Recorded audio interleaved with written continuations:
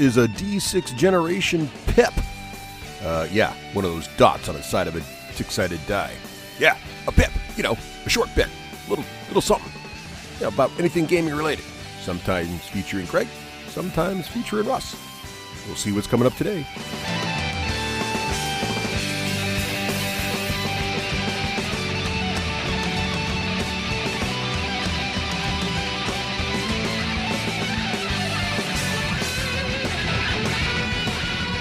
All right, we are back. So, John, why don't you give us the summary this time of what happened in the town here, Phandalin. We started out, we were separated in the wooded area in Phandalin near the freshly recently put ablaze manor. What's the name of that manor? I don't know off the top of my head. Oh, that is Trensadar Manor. I'll share my screen for the or should I say so we can bring what was the name of that manor? Oh, there it is, the blaze on the screen. Perfect. Yeah, so we worked our way down through the green path there for you, those of you watching. We actually worked our way through the forest and back to the Alderleaf farm in our separate groups. Ulrich, Thrall, which was me, and Pyric made it back first. And then shortly after we introduced ourselves to all our new selves, the new of us, to Euphemia's aunt. Euphemia and Karlik showed up. We figured out the body was like Glassstaff was also known as this Lord Albrecht. We've discovered he was in cahoots. He's the head of the Red Brand, or was. I think we've mostly wiped out the Red Brand, but now we have to deal with this Black Spider who lives at it's the Keep. What's the name? Did we really wipe them out, or did they wipe out themselves with their flagrant misuse of fire? Well, I'm taking credit for at least wiping some of them out. Oh yeah. And Cowlick. And we discovered the other thing we discovered. So the bugbears don't actually work for the Red Brands. They work for the Black Spider, and they were kind of there to help put things back on track. It sounded like, but they're all dead too. And so we got Glassstaff, its body, and we brought it back to the Alderleaf barn and stashed it in some hay. It was looted, and then we decided we took a rest, right? We ate food at the farm, we rested, and then we all leveled up, which everybody got to see. So we're all third level now. And then we had some visitors arrive it wasn't morning, it was afternoon because we slept through the day, I believe. And so it was the mayor, Harbin Wester, showed up. It was also a gentleman, a half-elf, I believe he was, from the Order of the Gauntlet, Darin Edmath. And then also Sister Gauriel? Yes, very good. An elven sister of some faith that we haven't figured out yet. And then the three women that we saved from the manor before it got accidentally caught on fire. And that was I can't stress enough the importance of fire safety. We did learn something about that. Not very much, but really got killed. And there was some angst whether they were coming to lynch us for burning the place or they were coming to pat us on the back. And Euphemia figured out they were there to pat us on the back, so that worked out in our favor. But then, because it turns out that all these people are good at finding problems, but not really good at solving them. So they started dumping all their problems on us. That's awesome. Asking us to solve all their problems. So the mayor wants us to deal with some orc trouble. The order wants us to deal with some undead. And the sister wants us to deal with a banshee who they want us to have an uncomfortable conversation with, apparently. Yes. So we decided that we have to get to Cragmar Castle because we've discovered not only, that was the other thing we discovered that's important, that the rest of this band has been captured, and as well as our cousin who was already captured, Grundon. Now Aldrich is captured. The Lord whatever you guys call him, Lord Hallwinter. Hallwinter, right? Yes. And he'll be so mad that his future we don't know castle what happened was... to nobody mentioned the butcher, so I don't know if he got captured or what. I don't remember his name being mentioned. So he may be all right or not. But anyway, we now know our brother is captured as well, and they're, as far as we know, they're all at the Cragmaw Castle. The important things we have learned are that there is a druid at Thunder Tree Ruins that knows how to get to the castle. So that's our main goal, is to get there. But the Owl Well, which has the undead that the Order wants us to deal with, is along the way. That's my character. So we have plans to deal with all of these things at some point or another. But we have to prioritize and take care of our primary issues first. John, do you remember where the orc trouble is? I remember we agreed to 2 of the 3 things, and we had agreed to orc trouble for the horses for the mayor. Yeah, we were gonna. I think it's somewhere. I don't remember where it is, but it's not on the way, so we have to deal with it after the fact. We're gonna do that on the way back. Yeah, we were gonna deal with Cragmaw Castle first, and make sure our kin. The important thing, it is important that our kin. But the other thing that came out is that there is the Echo Wave Mine, which also had.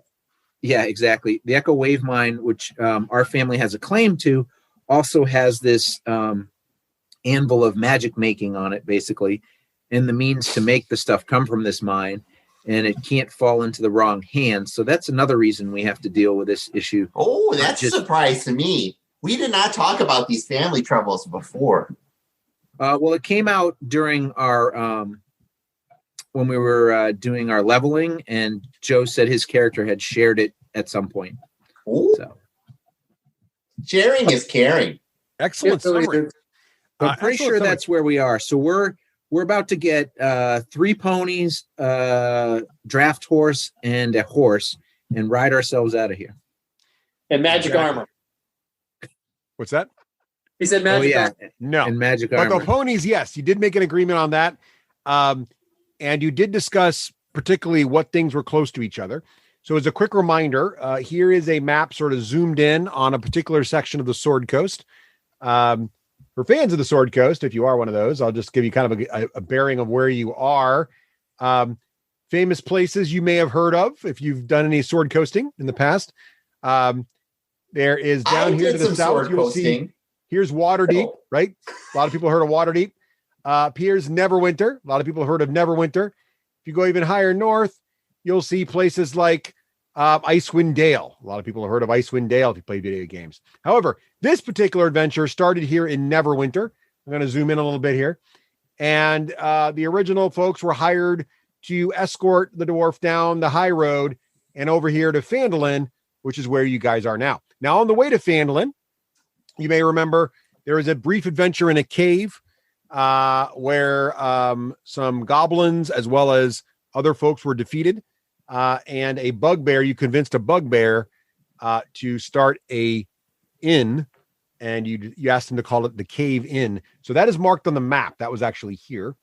Thunder Tree, which is where you want to go, because according to Auntie, that's where that druid lives that probably knows where Cragmaw Castle is and other things in the area. The other interesting thing about... Sorry, go ahead, John. Radolf the druid. Yes. And the other thing about Thunder Tree that's interesting is the ladies you rescued gave you some information about a family heirloom that could be valuable. That's also there. And you learned that the Owl Well, which is the place where the gentleman from the Order of the Gauntlet wanted you to go investigate some undead issues. That is actually right on the way. The other things that they were bringing up are more in this vicinity over here, and didn't get exact locations. So last time you kind of said, well, let's go do this at the Owl Well on the way to Thunder Tree.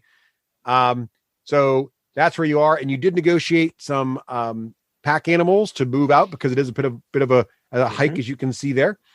And just to give you an idea, one of my favorite things about Roll20 is if you set the scale right on these little maps, you can go here to this little measuring tool, and you can just drag and drop to a place, and you can see it is 96 miles roughly from Phandalin to Thunder Tree, which is a pretty good hike. Whoa. That's going to take you a bit of time to get there. That's far. Yeah, that's not a short walk. So can we talk about the civic planning in this area for a second there, Russ? Sure. Is it safer and faster for us to use the roads that we're paying these taxes for these various baronies for? Or is it a better idea to trust? We saw which great tracking skills Strawwick had last time when he tried to cover his tracks. What do we feel as a group as my great tracking skills got us out of the woods, though. Oh, yeah, because, that was far. Weren't we in the village already? You just went across the village? But Pyric was lost in the woods. He didn't know how to get out. I don't know if that's true. That's how I remember it distinctly. Then that's fine then. I'll look at my notes later. I'm pretty sure Pyric likes to be lost in the woods. Is the difference. That's true. So to answer your question, it's generally thought that the roads are safer. Although to be clear, the way you discovered the cave in was because your dwarf that you're trying to escort was mugged on the road. So, your mileage could vary. The bigger the road, generally the safer it is. For example, high road is probably safer than tribal trail. But then again, there are bandits and things everywhere. And you're more likely to encounter others on the road. So it's really sort of 6 of one, half a dozen of the other. The speed of travel, like how rough is the terrain between the end of Fandolin Road and the Owl Well? That's my question. My pony has shocks on it. I'm okay. Yeah, it got a little rough between. How can you be afraid of the woods, elf? I'm from the north. These are all north. I don't understand your complaint. Yeah, I'm a conifer kind of elf. I know all these elves and all. Do we have our horse? Yeah, seriously, I want subclasses of elves now. Yeah, seriously, I want deciduous elves and conifer elves. Sorry, Russ. Do we have our horses yet? We're really spruce people, Thralric. It's just like hill dwarves are different than mountain dwarves. Like spruce elves are way different than elm and oak elves. That's ridiculous. It's like dwarves that wear armor are much better than dwarves that don't. You know what I'm saying? I would be tending to agree. You got a willow elf. So you can look at the map. All right, I'm going to stop sharing my screen for a second so I can start looking at DME kind of things. Rafe, you want to share the screen for us there? No. Because I'm on my laptop. So would someone else like to share their screen so the followers at home can see what's up? And while you guys do that, I am going to. Who has a good machine amongst us? Mine's powered by geriatric squirrels. We don't want me sharing. Everybody knows that you don't want me sharing. You're lucky you got squirrels. I got chipmunks. So Darren, the gentleman from the Order sharing mine. He agrees to go get the horses. Thank you, John. And he says, "Do you want to meet me in the middle of town, or to bring your animals back here to the farm?" That's not what we want. Yeah, that's close. Just scroll down now. That's perfect. That's it. You're just on the map. Just scroll down on the map a little bit so you can see where we're looking at. Oh, I think they should bring the animals back to Auntie's farm. All right. He says, "Good. Give me about an hour. I'll be right back." And the mayor says, "You are going to take care of the orcs, right? You're just prioritizing." I understand. Where are the orcs there, Mayor? Wyvern Tor? Where's that? Yes. Wyvern Tor, exactly. Hang on a second. I guess I can't see my own screen being shared. Is that true? No, you can. Right. You can't. Yeah, you can't see the. Do you have 2 monitors, John? Yeah. Yeah. So you just move one the shared screen to the second monitor, and then use Roll20 on your other monitor. So in chatting with the folks, I'm going to make some marks on the big map here. In chatting with the folks there, let me get a pen. You think Wyvern Tor is somewhere down here, and the white Agatha, the Banshee, sorry, the Banshee Agatha, she's up here. So the Red X in the forest up there, that's somewhere where the Banshee is, and the Red X down here somewhere is where Wyvern Tor is. Okay, so kin is the most important thing. So we're going to go help the dwarves first. And then, Lady Cleric, we might help you on the way to dealing with the orcs. I will appreciate any consideration you can give. Do they have? Is this map given to us, or we now have just a general sense of these things? You have a general sense of it. You guys have grown up in the area or lived in a long time in the area of Neverwinter, so you know the area pretty well. So when someone describes something to you, you can kind of get there. But if you'd like, they do have some provisions in town if you want to buy a map, so you can start making better. I'll give you advantage on checks and things if you actually have a map. Cool. They're actually going to make us buy a map to do all their problems? Apparently. Well, you can ask them for a map. I'm just telling you can buy one. I believe they already told us they were going to give us one. Part of their problem is they don't have a map. The sister says, I'll give you a map if you agree to take care of the Banshee situation for me.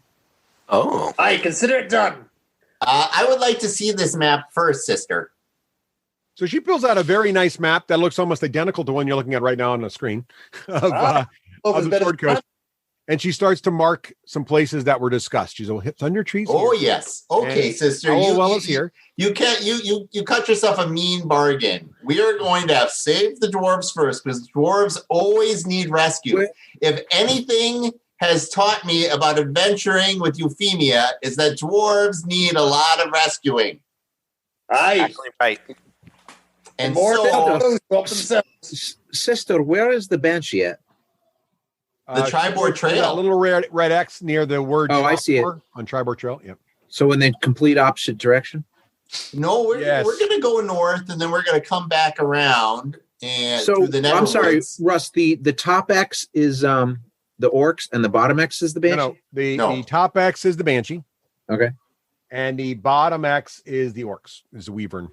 So we'll go straight north. We'll go due north, hit Owl's Well, then hit Thunder No, Tree. I think we're going to go to the cave in there first. We need to check on the very moral nature of our bugbear friend. No, I suggest we do that on the way back. Okay, as long as we do it, I'm okay. I'd like an ale there myself. Ooh. You're a Euphemia king asks- in a prison being tortured, and you're going to stop at a cave to get an ale. Euphemia walks up to Thrall's hip and tugs on his mail. Where's the undead? I thought that was on the way. It's at the Owlbear Well. That's the Owl Well. Yes. It's on There's the way. no bear in the name, but it may be implied. I don't know. Okay. That was all she had to ask. Never miss a chance for an ale. I'm a bit of a brewer myself, you know. Then brew your own drink. Let's get going. You know what I hate? We're going to stay here for a day and drink. What do you think? See, I can rhyme. You saw me do it. Wow. The minute I out of a job. I lean into Ulrich and I say, Dwarf Major, pain in the ass, what can we expect out of your brother's ability to take us through the woods? Should we be following the road? Whatever he says, if you do the opposite, you'll be fine. I'm absolutely positive of that. Euphemia, come here, please. She trots over. So the dwarves are in disagreement about how we should sally forth. Feelings? We go with Mr. Thrall. I like that path the best. Okay, Euphemia, you're in charge. We're going to follow Thrall. Better call Thrall. That's what we're going to do. All right. So Do we have our steeds? yes, it's been about an hour, and he returns with the 3 ponies, the draft horse. What time of day is it? Now it was pretty early when he got started because you guys slept. It was afternoon because you slept most of the morning. So it's now about like 3 p.m. So I say we get going today. The sisterhood, what's the sisterhood's name again? The sisterhood's name. So hang on a second. Her order is which? On it. And her name is again? Her name Gave us is the name of the Sister order. Rally, and She is of the. She just said the sisters. She didn't actually give her order name. Are there any men in that group? I'm going to look for the symbol of an illuminator and see using my history. I think I have history. Let me look. I want to see if this map, they're famous for these kinds of maps or if they bought it. So that is, this is religion, right? Yes. Or history. Which one works for you? Religion is better for that. Yeah. Good. So I didn't roll high, but I'm really good at it. Yeah. An 11. I got an 11. Yeah, you're not sure you've heard of them before. There's nothing on her just ringing a bell. Well, I'm not used to ringing a lady's bell, so that's not surprising to me. So I'm going to just continue to follow Thrall now. How confident am I about the riding ability of the dwarves? Did you say rhyming or riding? Either. Russ. Yes. Met a pony I didn't like. Russ, 10 minutes before we leave, yeah, I spent 10 minutes ritual casting Speak with Animal, and I've become really good friends with my pony.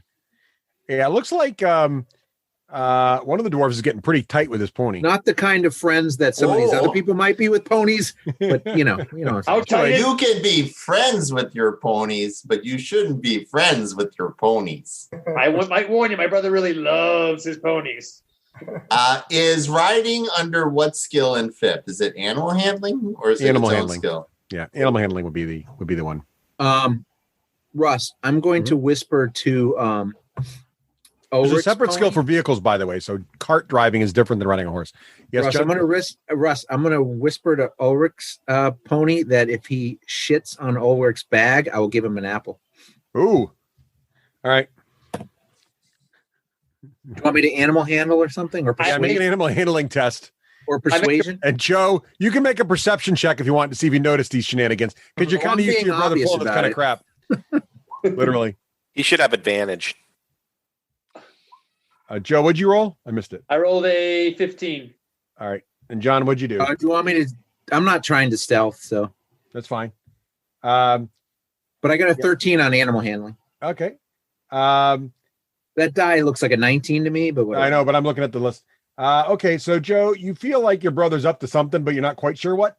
And John, you feel like the message got received. All right. Pick up my backpack. I say to the horse, hope it is best. Prepare for the worst. All right. All right. So you got your faithful steeds here.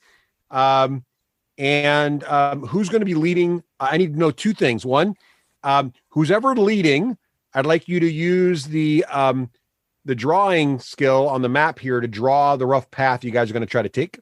I'm going to lead unless somebody stops me. And then also, Euphemia already said that you were leading the way. So, John, why don't you draw on the map there using the draw thing there? Draw the route you're thinking you guys should take. And I also need to know what marching order is. Are you guys side by side? Are you in a single row? What does it look like roughly? So, two things. I'm always singing and talking to myself in case anybody's trying to make spot checks. We'd be trying to be sneaky unless somebody tells me otherwise. Okay. All right.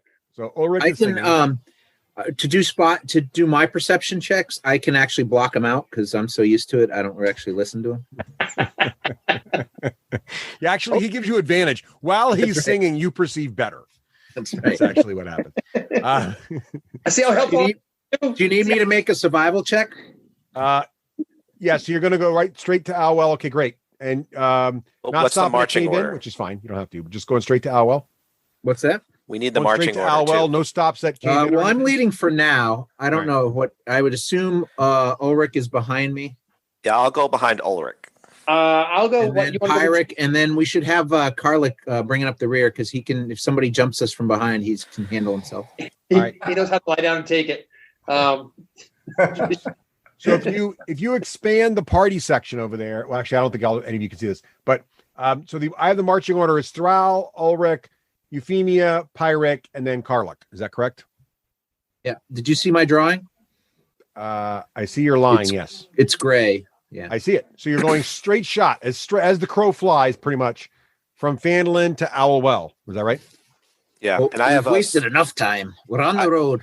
I have a standing order too, Russ, that I want to do. If we encounter anything of any type, my goal is to try to disappear, jump in a bush, jump in some high grass, whatever. All right. Excellent. How's that music work? Can you play that thing? You're already good at it.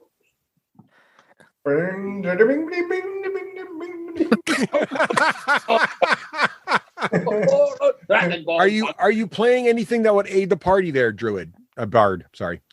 Are you playing a traveling tune, anything that accelerates speed or anything like that? No?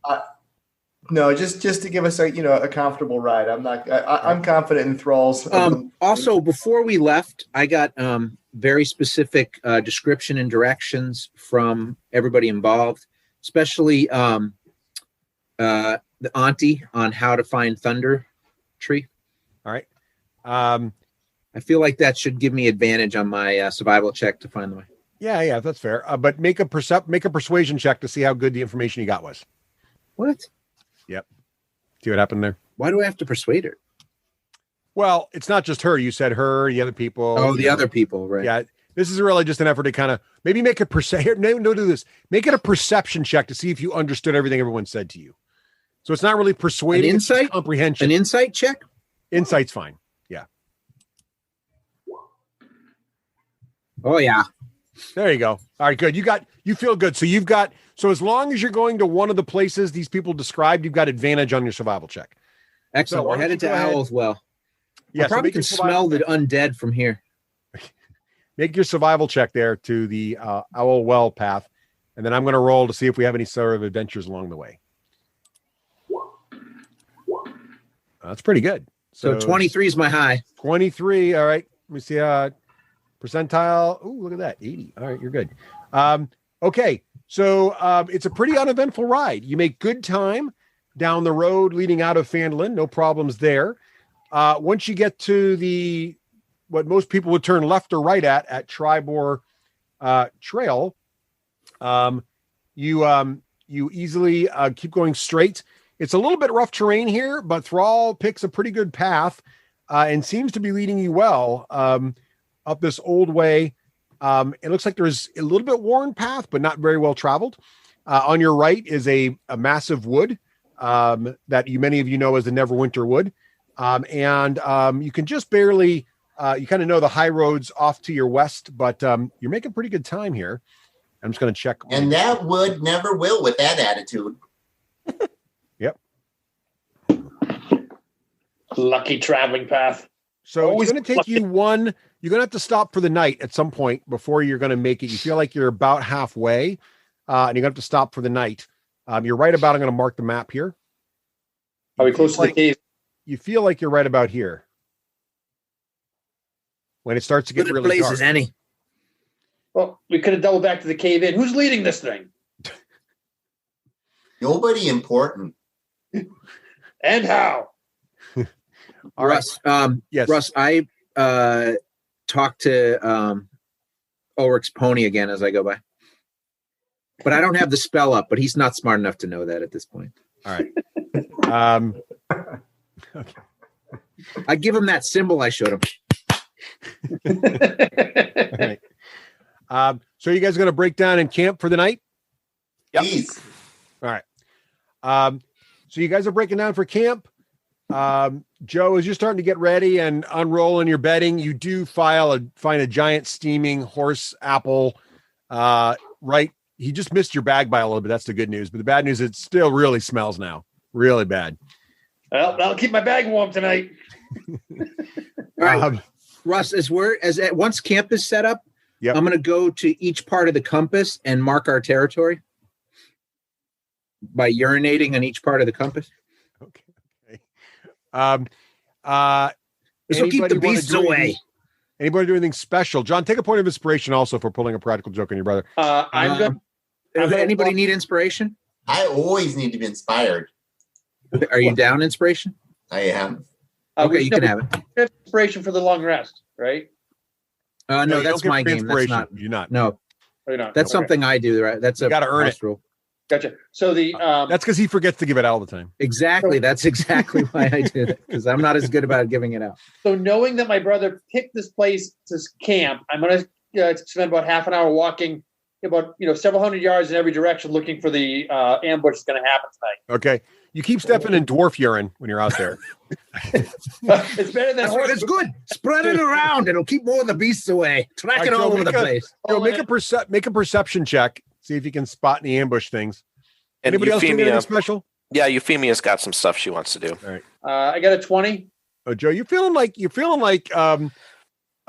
are shocked that your brother appears to have picked a pretty good spot. It looks like you're okay. Deadly. Yep. Euphemia, what are you doing? Euphemia breaks out Auntie's second most favorite pot, not her favorite pot. Okay. And I'm not talking about halfling pipeweed. I'm talking about the cooking utensil. Ah, okay. And she's going to start to cook a meal. She also secreted away a small batch of potatoes. And when Ulrich comes back, she says, Ulrich, if you're able, get us a rabbit. I think the rabbit and potato stew will be very good tonight. You want Ulrich to do that? I know he can. Ulrich? Are you confusing us? Watch and learn. I think most of the buddies can chased away by you. I lean into Euphemia and I go, I get it, little sister. You just want him to be gone for a long time. Oh, I think he can really do it. Yeah, okay. Bring you back the nice brace of conies you always Don't wanted. Get to pray to your God on the way out. I'm going to go get my hand axe and get ready to go chase down some rabbits. Let's go looking. Okay. Hey, my bovine friend, do you know how to use that guitar of yours? Oh, yeah. Right, I reach into my satchel and pull out my bongos. Let's jam. That's not. You don't really have bongos. It's not part of your body. It changes the bongos or anything. I do have bongos. It's on my sheet. All right. So there's a musical jam session going on. The halfling's preparing the broth. Seppi, what is Pyric doing? It's very clear to me that Ulrich looks like he's about to go hunting. And Joe, can you make a survival check so I can see how well you're preparing for this? Oh, yeah. I'll tell you. Go for it. Ulrich, as he's leaving, I go, Ulrich, when you get lost, just come back to the sound of the drums. Okay. So Pyric. I got my helmet, shield, hammer, and I'm out looking for him. I got to your survival. It looks like the most. It looks like the most inept attempt to hunt anything you've ever seen. He's got like the wrong gear. He's going to make a ton of noise. There's no way he's going to get within a quarter mile of a rabbit at this point. It's clear. It's obvious. It is stupidly obvious. This is not going to work. I've not been built for hunting, but I'll bring you back, little lady. I'll bring you back what you're looking for. So, Pyric, what are you going to do? You're seeing Ulrich prepare to wander off into the woods. What are you going to do? Euphemia. Yes, Pyric? For those not watching the video version, Ulrich rolled a 2 on his survival check as he prepared to go hunting. 3 total. 3. Yeah. 3. Sorry, 3. My Don't bad. short him that extra point. How excited are we about Dwarf Rescue? Because we're about to lose another one. We're about to lose another Oh, one. don't worry. In the morning, when he's not here, he'll catch up because the Soul Forger will show him the light. Oh. Also, I'm a little concerned. I did not know that dwarf urine was gray. Euphemia. You're a funny one. Before Ulrich disappears into like the bush to find the conies, Euphemia says, "Get some basil." So I'm definitely bringing back some sort of plant. It may be basil, it may not be. All right, Joe. Russ, I'm going to do a quick survival check to see if there's any basil like right next to me. All right, go for it. I'm going to find my survival here now. And Joe, you can now make their hunting check. It's a survival test. You have disadvantage because you poorly prepared. Do it. Is it nature? 22. Is there basil right next to me? While Ulrich was wandering off, Thrall literally leans over and plucks a plant next to him, and it's clearly some very nice basil. Oh, look, a rabbit too. Oh, thank you, Thrall. That's He going was to go eating the very basil. well. All right, here comes ready. You watch So me. you want me to snap his neck? Right. There you go. Disadvantage. So Oh, it's so close. a 14 Oh, Oh. disadvantage. and an 11, right? So with your +1 in survival, right? 11. Yeah, he That's had 11, yeah. total. So 14 That's and an 11. So the good news is it's not a bad spot to hunt rabbit. So the DC wasn't super high. It just took you a little longer, but you rolled well enough to not embarrass yourself, even with disadvantage. That's the good news. The bad news was it took you a little bit of time. So after about an hour, Ulrich returns with a couple of bunnies. They weren't really the cleanest kills, quite frankly. They're a little messy there, and it probably could have been more meat on the bones. He also was killed done. them with a hammer. But he does return with a brace of bunnies. He's a little bit bloody. Looks like he may have fallen down a hill and got a little muddy, but he does actually have the rabbits. No basil, though. Although he does have some kind of herb he's holding, but he appears to be itching a lot while he's holding it. Yeah, I say go check that with your brother. I'm not sure about that. Those are definitely rabbits. I've definitely got rabbits. No He question about definitely it. did get rabbits. Also, Euphemia looks around and says, I don't know how to field dress a rabbit. Does anybody know how to prepare it? I have my hammer. I can make stew out of it.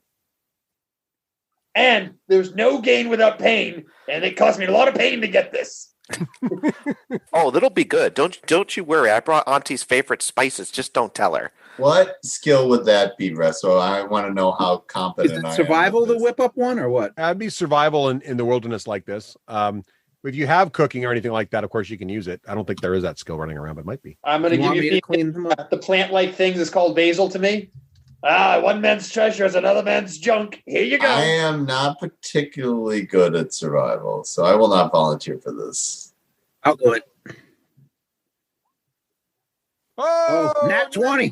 Boom. All right. So that's good news. So, John, with your skill check, you get one of those handy dandy nat 20 cards. You build a little fortune for yourself, there, a little luck.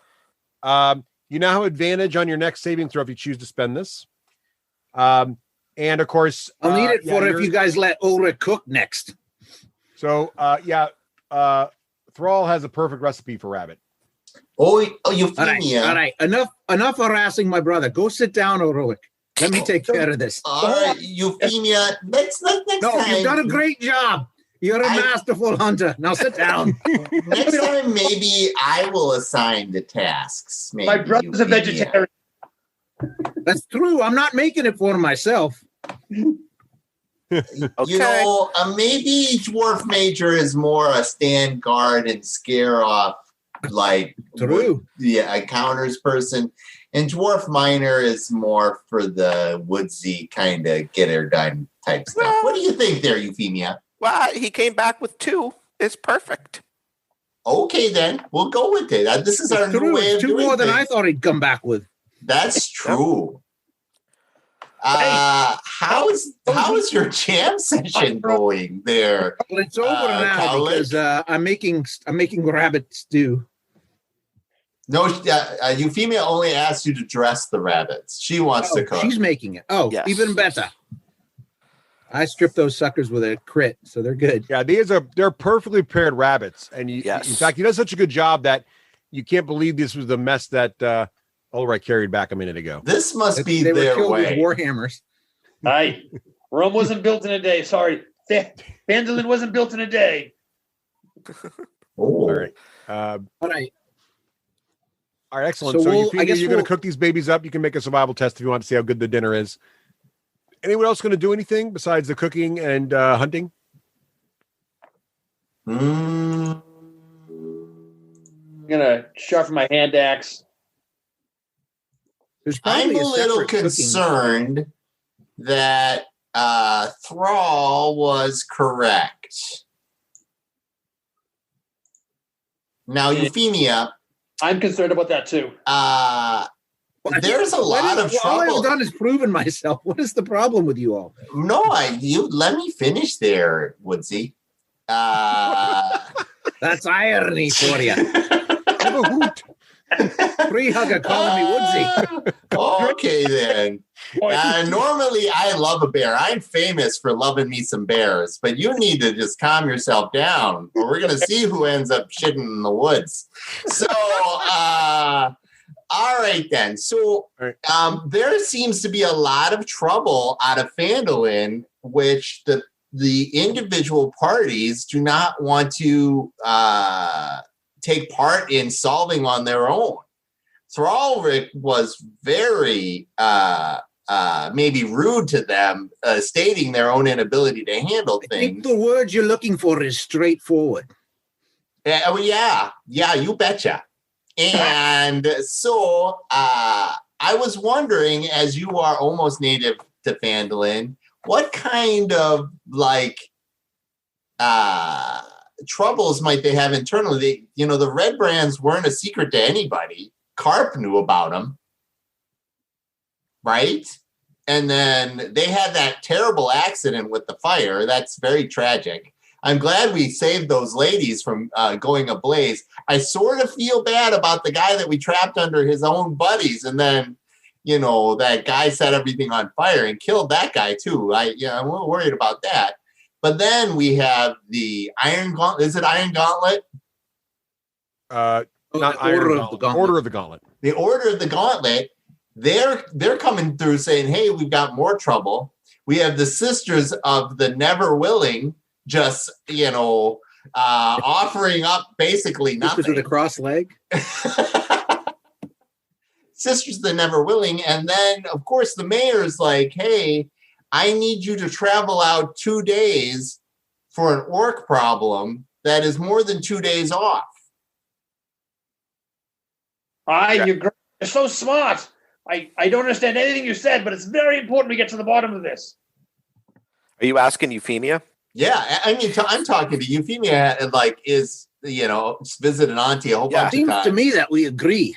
So Euphemia, she says, "Well, Pyric, I was actually been away for a little while, probably about 18 months or so, and I really only know about the Red Brands, which we just took care of most of them. Although they are a large organization, there's probably a lot more.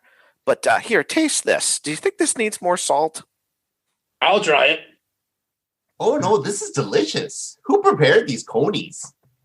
Well, that was Thrall. Whoa. Now, he did a good job, too. All right. Now, Euphemia, I will, just to be polite, I will never agree with Thrall in public. So we should really just sort of, take it in there. Now, you said you were a member of the Red Brands. Do you feel like we killed any of your friends? I mean, no. Do you think the accidental fire accidentally killed some of your friends? Well, no, I wasn't a member of the Red Brands. I've just been away for 18 months, but I know a lot about the Red Brands. No, you confess to being a member of the Red Brands. Yeah, but I don't He want did that. He did that in the woods with Karlik, though, not with us.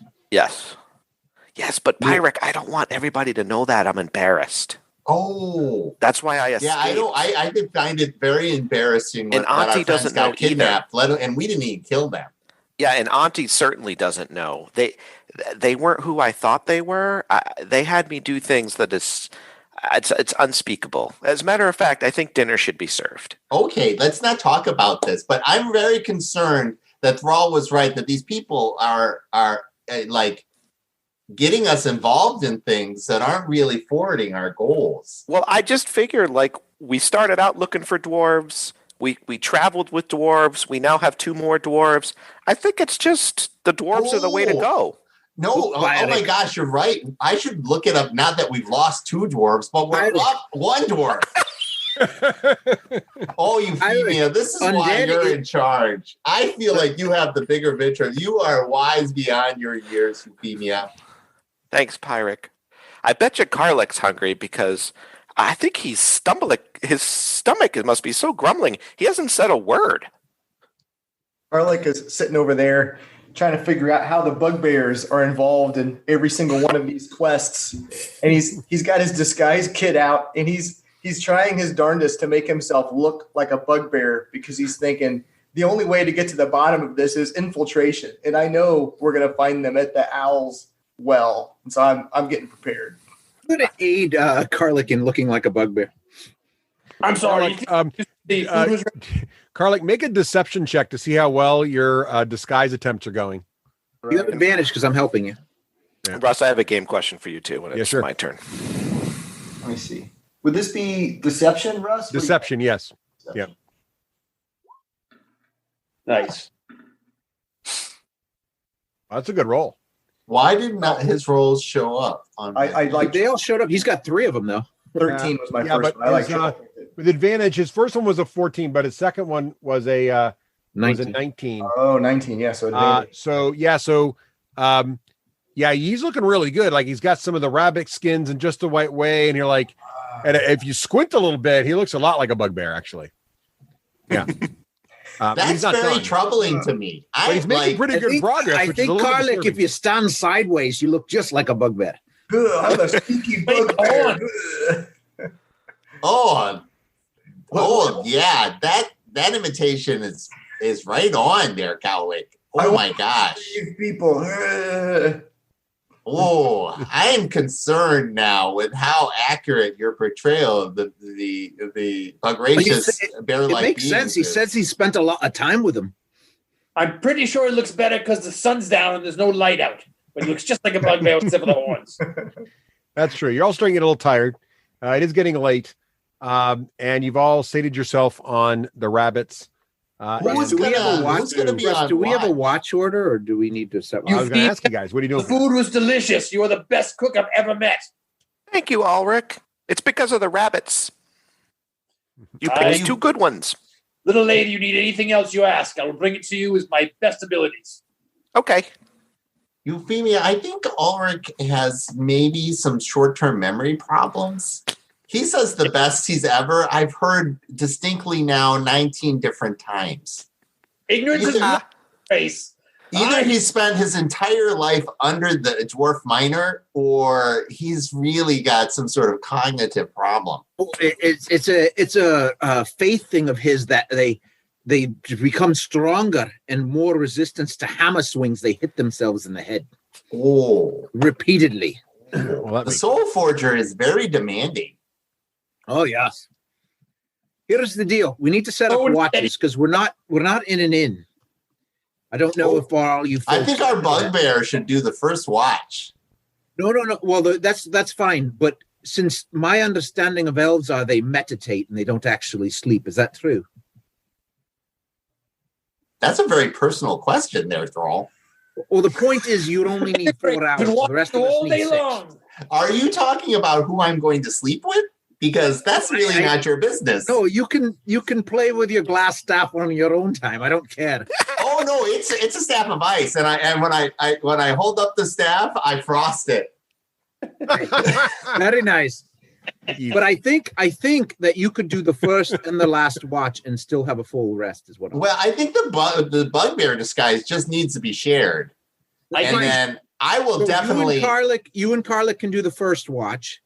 Euphemia and Ulrich can do the second watch, and then myself and you will do the third watch. I'm I'm on board with that. I did not do anything for the preparing of food, and I feel like Euphemia should definitely have a rest. Karlik, with your new thing, you took like a perception thing, right? With your new when you raised to 3rd level. Oh, yes, yeah, perception. All right, so that gives us, and Euphemia's pretty good at perception, right? Or maybe no, I'm not. I have a question for Russ on that. I did take perception-based skills for fluff, but my question on that is, in 5th edition, how do we gain different skills? Like if I want to train in perception or insight or something. Yeah, So a couple different options. John can chime in with more, but basically when you hit 4th level, you can either increase ability scores. You can increase 1 score twice or 2 scores once. So if you increase a core ability score that affects perception, for example, that would be huge. But there's also feats that help out. So when you get there, you can look at feats as well. And there's a bunch of feats in different areas, and some of them are perception related. Anything else you want to add to that, John? No, that was it. And then what I want to do for role-playing purposes, like John is your character or Ulrich, which one has the best perception or insight? Also, you're gonna make are you a comedian in your own community? Because you're hilarious. And you're spot on the delivery. Yeah, you have expertise in some of your abilities, don't you, Rafe? Do your abilities? Yeah. But for role playing purposes, like if Thrall is more insightful, Euphemia's going to like study and watch? Thrall is the better. Yes. Okay. So Euphemia is going to always watch Thrall about what he's doing with perception and insight types of things. Ulrich is stronger and can get hit more. That's okay. All right. All right. Is 9 a -1 or just an 8 a -1? 9 is -1. No. 8 is both -1. Okay. 10 is 0. I'm really annoying. I thought you were role playing that well. Oh, I think you got to go with your strengths there, Russ. All right. So I've got for watches so far. I've got Karlik. All right, Karlik and Pyric. Yep. It's Karlik, Pyric, Euphemia, Ulrich, and then Pyric, Thrall. Pyric again, and then Thrall. Okay. All right. So are you guys bedding down for the evening? Anybody doing anything special regarding changing, spells or anything? Are we all good? I think I'm good. During my watch, I'm going to wander outside the camp, about probably 50 feet or so outside the camp, do circles around it. All right. I'm going to think about intently. Don't get the mark out of territory. Snowballing some. Oh, you already, brother. All right. Go ahead, and I need each person to make a perception check while they're on watch. So, Karlik, give me your perception check. Can do. Oh, I'm helping. Is it better for me to give him advantage or to roll you're myself? sleeping now, or you're meditating. Oh, right no, he's up for both. He only has to rest. Yeah, you can assist, so he gets advantage then. But you got a 19 anyway. Cool meditate thing. They only have to long rest for 4 hours. That's right. So, Karlik, you're fine. Euphemia, why don't you go ahead and make a perception check? Okay. Ulrich, why don't you make a perception check? All right. 16, baby. Nice. Woo! And then Pyric and Thrall, you get to do an assisted perception check, Thrall, because Pyric's helping. Okay.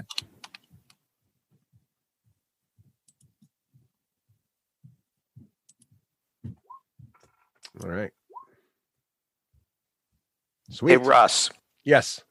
So one of my new skills is Eye for Detail. It says I can use a bonus action to make wisdom, perception, but we don't do that now. That's only when... That'd be in the middle of combat. All right. So you could not spend an action to do that kind of stuff. Or I can make an intelligence investigation check to uncover or decipher clues. Nice. But that's not now to like see a clue, right? That's more perception. No, that'd be more like in the middle of what's happening. Right back. All right. So good news. There were a couple of things skirting the camp. Looks like predators of some kind, but you guys were all able to kind of see them coming and make the right moves to scare them off. So good job there. And morning comes. So are you guys going to pack up camp and keep going? Anything else we're doing before we hit the road again? Thrall, on the road. I'm very impressed that your gray creeping ooze kept all the critters at bay.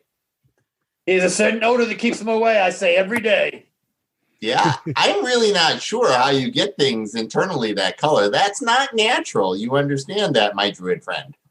It's very common for city folk to not understand the wilds. It's all right. Oh, I'm not city folk. Well, comparatively, relatively speaking. Okay, how many trees do I need to talk about before you realize this? Trees are such a small part of the world. That's true. You dwarves like to go places where there are no trees. Tell me more about this mine your family has. I'm very intrigued. It's probably better if you just see it. Okay, then. All right. As you're hitting the road, Thrall, why don't you go ahead and make a survival check again with advantage because you're heading towards a place that was described by the folks. But make that survival check to see how well you lead the party down the next part of the trail here. And if you're Grace, if you'd like to hear about the wave motion cannon, I will tell you all about it. Or the wave echo cannon, cave canyon. All right, nice. I as I go by to lead Pyric, I lean in and say, remember how many times he's been hit by the hammer? And I just keep riding on. I'm taking note. Okay. So as Ulrich prepares to share all of you his notes, his thoughts on his family's mine, you make good progress down the the very small and hard to identify trail, but Thrall seems doing a pretty good job of keeping you on track. Joe, do you want to share any stories before? Yeah. So, hold on a second, so I can refresh my memory myself. So the scene from Forrest Gump. He's like, there's iron mines and there's silver mines. Right, so Grace, mines. I got a belly full of proverbs, and one of them is that my brother should be quiet. Now, moving on. He doesn't listen. Cave mine was once a great mine held by the dwarves and brought glory to our clan. Great, large glory. Is that the kind of glory that ends up with you in prison? Like, what kind of glory hole are we talking about? What ends up getting us, it was a type of glory that brings all races together in harmony, with a great forge to bring us magic and magic items and weapons, the type never seen before in the last 5 or 10 years. When we lost this, unfortunately, when a bunch of, I'm reading this real quick, so give me a second if I screw it up. It's all because I'm stupid. We were all taken over by a bunch, we lost it with a bunch of, when it was invaded by creatures. Ulrich,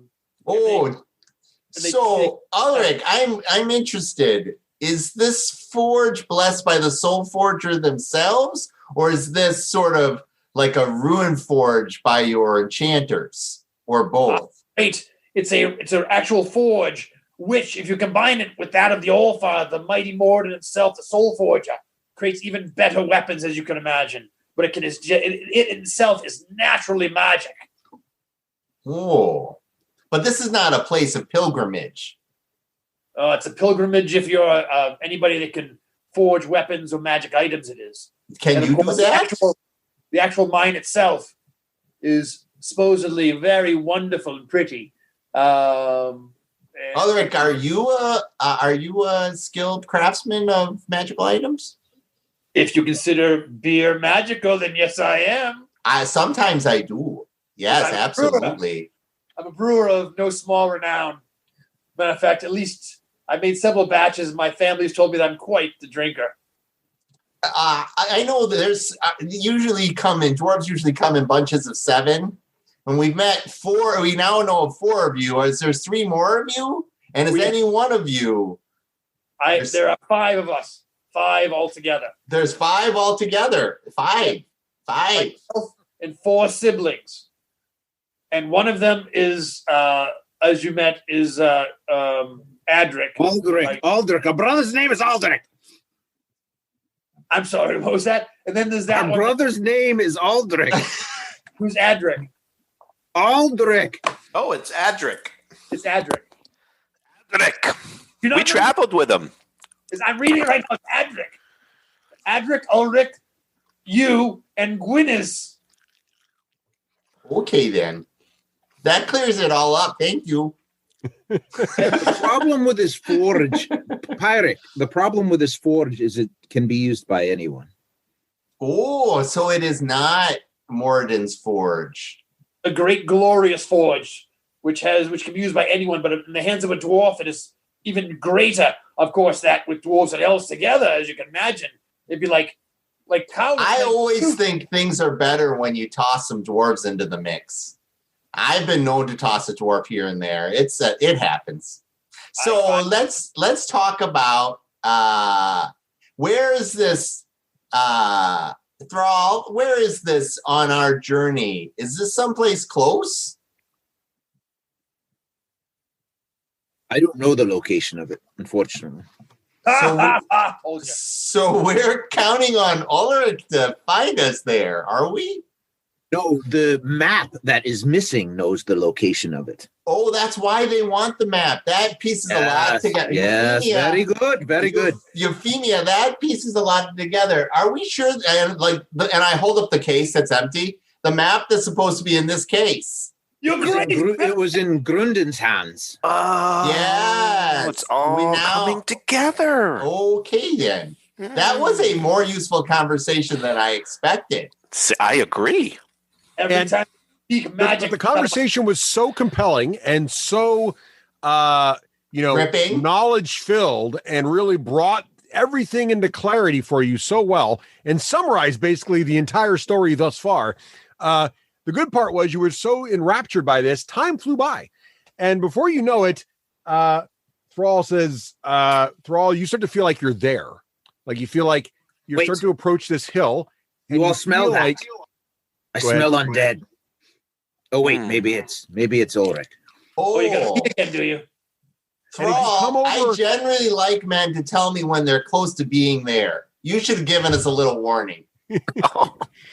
So as you come over a crest, over a low ridge, you spy a crumbling ruins of an old watchtower standing amid rugged hills. The place is so old that the walls are only mounds of rubble enclosing a courtyard of sorts. And adjacent to this broken stump of an old tower, there's a colorful tent that's been erected in the middle of the courtyard, but no one's in sight right now. And let me kind of give you a layout of the land, if you will. So you can kind of get Is that like a mining tent or something? Because they said there were miners here, right? They said that there were some miners in the area being disturbed by whatever's going on here. And so this is the Iron Gauntlets, or the Order of the Gauntlets quest, correct? Yes. Correct. Yes. He said there was some kind of activity. Undead were sighted, and it was causing problems up near the old Owl Well. So you guys, right now, you're coming in from the right side of the screen there. You see a little path there, and I got you guys in marching order, as you can see. And I think it's best if we leave the steeds here. Ulrich, stay back. No, Thelric, stay back. I'm going to use that divine sense, Russ.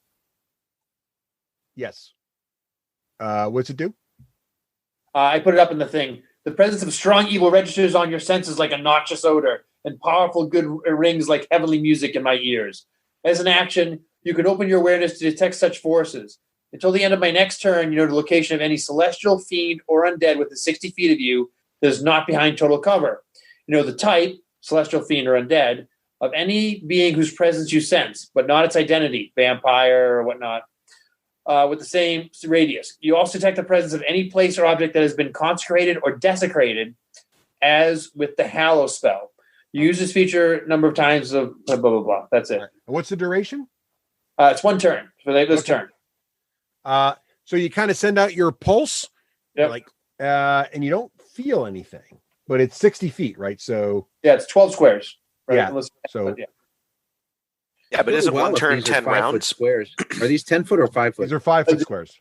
On my next turn, it's my next rate. It's my next turn rate, so it's 6 seconds. Okay. It's my action that turn, and I'm gonna do it again once we see that little doorway there. I'm gonna do it again. See where the well Ping is. it. Hold your cursor down where you're going to do it. Hold the left mouse button down wherever you want to ping.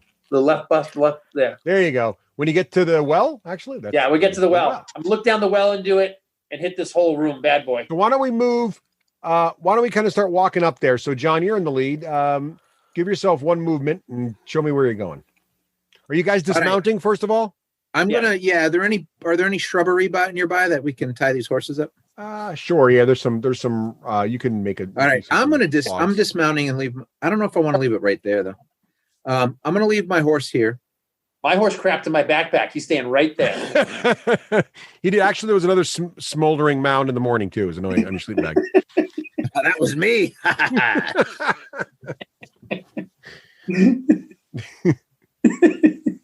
All right. I'm gonna go 1, 2, 3, easy, pirate. 4, 5. That's my base movement. All right. So that's where Thrall goes, and we're just going to go in marching order here for the moment. And then Ulrich, what are you going to do? Go that way if you want, pirate. He said marching order. I'm just gonna let it. I just want to give action so that we see what happens as people discover stuff. So you, Right. what are you going to do? Beam me up. You get one move. So they're moving in here on. For those following along in video, you can see what's happening here. But basically, the party is approaching these old ruins on the top of this low hill. They all dismounted, did they? They did. Yes, Yep. They left their horses back there. All right. I'm the only person who got his associate's degree in Elven accounting. I understand that these horses and all the goods that I have are worth more than they are. And so I will ask Cowlick if he'll help me, because I think 5 horses is a little too much. lead the horses up. Because we cannot just lead them. All right. Yeah. Colin, can you help me with this? Yes. To Okay. adventure and tying up the ponies first. Right. So Where are you planning on going? You we're can going to ping go where you're going. halfway up with the horses. All right. Are you going to tie them there, or are you going to keep walking up with the horses? We're going to walk up a little bit, but give them a little distance. If So, Carlick Karlik, where are doesn't you? mind. Move yourself to where you are, Karlik. Eric, follow me to the bush. Yes. Not the first time a Minotaur has asked me to do this, and I will say to you what I said before. Yes. Okay. Excellent. So, so far, everything seems, the whole place seems abandoned. Although, let's see, who can see what? Euphemia, why don't you make a perception check? All right. And Ulrich, why don't you make a perception check? You got it. Oops. Perception. Boom. You know it, baby. Look at that. Nice. Oh, Nothing gets by this dwarf. Nothing. Did mine come out? Yeah, you got a 7. You gotta Yeah. You're not feeling like you know what's going on here. Joe, you see, Ulrich sees through the gaps there in the wall near you, you know, like right through this and then through some of these. You get a pretty good look at that tent. And as ancient and as old as these ruins are, that tent is like in really good condition and quite stylish and quite new and pretty high quality. It's like someone's got a little bit of money. Right. Also, Valric, hold up. What's Hold up. Valric, hold up. If your face is ugly, you cannot blame the mirror. Look in that way. you're seeing lots of sort of shuffling footprints because you rolled really well right in this area here where I'm pinging.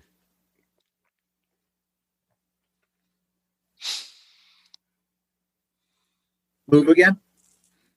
Yeah, go ahead. Same marching order. So go ahead first. Thrall, you go first. Fit through here, Russ? Can we fit What's through that? here? We fit through here? You could, yeah. The next already area gone, might so- be tight though. This area in Go here might be a ahead, little tight. Ulrich. That might be tight. Like, do you think I can get through it?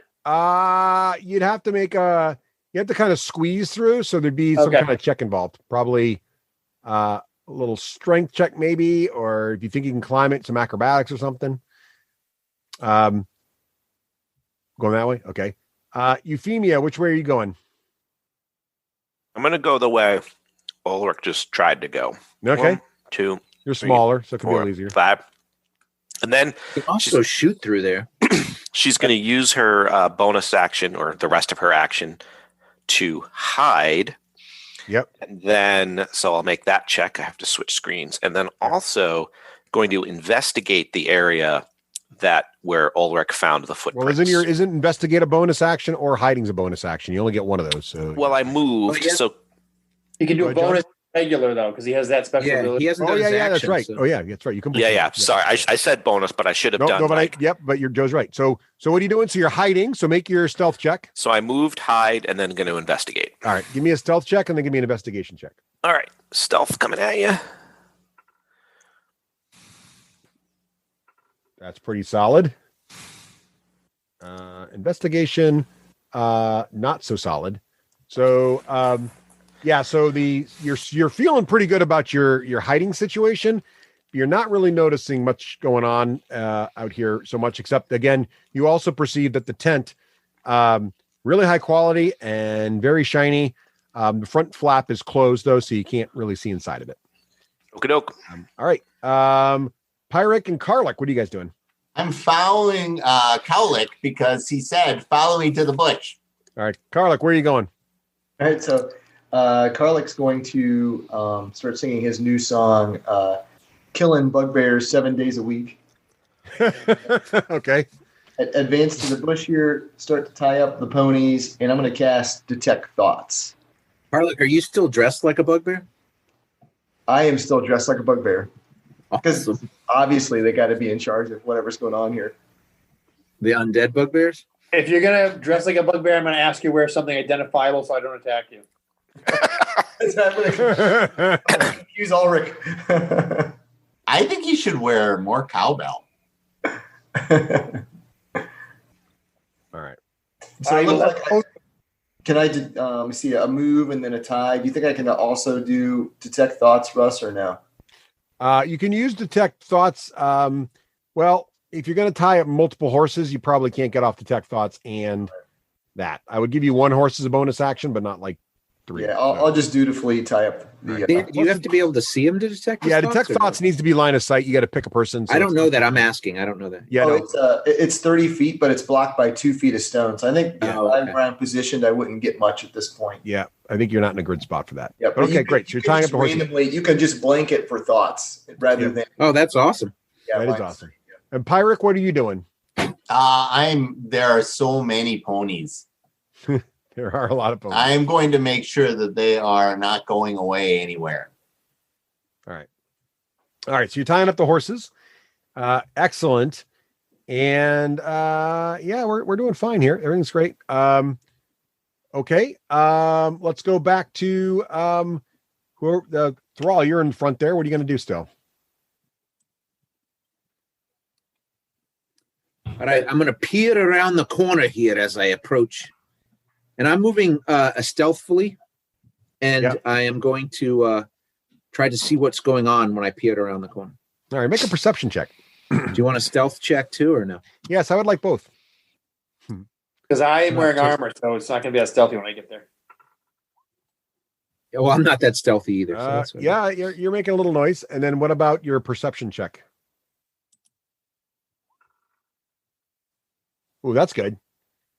Okay. Sure. So what you see is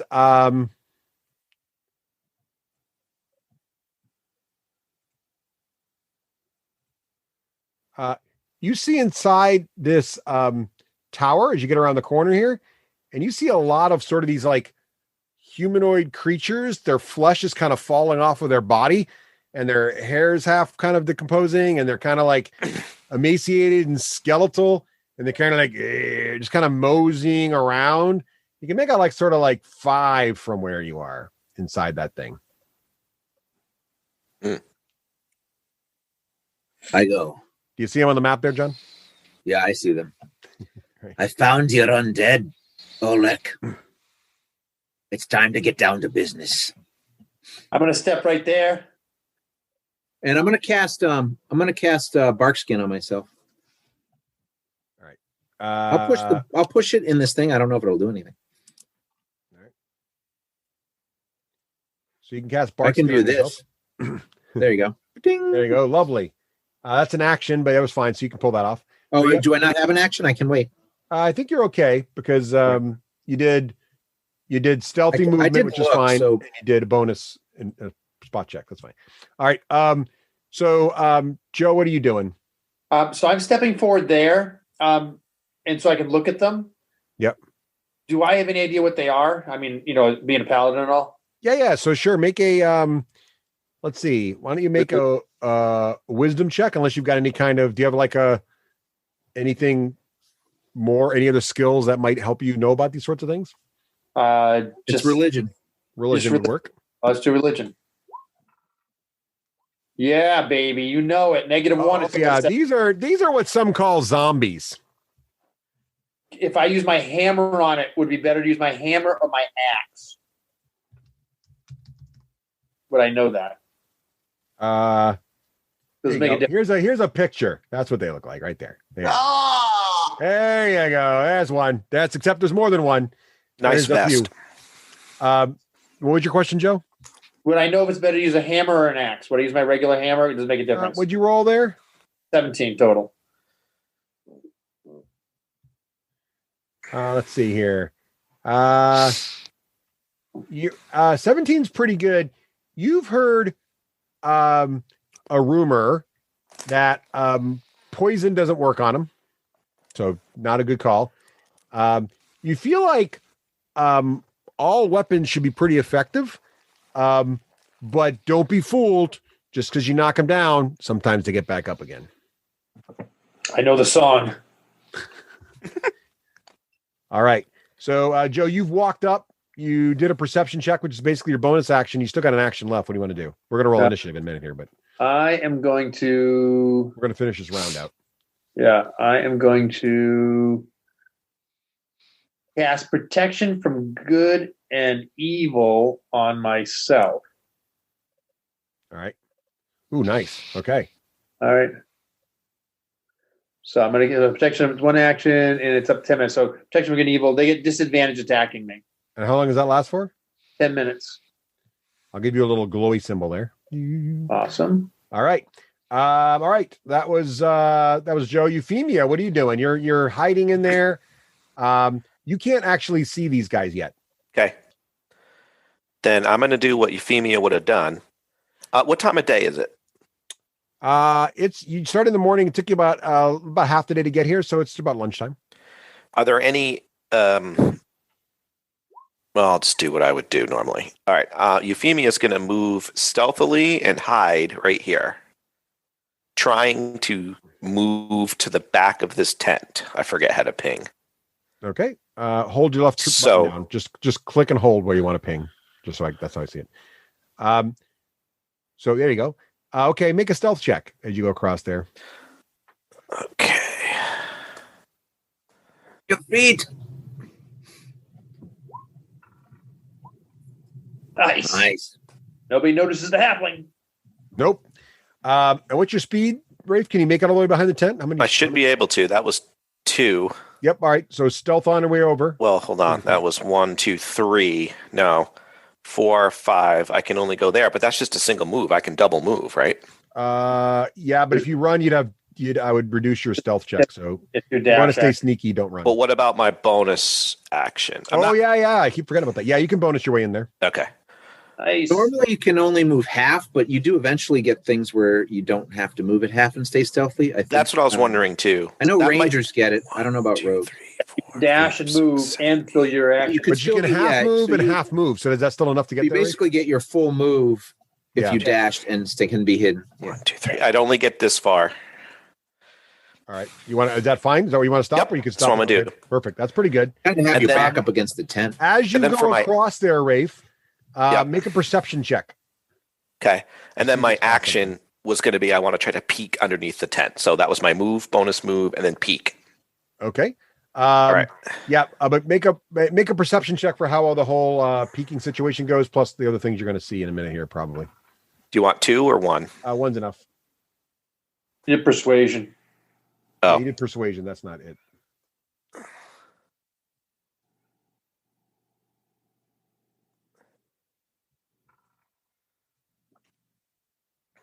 All right. So your perception wasn't a great roll, but it wasn't that hard. You can see this tower is literally full of these sort of crazy looking things. Also, as you peek under the tent, you with your perception roll is not very good, and you're having trouble seeing past. It looks like there's some furniture in there, and it looks like a piece is pushed up right where you happen to be looking under the tent, and you're not seeing anything. Okay. All right. That was the halfling. Pyric and Karluk, what are you guys doing?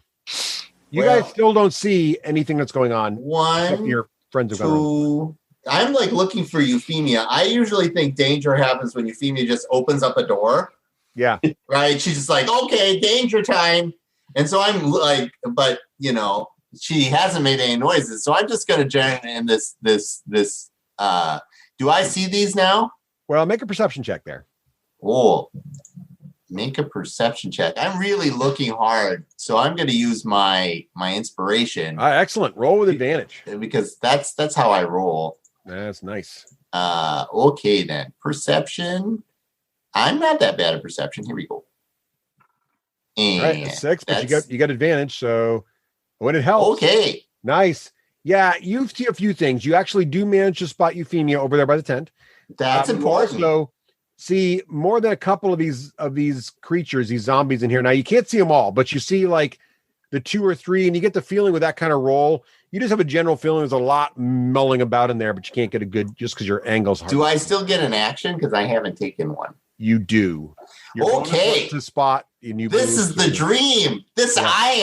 I take the white polished stone that I've been waiting, and I've been concentrating on this entire journey. I feel like I was ready for a breakthrough, and I'm ready to snowball some dudes. All right. So I wrap my hands around it, and then I toss it up in the air, and where it lands, magically, because it goes through, because it's part of the spelling, it is going to then be blasted by everything with my snowballs. And so that is anywhere within 90 feet. And I'm going to drop that right here if I remember how to use the UI. Well, you can't. You need line of sight, though, right? No. No? Grace pulls a pair of balls out. No. Oh, wow. What's this It's spell called? anywhere within. Can you put the spell up in the chat thing? Yeah, I'm going to do that. And so. Is it Snowball Swarm? Yeah, Snowball Swarm. Snowball Swarm. All right, hang on. Might need line of sight for the. But you could still put it. But Seppi, you could put it here. Worst case scenario. Well, right. See, what I care about is knowing how the mechanic works.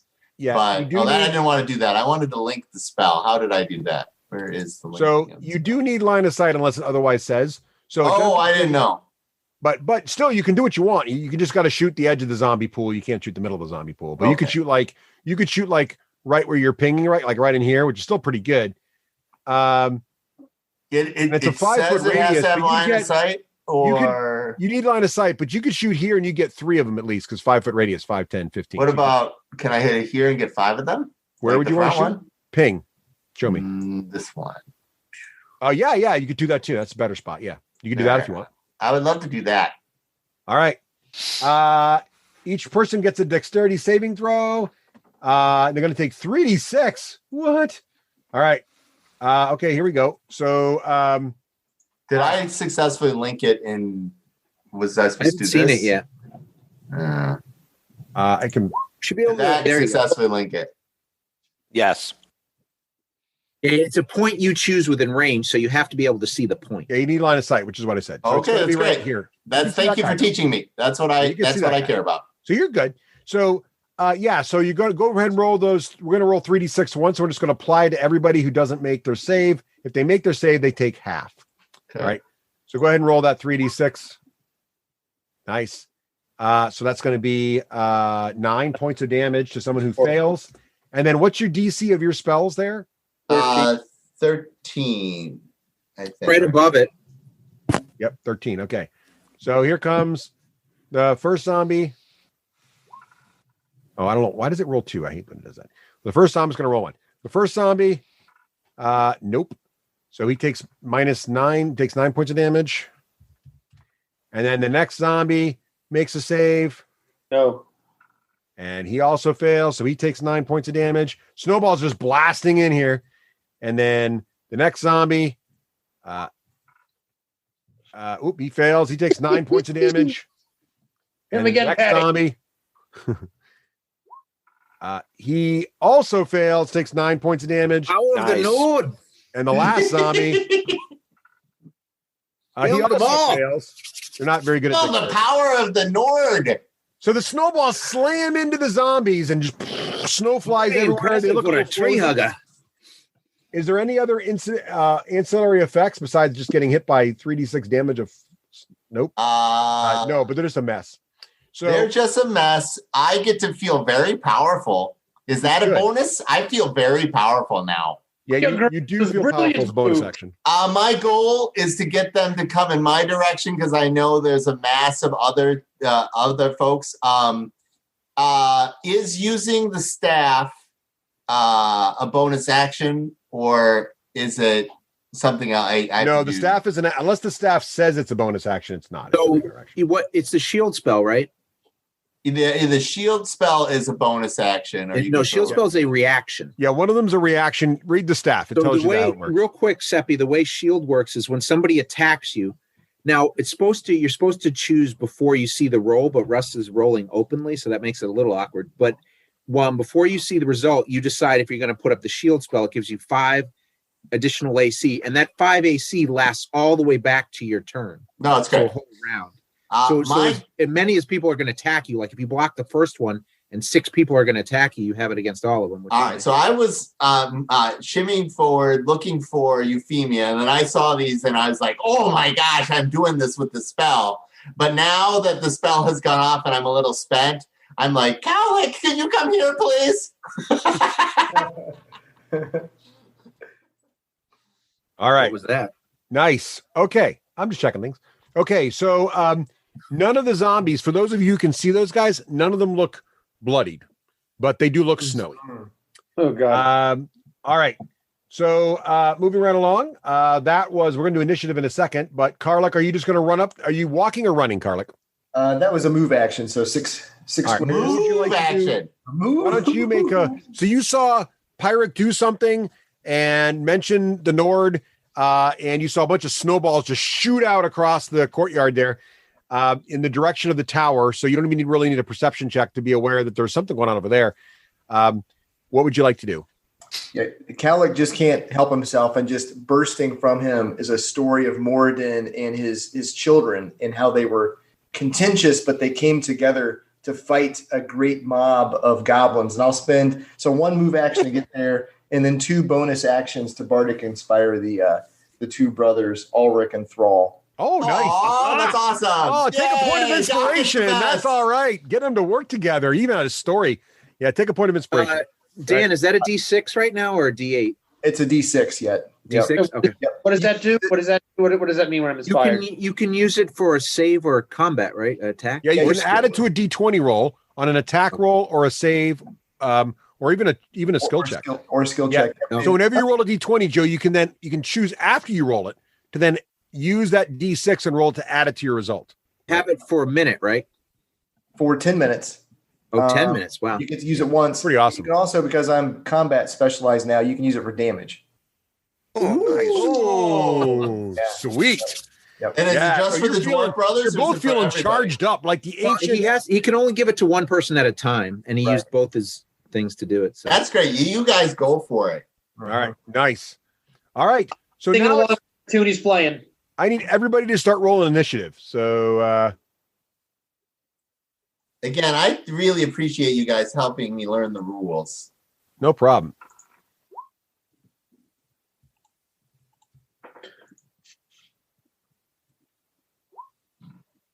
All right. The zombies get a 0, so they're great. I'm going to use all the zombies together just to make things go faster. Okay, so I see Karluk's in there. Anybody else rolled initiative yet? Oh, I did. rolled. got a 9. we all rolled it, but you look at the thing, Russ, but it didn't all pop in. I don't know why. That's weird. Only Karluk does that. Kind of funny. I got. Yeah, everybody's in there. All right, I'll fix it. So let's see. Pyric, we'll add you to the turn order. Gotta figure that part out. Pyric, you rolled a 9. 9. All right, great. And then let's see. Karluk. Let me add here. Let me add Thrall, you got in there, and you got a 15.16. Yeah. And then let's see. Whoops. We've got now Ulrich's in there, and Ulrich, you got a 13. 13 And- behind Euphemia. Euphemia should go first. Yep. And then Euphemia, add her in there. And Euphemia was a 13 also. Correct. I'll give her a 13 point. 13 also. All right. Is that everybody? I think that's everybody. Let me just organize this. Nice. All right. Okay. All right. Thrall, you are first on the list. What are you going to do?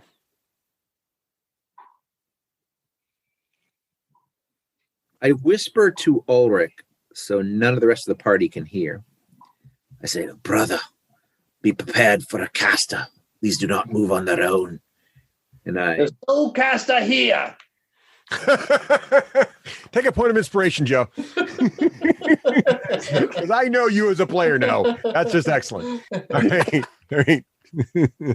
That was awesome. That was awesome. All right. What are you doing, John?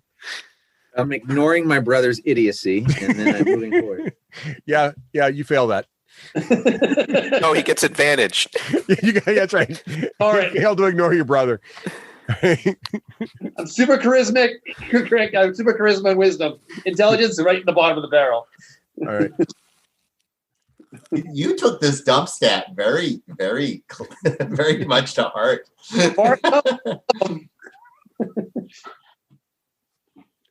All right. Is that what else you doing there, John? You're dancing, I see. I am going to move to there. That was 5, right? Or is that too Yep. many? 1, 2, 3, 4, 5. All right. And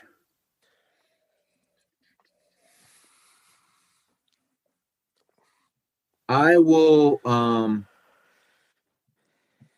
hold an action for Thunder Wave if it can get at least 3 targets in there. All right, 3 targets for Thunder Wave. Check. Karluk, what are you going to do? Oh man. Can I fit through this debris? Is it just half move to get across? You'd have to either make a strength check to squeeze through or some form of acrobatics to climb over. Oh yeah. Because you're big. Acrobatics all the way. You're going to watch me cartwheel right through here. Here comes Karluk. You're going to pommel horse it right over. Oh dear. Oh no. Oh my. Oh. Okay. I think he's stuck. Well, you said acrobatics, not strength, right? I said acrobatics. I got yeah. So you try to climb over, but unfortunately, you get halfway up and slide back down. So you're stuck on this side of the wall still, and you've used half your movement so far. There's a horn stuck in the wall over there. I think your bugbear disguise might not be the best for athletics. Yeah, the fur from the disguise got a little bit in your way there. Calic's going to try to ignore Pyrrhic and get back through. So many people have tried. Let's see. Oh, here we go. 16. That's better. All right. So it takes your rest of your movement to get over, but you do make it over the wall now. So you're on the other side of the wall now. All right. Excellent. And I'm going to go ahead and cast Detect Thoughts and try to see if there's any thoughts. So if you're intelligence 3 or higher. And what's the radius? In the tent, 60 feet. Oh, yeah. Ulrich, you don't show up on that spell. 60 or 30. Not a bit. You get there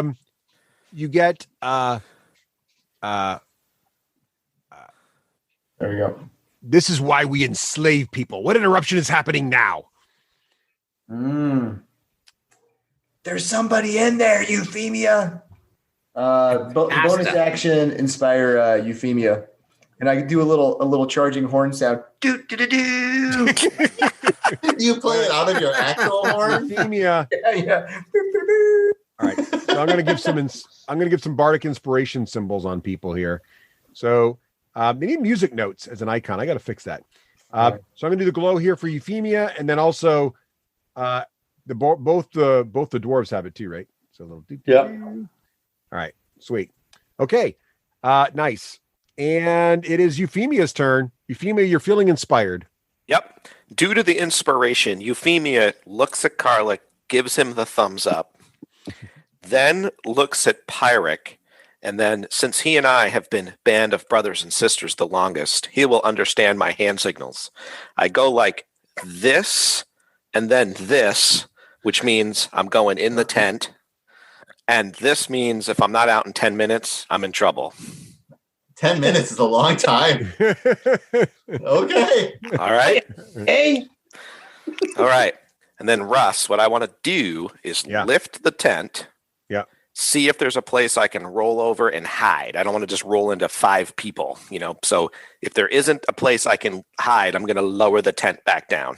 All right. So make a perception check as you open the tent to try to get a good view in there. Sorry, dealing with one screen. It's taking me longer.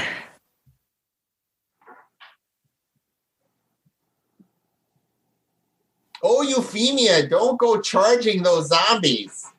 Oh, dear. So you had that problem last time when you opened the tent up and you saw the furniture. So you try a different spot. But again, you're looking right at a rolled carpet. And you're like, I can't get a good view in there. All right. You're kind of guessing where to open. You're not getting a good job on this tent peeking in thing. Then then I'll just hold my action from there. All right. You want to declare what you're holding it for? Yeah, if the zombies the trigger, if the zombies come running out and get close to the well, I'll shoot my bow. Okay, so you got your bow out. All right. Ulrich. Is this where I'm pinging? Is that the entrance to the tent? That appears to be the tent flap. Yes. Okay. I'm going to 1, 2, 3, 4, 5. I'm going to ready an action that if anything comes out of that tent flap, it's going to get a hammer to the face. All right. Okay. Also say a bit of impatience will ruin I've been impatient will ruin big plans, and be patient as with my hammer. That's Excellent. my thought. Nice. All right. Pyric, you're up. Okay. How confident am I in this debris in stopping zombies from chomping on me? I mean, it stopped a full bugbear from climbing over successfully. They look a little bit thinner than the Minotaur, but so they might be able to squeeze through, but they don't look super strong, or they look very not good at anything requiring. All right, so dexterity. I'm going to double down on the offense, and I will ready another barrage of snowballs. But this time I'm gonna do a trick casting of it. I'm going to toss the stone. Instead of it being a barrage, I'm gonna toss the stone. It's gonna bounce and get to that square where the first one is, and then it's gonna explode like a claymore of fire of snowballs. So you're still targeting the same spot, or you're gonna hold your action until they come out and try to get as many guys as you can? No, I'm gonna double down. I really want them to come at us. Or me specifically. So are you going to shoot in the same spot again, basically? Yeah, absolutely. Okay. All right. Roll your 3d6 of you're going to get those same five guys there. Roll your 3d6 of damage. Say that would be great. Hopefully this will do it. So again, a fury of snowballs shoot out from Pyric and center right in there in the middle of the. Oh, that's pretty a good. Little better. That's 12. That's pretty nasty. All right. Let's start with some zombie saves again. No, he explodes. No, he's in trouble. In fact, the one in the corner just like gets hit by a bunch of snow and like his limbs pop off and he just falls to the ground. It looks like he's well, it's a little hard to see exactly what's going on there, but he seems to have dropped. So I'm going to put a little symbol on him like that. And then the guy next to him, he also tries to make a little dodge there to get out of the way. And he does. So he takes half. So it's 12. So he'll take 6. All right. That does, however, officially make him bloodied. So I'll put a little red dot on him. His buddy next to him also tries to make a save. What's your DC again? 13. Yeah. No, he doesn't make it. So he is in bad shape. He's also bloodied, but he's still alive. He's not alive. I mean, that's the wrong word, but he still seems to be moving. Still animated. His guy next to him also takes 12, the full blast of the snowballs, and he is also looking like he's in really bad shape, but still shambling about. And the last zombie there, he's going to try to have a good day. Oh, nat 20. He looks like he barely takes anything. He's still doing all right. Okay. All right. So one is down, looks like, from your position. 3 of them are a mess. Actually, even the 4th one is also really starting to lose body parts and all frosty, and his intestines are starting to come out even more. It's looking pretty bad. So nice shot there, Pyric. Okay. It is. Oops. Siri's trying to tell me things. All right. It's the zombies' turn. Here they come. Finally. And their speed is 20. So...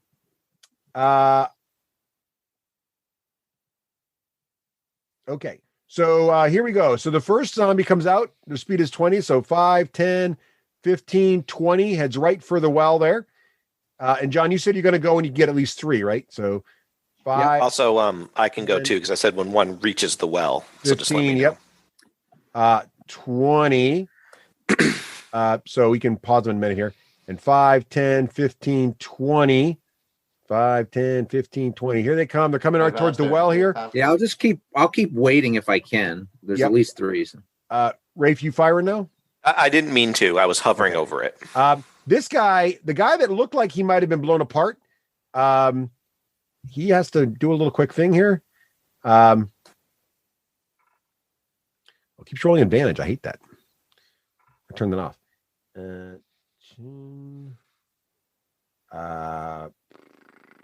He took 12. Nope, he doesn't make it. He's not going to be getting back up. He's dead. So, nice.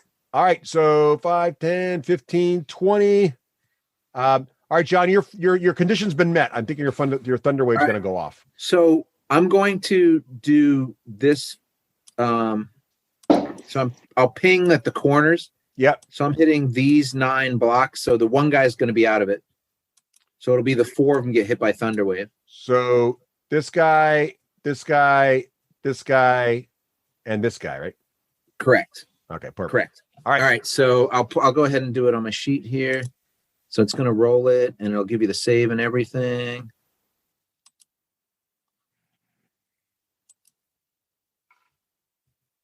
All right, there's the DC. Look at that. So it did 12 damage. 12 damage with a DC 14. DC 14 Constitution save. And if they make it, they get 0? If they make it, they take half. All right. So, okay, here we go. Constitution saves. Here we go. Here comes the first one. He makes it, but actually, he said they're going to take half. So they take 6, yeah. 6, so he's got to make it again. He's blown apart. And then this guy up here tries to make the save to see if he takes half. He's +3, so he does take half. So, but then he would still be below 0, but he's got to do his little zombie Constitution save. He also fails that. Oh, no, he doesn't. He passes that. So he's still at 1 hit point. So you should have blasted him apart, but somehow he stays together and he's there. And this guy down here, he's going to make his save against your Which one attack. was that one, Russ? I'll tell you in a second. He fails, so he's going to take a full 12. So he makes his Constitution save to see if he still stays together. And he does. So he has 1 left also. So these 2 guys that are near the well, the 2 nearest you, John, are the ones that kind of held together. And this last guy, he's going to try to make a save against your hit. He fails that, so he takes his full damage. He makes his zombies stay sticky together roll, and he fails that as well, and he's blown apart. So basically, which one of the one made the save of the 2 left? Both the 2 remaining, right? Made the thunder wave save. The only one of them made that, right? Yes, only one made this. The one farther away made the thunder wave save. Okay, both of them made their stay together save. So the closer one is going to be thrown back to here. Okay, because he failed to save. Thunder wave throws him back. Yeah. Got it. Fair enough. Okay. He goes flying across the thing. All right, Russ, Rafe, I'll shoot that one. your conditions met. The guy, that one there. Okay, go ahead. Take a shot. All right.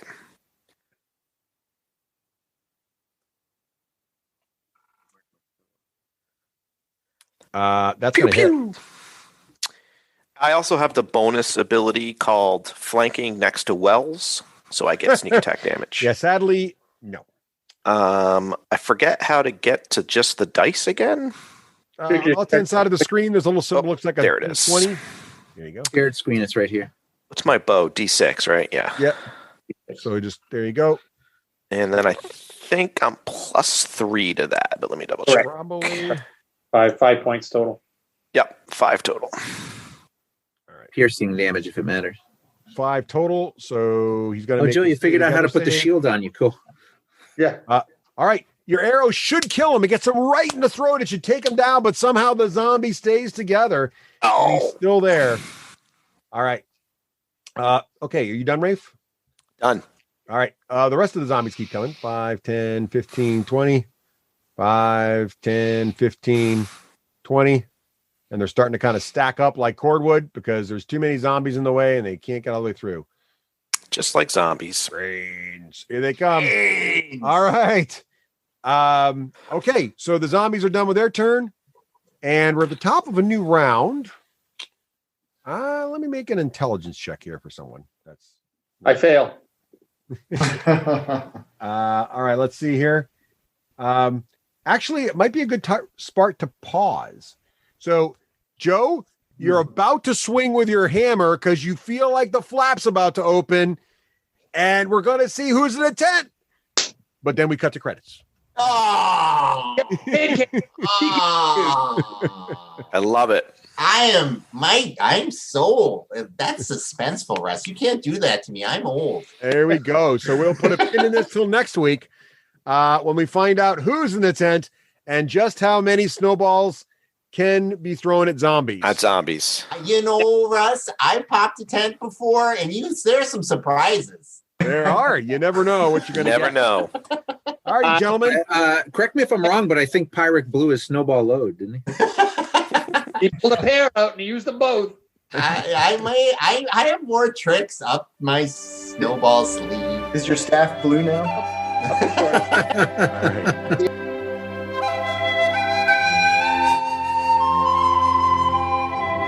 The D6 generation.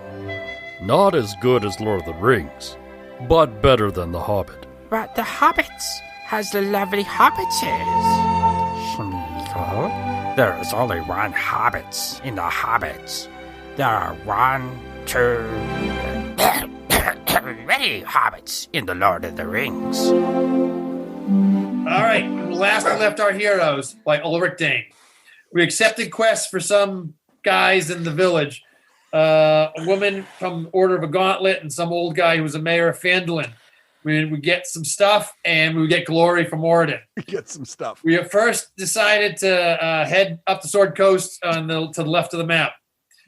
Led by my Grace Pyrrhic, entertained by the bossman Cowlick, and fed by the little sister Euphemia. Our first encounter was with a brace of conies, which Euphemia cooked to excellent fashion. Brace of conies. My backpack got crapped on. Our second encounter was with a stone house in terrible disrepair. Euphemia and I entered from the front, and we surrounded a tent. Karlik and Pyrrhic entered to the side, and they encountered a horde of zombies, which my brave companions started to decimate. I'm pretty sure that was everybody involved in the first adventure in our encounter. Continue. Summed up. Next. All right, well done, Joe. So Yay, that's Joe. exactly correct. Now we are mid-battle here. And as you can see on the screen here, that's exactly right. The party approached Old Owl Well, which looks like it's in pretty big disrepair, except for this beautiful, colorful tent in the middle of the well. The rumor is there's some sort of undead trouble here. And as the party approached, sure enough, this ruined tower near the back of the structure was chock full of zombies, at which point everybody, I think Euphemia and you might have shot the first arrow, but Pyrrhic was in there pretty early on with some frost and some power of the Nord. And I think 3 zombies have been destroyed, but more of them are coming. Also, you heard some movement in the tent, and Joe, I believe you held your action to strike whoever exited the tent, and we're at the top of a new turn, right. And someone's about to exit the tent. And I believe the dramatic moment was he's about to exit the tent, and Joe's got his weapon raised, ready to smack the person as he leaves. Is that correct? Hit him again, Patty, I say. All right. And at that moment, this creature steps forth from the tent, and Joe swings. So the creature Using steps out. inspiration. Using inspiration? Okay, Joe, give it your best roll. Let's Is hope it a it's not a bugbear? paladin or something. I want it to be a bugbear. So the first one was a 23. The second one was a 14. So 23. 23. So this thing, you guys are looking at this thing. Good choice to swing at it. The aptly named Badass Skeleton. That's what it's named there. This giant armored, powerful, some of you may have seen some skeletons before, but nothing ever like this is stepping out. And Joe, what do you got there? A hammer? Yes, I do. Joe's hammer comes straight at it. Now, this thing, whoops, hang on a second. All right. So this thing is really looking pretty tough. And Joe, you rolled a 23, you said? Yes. All right. So great. He brings he's got dual wielding blades. He's got a long sword in both hands, basically. And he brings them up, and it looks like he might have been able to parry a lesser blow, but it was quite a stroke that you smack into his chest. Roll for damage. I'm also going to do Divine Smite on him, and which is radiant damage against. I assume he's undead, but let's do damage first, and then I'm going to add Divine Smite. So it's 11 points in the hammer. You do D20 damage? No, it does 3d8 for the Divine Smite, but Okay. it's 11 points for actual hitting him with the hammer. Oh, did you roll that? Yeah, it should come up in the window. Roll the D20. Yeah, I'm sure. Oh, that was that D20? Yeah. Yes. Oh, sorry. That's why I said, is it a D20? Oh, sorry. It should be a. Are you still rolling D20s? Why is it It not must be giving me- broken in his. It's probably broken in his character sheet. No. I got it. Just roll. There you go. There's 13 bludgeoning. There you go. 13 bludgeoning damage. He's rolling hot. That definitely looks like he didn't like that too much. Okay, I'm trying to get the radiant damage going here. Let's see how I can roll, if I can get this going. You just pick the dice thing, Joe, and pick 2. Yeah, Joe, it's just like playing at the table. Pick the dice you want to roll and roll it. All right, here we go. That's radiant damage. Nice. Holy crap. So 12 points of radiant. 25 points. 12 more points total there. Yeah. All right. And I that's do a nice have, hit. seeing he looks like he may be undead, because it says badass skeleton, I do have that Yeah. protection from evil up. What does protection from evil do? What do you got He going gets disadvantage when attacking me. Nice. Okay, so that definitely messed with him, although he does not look bloodied, or whatever the skeletal equivalent of that is. But he does stagger forward. It's still his turn, so he finishes his move to get right in front of you there, Joe, and he strikes out at you. What? And with his long sword, he makes 3 attacks because he's got a pair of them. So Are they swinging at rules you like a law clarification, machine? Are they all at disadvantage? Yes, because protection from evil, right? All attacks from evil creatures. That's correct. Wow, that's so powerful. So here comes powerful. So here comes 3d20. He's going to make 3 attacks. You ready? Here they come. All right. So his I got to do this one at a time to get disadvantage. I'm sorry. You got a 43. Here comes his first disadvantage swing. Sorry. So he gets that's a good roll. He gets a 16. He's +5, so he's got a 21. What's your AC? Yeah, a little lower than that. Okay. So yeah, he's going to hit. It does D8 +3 slashing damage. So here comes the slashing damage. And you're going to take 8 points of slashing damage from his first swing. I'm going to have to make a John, do I make the save for concentration at the end? No, I just reread this. You actually have to make it for each individual hit. Okay. So if he hits you. So did he hit you twice or just once? He's only rolled 1 attack so far. He's got 2 more coming. All right. So you make a concentration check now.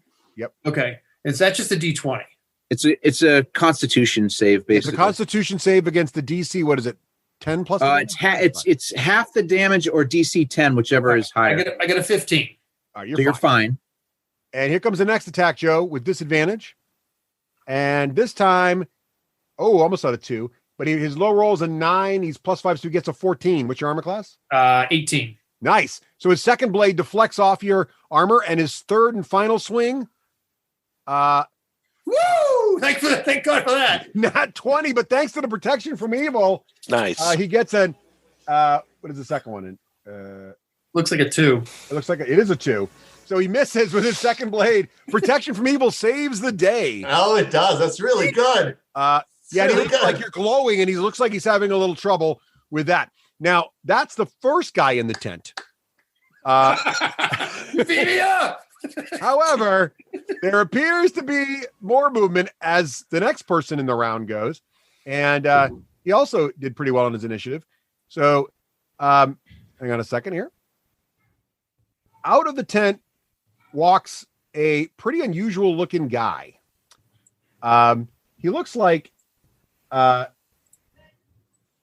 me share his picture. I don't have a picture I'm going to share. Well, I'll bring it up in a second. He says he walks out. He's dressed all in red. He's bald, and he has these tattoos all over his head, and he's carrying a staff.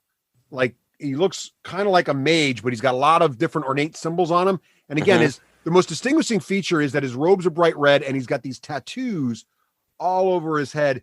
And he walks out and he says, "What is going on here? Why are you just attacking my creations unprovoked?" I couldn't get to you first. Is that what you say? No, pardon me. I say it this way. Because we couldn't get to you first. All right. He says, "Do you know how long it takes to make this many zombies?" And he as his action, he It looks like he's does a gesture and starts to cast a spell. And one of these, you'll notice that the zombies you've killed already, the 3 dead ones, they are piles of bones there on the map. I don't know if you caught that when that happened. But there they are. And he gestures at one of the piles, and the pile goes away, and it is replaced by a zombie. Oh, boy. All right. Question from a It took moral me several standpoint. days to make all these. Question. Oh, Yes. you made the bones turn into a zombie because it looks like a zombie. That's exactly right. Okay. And he says, go ahead. Is animating, I'm religious, Yep. is this considered disgraceful to the dead? Would I have a moral problem with people's corpses being used this way? It's a zombie's corpse. It depends. I mean, there's different religions, right? So some religions feel that this is fine. I mean, there's whole orders of necromancy that do this kind of thing like on a daily basis. So it really depends. You know, some people don't like undead. They think it's an anathema to the living. Some people don't like, demons and devils. Some people think this is just part of the natural order of the world. It really depends on your point of view. You can have any point of view your character would like. Okay. I follow. I would like to take my religious teachings very seriously, and I follow Ogma. The Soul Forger or Ogma, how do they feel about undead? Joe, what do you think about that? What do you think the Soul Forger feels? Feels they should be destroyed. They're an abomination. Yeah, the Soul Forger definitely is not a big fan of undead. Okay, what about Ogma? I feel like Ogma might be a little more less strict about that. Okay. So thank you for answering my question. Yeah, there's a little bit of room for interpretation on Ogma. Soul Forger's pretty much it's a black and white situation. Okay. So the Soul Forger has been very nice to me lately. So I'm going to do what the Soul Forger wants, which is undead must die. Okay.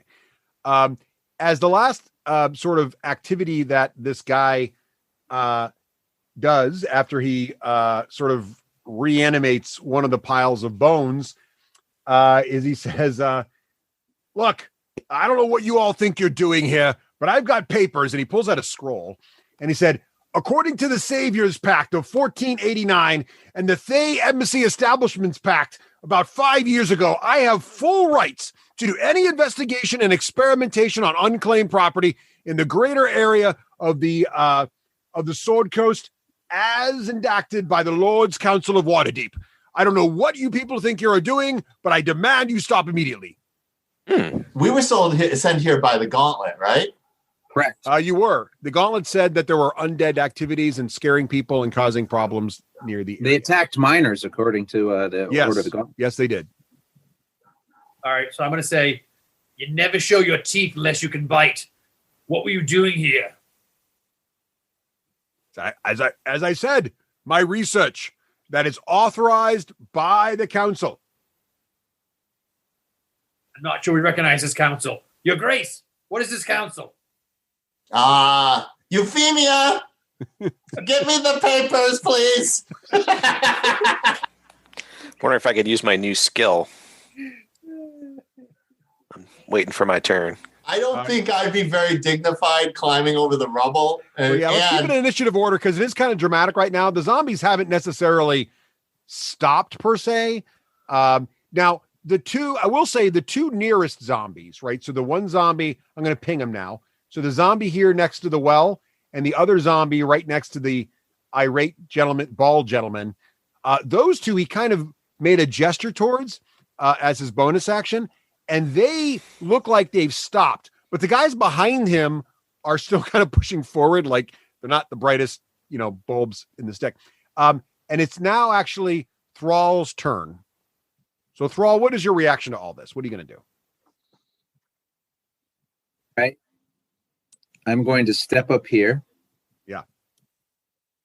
I slide up here and I look our new red wizard in the eyes. And I say, these are an affront to nature and must be returned to the ground in the circle of life. boom, and I drop another second level thunder wave. Oh man! All right. And it's going to hit. So it's going to hit the 9 squares that have the 6 guys in there. So I'll ping the corners here. And can it blow up those corpses? It could blow the bones around. So John, use freehand draw to draw the space. Okay. So he's going to hit right in there, and nice. Now, also don't forget we put some symbols on people to remember things. I believe the glowy person, right? Wasn't that Bardic Inspiration? I have Bardic Inspiration and I have Bark Skin up. Those are my 2 symbols. Yes, and I think Joe, you have Bardic Inspiration, and I think Euphemia. Yes, he does. Bardic and so does Euphemia. Also has Bardic Inspiration. Yes, and I think Joe, the broken shield thing is not your protection from evil. Protection from evil. Yeah. So I'll go ahead and do this thing here. So Thrall's doing Thunder Wave, which is an amazing spell that projects out just destruction and noise, basically. So for those of you who haven't picked this yet, so in 5th edition, we haven't actually done this yet. I don't think anybody does. But I'm doing Thunder Wave, and so see it on the shared screen. You'll see what level I'm casting it as a 2nd level slot. Woo! So it adds extra dice on it. That's a new thing in 5th edition. So lower level spells can become more powerful if you use higher level slots. Yeah, it's an awesome ability. Also, good cantrips also gets more powerful as you level up. So your go-to thing, like the power of the Nord, becomes more powerful as you level something, which is awesome. Nice roll, John. What'd you do for damage there total? It looks like it should be 12 based on the dice, but it says 10 down here, so I'm not sure what. Yeah, that is weird. It looks like 12 to me also, so we'll call it 12. All right, so it's 12, and there's no saves for that, is there, John, or is there? There is a save. It's a DC 14 Constitution save. All right. Well, their Constitution's not the great. Oh, actually, their Constitution is great. DC 14. Here comes the first one. Oh, why does it roll 2? I hate that. Can I turn that off here? I'm not even seeing your rolls. That's okay. So I'm going to go back. I'm just going to roll 1 for this guy. So here we go. Rolling. Here we go. 1 die for the first guy. And he's +3. So he makes it. So is it half or none? Yeah. So he takes 6 damage. 6. So he's got to make a save to stay up because he just got, he's a zombie at 1 hit point. He does not make it. So you crush him. And he becomes a pile of bones. All right. All right. And then you get this guy right here. He also try to make his Thunder Wave save. And he's +3. He makes it also. So you said how much he takes? 6? At half? 6. All right, perfect. And then the guy up here, this guy's going to try to make his save. He also needs to do okay. He's +3. He fails. So he takes what, 12? Yep. All right. He's bloodied. Now, which one can you ping that one? Because he goes backwards 10 feet from me. It was this one right here. But he's got guys behind him. Does it cascade or? He's going to slam into the guy behind him. All right. So this guy gets pushed and this guy gets pushed. And he goes there. All right. This guy also tries to make his save. Again, +3. He fails. So he takes 12. How do you want to push him? Which one is it? I don't know which one you're talking about. This guy right here. Ping. I guess we'll go straight back to the left.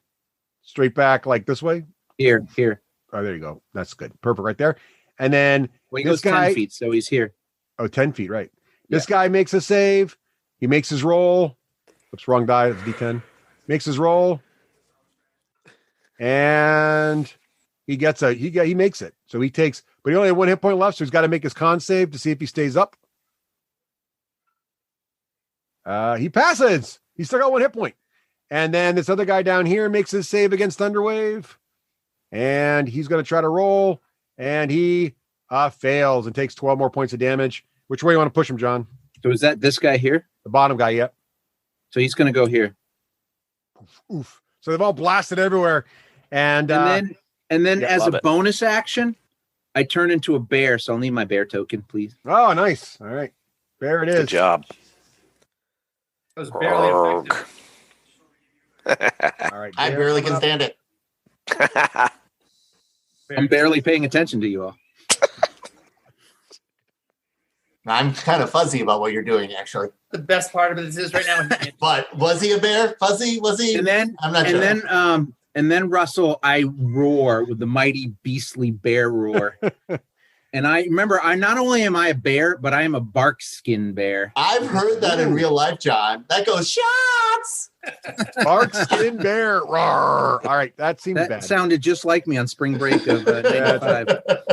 If zombies had any psychology and were scared, they might be, but they're okay. Well, that was for the Red Wizard. Okay. He does look a little at this point, he's looking more annoyed, kind of like an accountant or lawyer who's just really upset that people aren't following the rules. Luckily, I don't answer to the Rafe, you know what I'm saying about this? I do. He's like, why is this guy just not following the points of order and the court decorum at this stage? Yes. So, Karluk, you're up.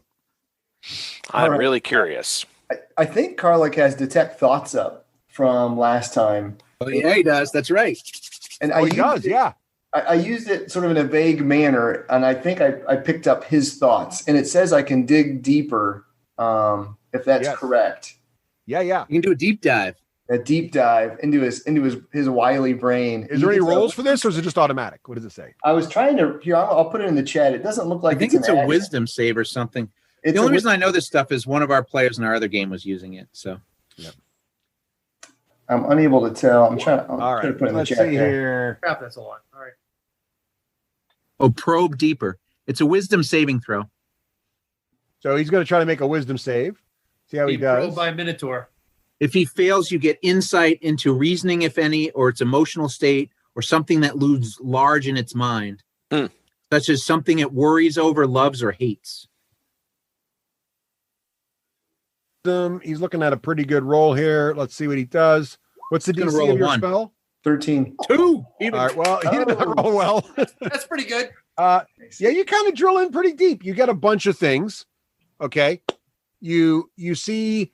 So you get some. So what does it say? Like you get insights and sort of. I can read. I was right on it. If he fails, you gain insight into his reasoning, if any, its emotional state, and something that looms large in its mind, such as something it worries over, loves, or hates. All right.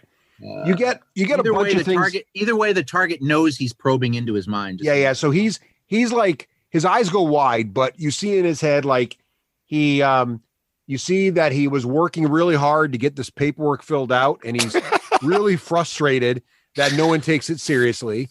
There were these miners that came by a few weeks ago, and they had the same exact reaction. It's really annoying. Why can't people see that life is a spectrum and that everything has a right and that these creatures are just another living being? And the fact that you're trying to destroy them, he's just trying to investigate the ancient past and the mysteries behind this old owl well. And he's trying to talk to and learn from the ancient people who used to live here. And someday he'll be able to create more super powerful warriors like the giant creature to his right. So Karluk just moving forward for both. This is all still some kind of bugbear plan, despite his thoughts. I don't trust him. This is all originates with bugbears. And moving forward, Russ and Dan, he can try to break your connection to him, and it's a straight up intelligent check, but he has to do an action to do it. You're still getting a feed from him until he breaks it away. Yeah, for unless he breaks it. And the spell ends. Cool. It's an action to break that. It's an action for the Red Wizard to break it, and it's just a spell. It's you're just competing against each other with an intelligence check. All right. It's concentration for me to keep up, and if I want to move it to someone else, it's a standard action. Got it. So he's he's definitely looking upset that you're in his head. Nice, Karluk. Take a point of inspiration. A large cow in his head. I'm gonna take a move action. Is that even an action to do? Is that an action to probe? No. I couldn't figure it out. It didn't look like it. No, it's not an action for him to do. Wow, awesome. Now it's still concentration. Oh no, it does. It does say. I'm sorry. To probe is as an action. It says. Okay, and it is a concentration spell. So if you get damage, you're gonna have to make some saves. But yeah, so you used your action, but you can still advance. You just can't fight. All right, I'm gonna stay behind the well. Although, don't you have a Minotaur attack? That's like a bonus action. I thought you might. I got to use a dash action. Oh yeah. So minute functions. Yeah. Okay. Karluk, so are you done? That was good. Take a point of inspiration, Karluk, for trying to figure out what's going on here. I like that. I think I've got one. Then ignoring it. I need one. All right. My rolls are terrible. I use them all the time. I can use one. I'm fighting a giant warrior skeleton thing. All right. The best is that Karluk read his mind and then decided he was a bugbear anyway. Yeah. Well, you also got his name. So his name is Haman Kost. Can you put that in the chat so I get the spelling right? Yeah, actually, I'm going to share this whole thing. Actually, you got all this stuff, so I'm going to share a bunch of stuff with you. You got all the reads that I'm sharing with you right now. So I'm going to share this whole thing with you. Karlach's going to reply to Haman.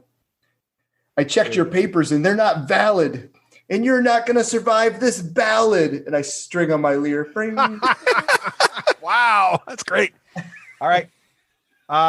Okay. So there he is. You got that. You also got the name of the creature next to him because his greatest creation was this guy Drawless, which apparently is the giant skeletal warrior to his right. All right. So great job. Good job, Karlach here. Euphemia, you're up. All right. I know that Pyric wants to see his papers, but I think they're either legit or he thinks they're legit. So she's not going to buy that these guys are going to stand down. So she's going to help protect her dwarven brother. And so she's going to move 2 to here. By the way, guys, I can play till 9 if you guys can, because I know we got a late start. But if we can't, I understand. I can. I can't speak for everybody. I can't decide yet. I'm role playing. I think I can. Okay, cool. Decided I'm role playing. Okay, go. All right, Russ. Yes. Now what I'm going to do is use my insightful fighting, which is a new ability. That seems cool. Seems hot. I gain the ability to decipher the opponent's tactics and develop a counter to them. So what I'll do if I win is I'll role play what that might be. Okay. As a bonus action, you can make a wisdom insight check against a creature that I can see, but it's not incapacitated, and it's a charisma check, a deception check. Okay. Now, what's the Bardic Inspiration do for me? Is it advantage? No, you can, after you roll, if you want to help your result out, you can spend your Bardic Inspiration to roll. I think it's a D6. Yeah, okay. An additional D6 and add it to your die roll. So basically, it increases your die roll. Perfect. By that amount. But the cool part is you get to decide if you're going to spend it after you roll your D20. Yeah, so that is roll cool. Well, you save it for later. Woohoo! That is a good roll. So what does this do for you when you succeed? By the way, who are you concentrating on? Who are you trying Big to guy. see? The guy with his papers. Mr. Accountant. Okay, Harmon? Yeah. Harmon? Yes. So the red bald dude? Yep. So yeah, he's you're concentrating on him, and what does it give you about that? If he fails, I have it's as if I attack him with sneak attack. Oh, got it. Does he have to make a save? Yep. He gets to make a deception check, which is against his charisma. Okay. Not a great roll for him. So let's see his charisma here. His charisma is +0, so he gets a 10. Okay. That probably doesn't beat you. So no. So now I'm going to get sneak attack damage against him. Even from where you are, that's awesome. Yep. It's as if he's flanked. Oh, we're killing this guy.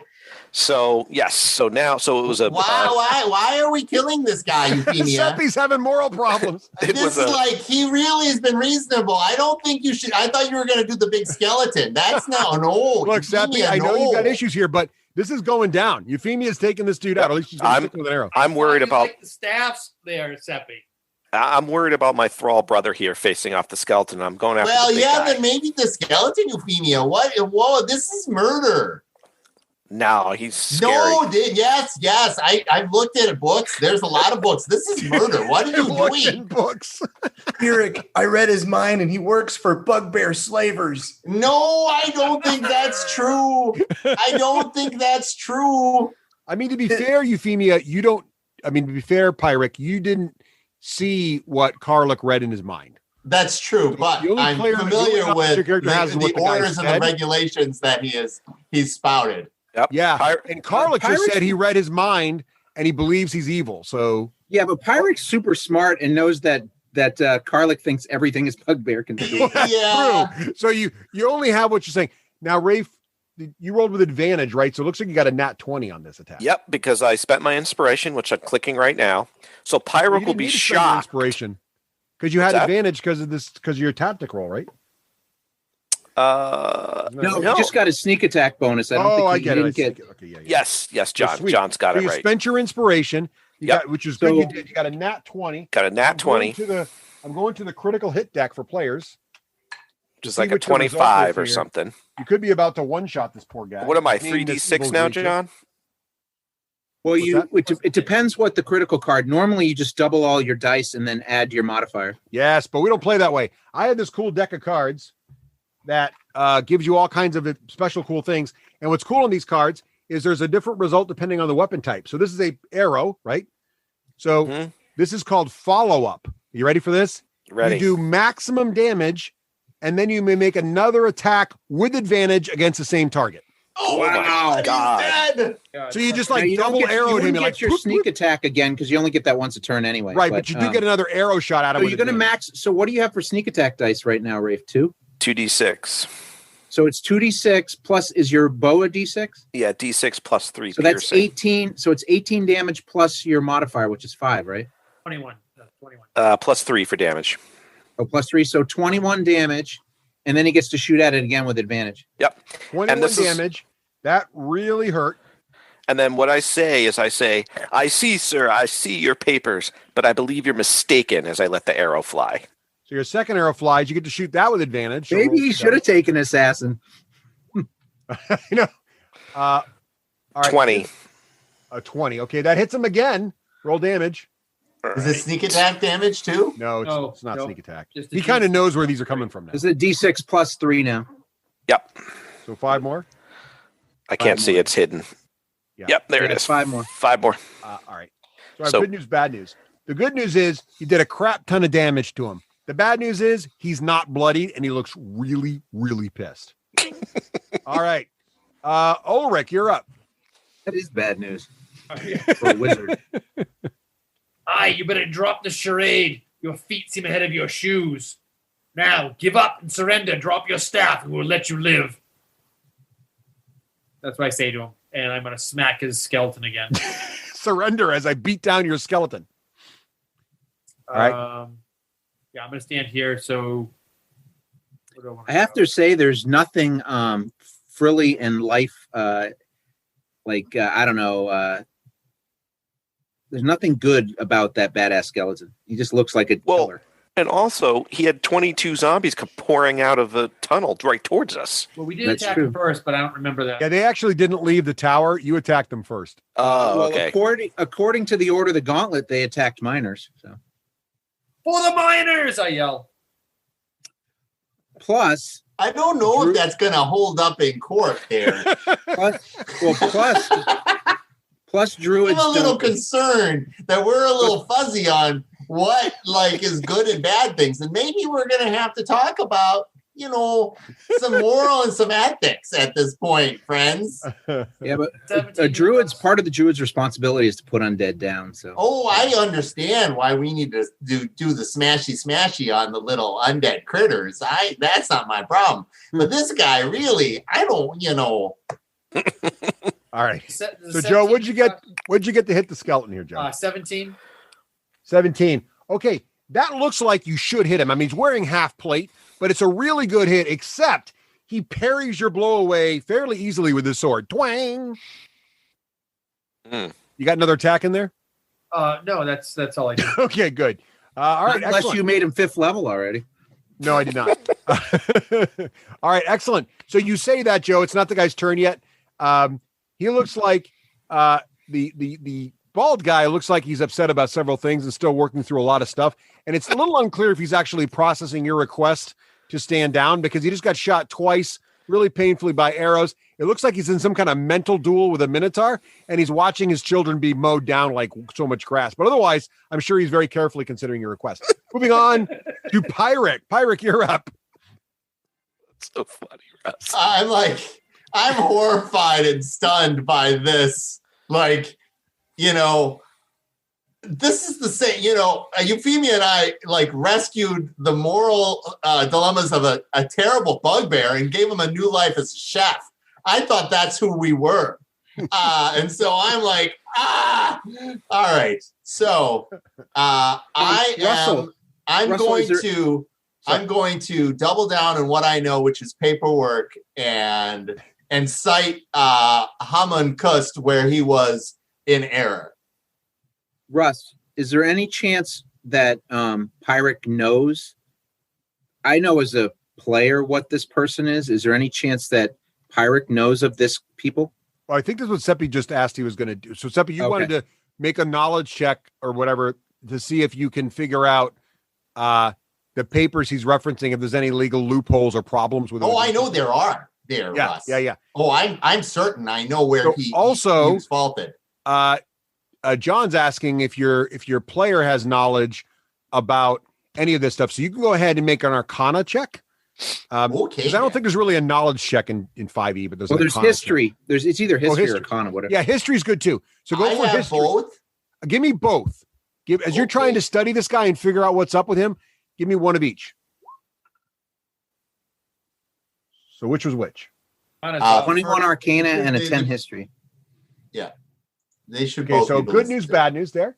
The good news is on the Arcana, you recognize his sect, right? He's a member of the Red Wizards of Thay, Thay is a land many leagues to the east, super far away. You very rarely see any people, at least you didn't used to see many people from Thay. But about 5 years ago or so, rumors had it that in several major cities of the Sword Coast, all the cities that members of the Lord's Alliance set up Thay embassies.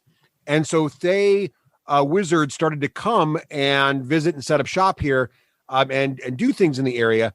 And it is Wizards of Thay definitely, and Thay in general, is definitely a land with different morality than the traditional Sword Coast. So, for example, I know where he was at fault. Oh, yeah. I'm very clear, and I want to make my objections known to all parties here about what is going on. Now, you didn't roll well on the history side, so you don't know the specific laws. No. You know his background, right? Oh, absolutely. I know what the laws are in general for this type of work. Yeah. And I'm going to let him know. Okay, what are you letting him know? Hey, Mr. Red Wizard, a couple of things there. I really think you should have all your creations stand down and us talk it through, because they're not going to stop, number one. And number two, there's a couple of ordinances that you did not follow. This is not a clearly posted undead work area. Also, these as your property / kin should have been put on as talisman that they were belonging to you. I know that you think that the red tent is significant enough as a warning, but for the Sword Coast, there's individual ordinances for things that you care about, and they each need to be labeled accordingly. And thus, the mistakes with early spells may or may not have happened. We will not be justifying this action, but now we have gotten to a place of accord, and I'm sure Euphemia will stop shooting arrows at you now that I've explained it all. Okay. A, take a point of inspiration, because that was awesome. That was awesome. And B, he looks flabbergasted, but also it's clear he's considering your points. Make a persuasion check, Seppi. I'm going to use I really don't want to kill this guy. I'm going to use this. I'm like, there's no, it's not like he set his castle on fire. It's not like he was taking like young women and their mothers as sex slaves. There's nothing here going on. He just did not post his ordinances correctly. And that isn't a killable offense. All right. So you're going to spend your newfound inspiration? Yes. Yeah, desperately, yes. Again, a million times, yes. Go for the persuasion check. I am really bad at this. You got 2 dice, though. Make it count. Have you seen me roll? You got this. I'm not holding out in this battle ending any other All right, well, there's a natural one. Have you seen me roll? Don't worry, you got 2.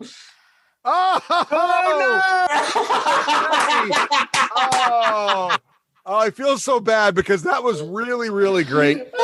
But sadly, the dice don't lie. Maybe it's because he's been shot by 2 arrows. Maybe because there's a minotaur in his head. I don't know what the cause was, but I do know. Russ, please let the listeners who are not seeing all this awful know what just happened. Yeah, so Seppi rolled with his advantage roll. He rolled a 1, and then followed by a 2. So with his modifier, that's a 0 and a 1. Yes. So he avoided a natural 1, which is good thanks to advantage. However, that just represents the fact that Haman here, he's just so distracted. He can't hear. He's not even hearing this well-reasoned argument that that's happening right now. And Seppi, I really thought you did a great job there, but sadly, would you like to, that's pretty much a full action, but would you like to move at all, Seppi? No, I just want to hide. Okay. Now we're going to move on to the zombies. I just gave them all one initiative step. So the zombies are going to go. So they're not super fast. That's the good news. So, but anyway, they do advance. And this one zombie here, they're not super bright. So this one zombie over here advances on the bear and makes an attack, which is, not exactly their greatest strength, but it's all they really know when they're being attacked, for example. John, what's your armor class as a bear? Currently a 16 because I got bark skin up. Oh, nice. So it deflects off your tough hide. So this other zombie over here, he advances. I'm going to say he also goes for the bear and also makes a swing. If I could get to my dice rolling here, sorry. He also makes a roll, and that is a natural 1. So sadly, he has a bad day and critically fails. And I'm going to say he just falls apart because he only had 1 hit point left, and he just fails to exist after rolling a natural 1. Then this zombie over here goes, he's going to walk up to you, Joe, down here, and he is going to swing at you. Again, they don't have the greatest dice rolling here, but he's got disadvantage. Oh, he does have disadvantage, but that's going to miss anyway. So then his buddy advances on you, Joe, and he also swings with disadvantage. So he rolls 2 dice. The 17 would have hit, but the 8 misses. I'm assuming. Joe, what's your armor class? Pretty good, right? 18 currently. Yeah, it's really good. And then there's the 3 zombies. There's the guys that are really far away, and they've got a long walk. So 1, 5, 10, 15, 20. This zombie also swings at you, the bear, John, and he gets I thought I saw a nat 20 there, but it ends up being he's +3. So you end up that will hit a 17. Does that hit? It does hit, yep. So you take D6 +1 damage. So you're going to take 5 points of damage from a zombie with just bludgeoning damage from his arm. The rest of them have just started advancing because they can't really make it to any targets. So 5, 10, 15. This guy can go around the corner. Well, this other guy's going to get a swing on you, John. He comes in. He takes a swing. And, he gets a 21. He hits. D6 +1. Here it comes. Take 2. And then the rest just pile in. And that's it for the zombies. There you go. It's time for the skeleton warrior there. Drawless, the name that Russ, real quick, I got to make concentration checks. So yes, go ahead, John. I just have to check what my bear stats are. Hang on for concentration. Yes. Can you drop bark skin if you get hit? +3. He'll lose bear What's skin. that? Bark skin. The bark skin. No, I'll lose my spell. Does that work for mage armor too, or no? Mage armor is not concentration. Mage armor's better. Everybody knows mages are better than druids. Mage armors are much better. Yeah. So that's going to make it. Yay. And then I got to do another one for the second. You got it twice. Yep. All right. It's got a +3 to it. Oof. Oh, that's not going to make it though. So that's a 6, and I got to get a 10. Yes. So I'm going to go ahead and use my bardic inspiration and pray I roll well. Nice. Oh, I don't. So I lose it. I'll take the spell off my little icon here. So, okay, go ahead and carry on. I'm just going to remove the thing from me. Yeah, you can move from your other self. You lost both your icons, right? All right. It's only on one of my icons, but I'll put it on there. Okay, so next up is... I see what you're saying, yeah. The skeleton warrior is going, and Joey's going to swing at you. Again, he's going to make 3 mighty attacks with his dual-wielding his swords with such blinding speed. He gets 3 attacks off, and we're going to see here if he hits you. Again, he's got a pretty good roll. He's +5 to hit each, but he does have disadvantage. Yep. So here comes his first attack with 2 rolls. Not good. That's going to be a 16, which is going to... no, sorry, it's a 9. It's a 14. He misses. Yep. Here comes his second attack with 2 rolls. That's going to be a 17. Would that hit? Disadvantage would be a 17 would miss. Okay. And then his third attack is a 17. Misses. Misses again. So your protection from evil, Joe, is really kicking butt because that would have been 2 more hits. It protects me from you. It does. He's having trouble bringing it in on you there. And all right, it's the Red Wizard's turn. All right. So Pyric tried to convince him. Karlach's in his head. He's going to make an intelligence check to see if he does the smart thing or not. And I'm going to make it with disadvantage because he's had a really bad round. So that's actually not bad, though, honestly. Okay, his intelligence, so that's a 15. That's pretty good. Let's see. I think he would actually try to He's gonna right. He's gonna try to fight off the mind reading and fall back. So he actually takes 3 steps back and he's trying to break get out of my head. He's really upset with Karlach. And so what does he got to do for that? Is it a wisdom save, John? No, it's intelligence check versus each other. Okay. So here's his intelligence roll. Karlach, he does pretty well. He's going to get an 18 on his intelligence check. That passes, right? Well, you got to make an opposed intelligence check. Oh, an opposed. Yeah. Oh. Intelligence and Not my strong suit.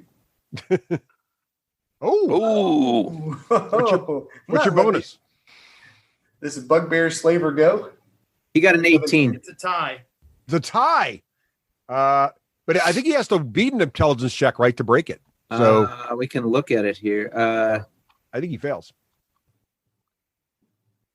Yeah, I think when you're doing a straight up one, it's not like a save. I think you have to beat him. Yeah, I think that's right. I think he can't break out because it makes sense because you've already got him under your control. He's got to break free. And so I'm going to rule that tie goes to the defender in your case. Yeah, it's an intelligence check contested by your intelligence check. Yeah, I'm going to say Karlach, you held him in check. I like it. Good ruling. Thrall, you're up. All right, I'm going to do a multi-attack, which is just a bear attack. Yeah. On,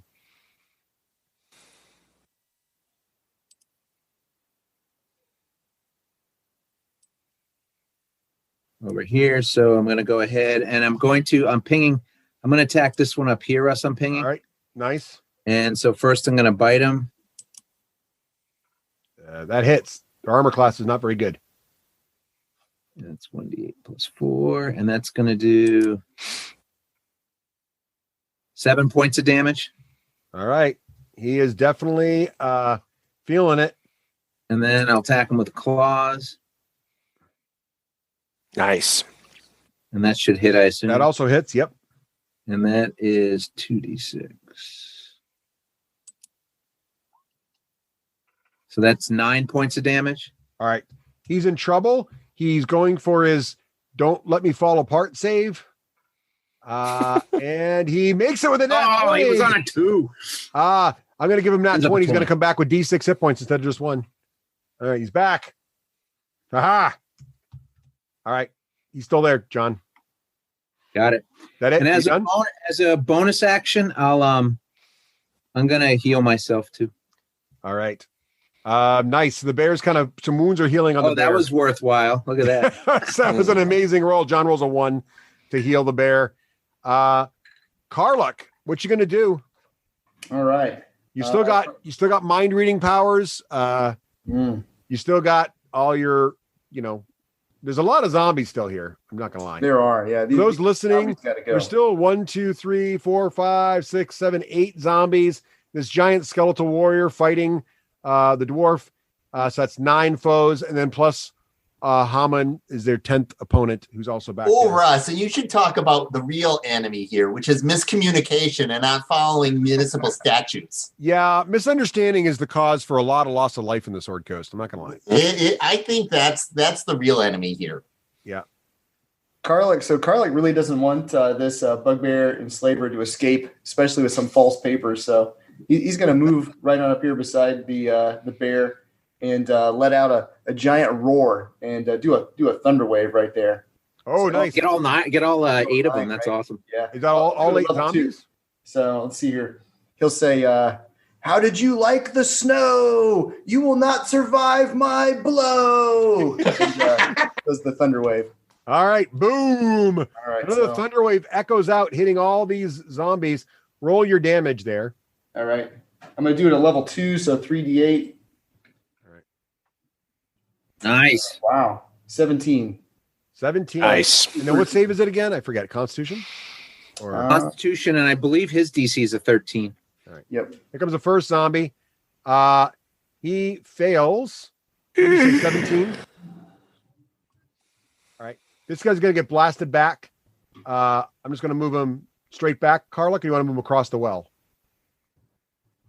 Does he? Or is it I always think he straight moves- back, John? It's directly away from me, right? Or no, John? Yeah, it should be away from him. All right, I pushed him back there. Yep. There's probably going to be a cascade. We'll do them in. And they all take that same damage. You don't have to roll it every time. Yeah, you're right.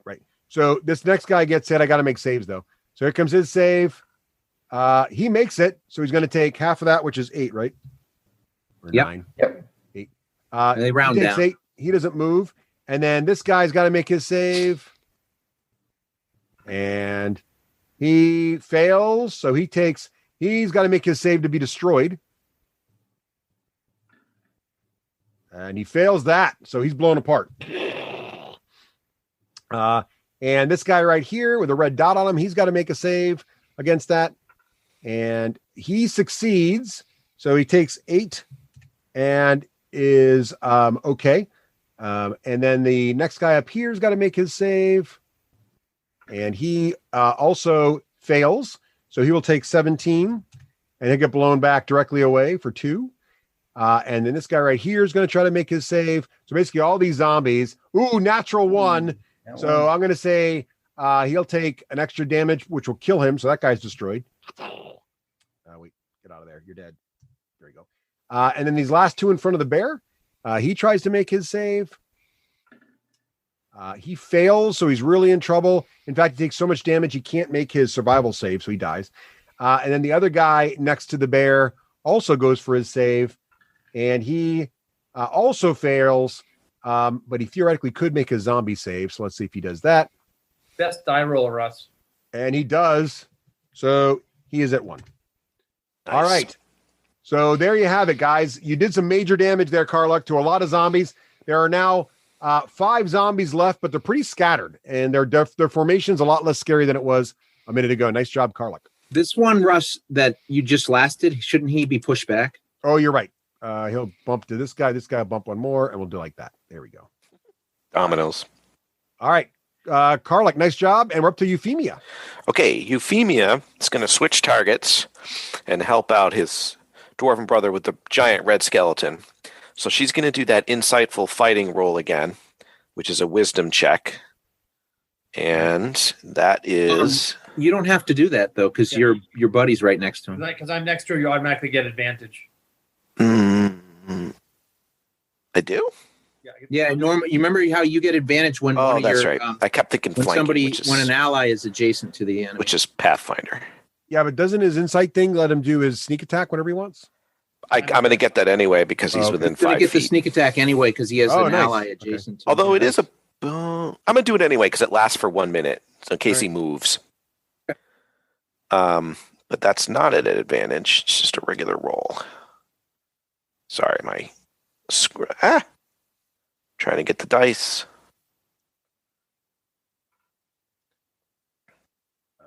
And is it against his charisma, right? Yep. Yeah, skeletons don't have good charisma, so that's a good That's what I was move. hoping for. Yeah, he fails. It's easy to read him. So yeah, Okay. you get that off. And now I don't get... Do I get advantage or just my sneak attack damage? I just get sneak attack damage, right?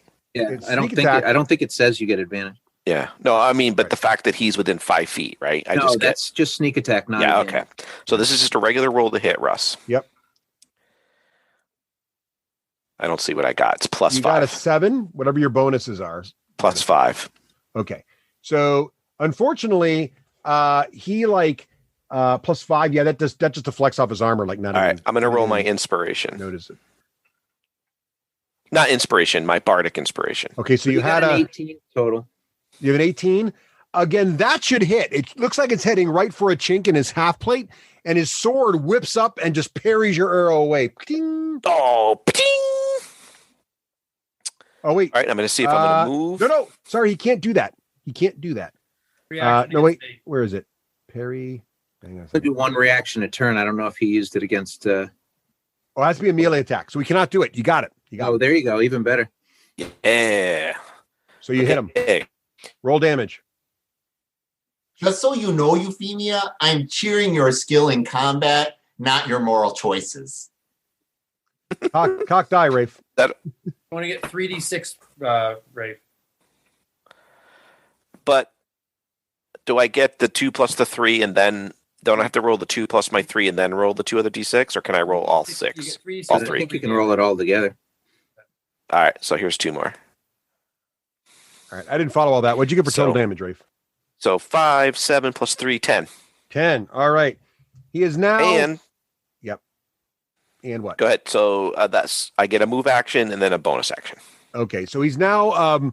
Well, you really can't call a skeleton bloodied, but his bones are chipping away and dusting everywhere, and he looks bloodied. Which again, for newbies to 5th edition, we don't tell everybody their hit points left, but when you tell them an opponent is bloodied, it means they're below half. All right, So he is bloodied. and I'm going to try to hide next to this well. I don't know if you want me Excellent. to roll or not. You can let me know when it matters. Oh, do you want to hide? That just means you make a stealth check. I think I'm plus 3 to that, so 18, that's I good. think. So I know passive perception. Someone's Plus looking for 5 me, or you're right. 20 or something. All right. Okay. Ulrich, you're up. Right. Debating blowing my wad in this guy. Whoa! But we don't know if there's anything in this building besides this guy, right? This is our ultimate goal, is to kill this guy. No, Priest of Moradin. No, not killing this guy. If you need to banish these undead, that's a thing. But murder is wrong. I'm referring to this. The Soul Forger does not believe in murder. Your Grace, I'm referring to this big ass skeleton in front of me. Oh, you can, yeah, go ahead. Go nuts. Oh yeah, go ahead. You betcha. All right, I'm going to use this right here, which is a vow of enmity. By the power of Morden, I challenge you to a duel to the death. And hopefully not mine. So as a bonus action, I tell him that I'm going to destroy him. I gain advantage on attack rolls against him for the next 1 minute. Oh wow. Okay.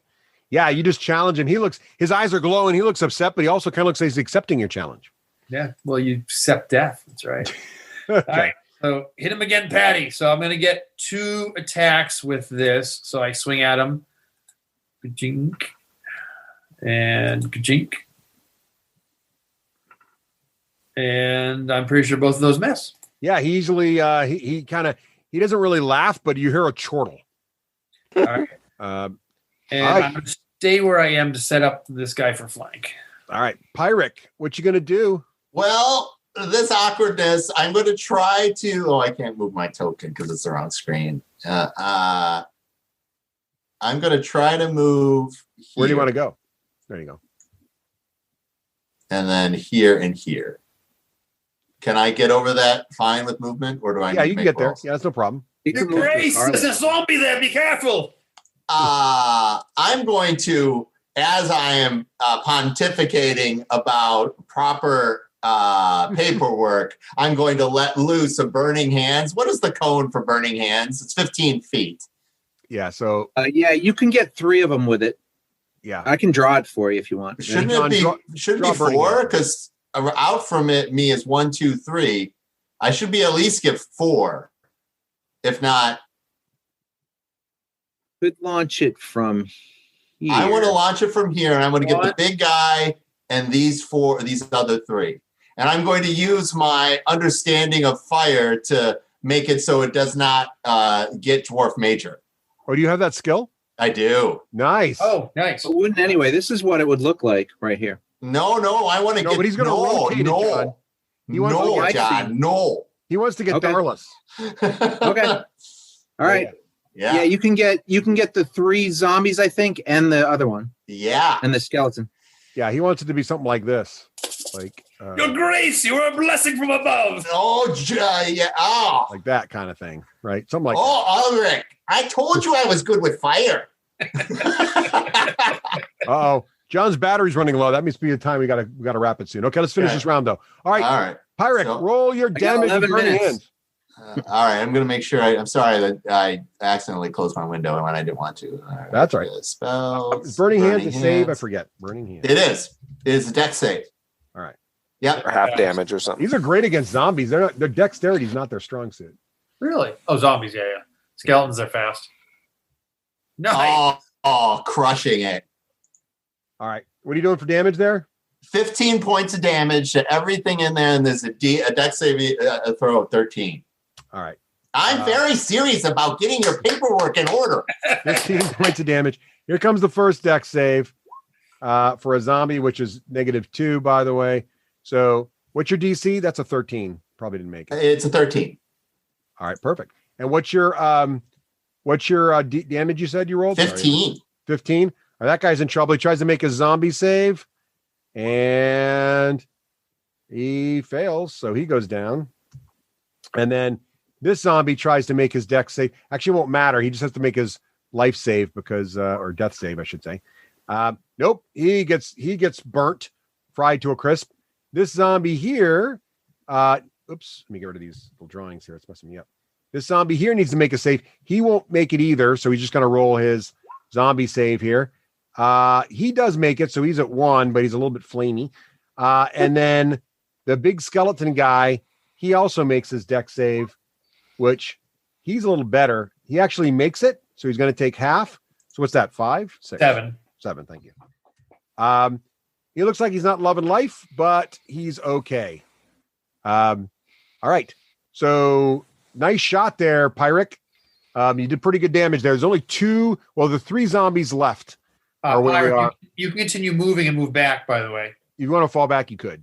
Oh, I would love to do that. The mad cow. Mad cow.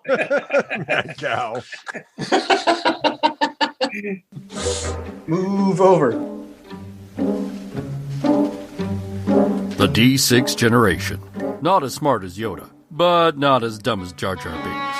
Wise, the announcer is. Hello. So, Pyric, what happened between cashew bites?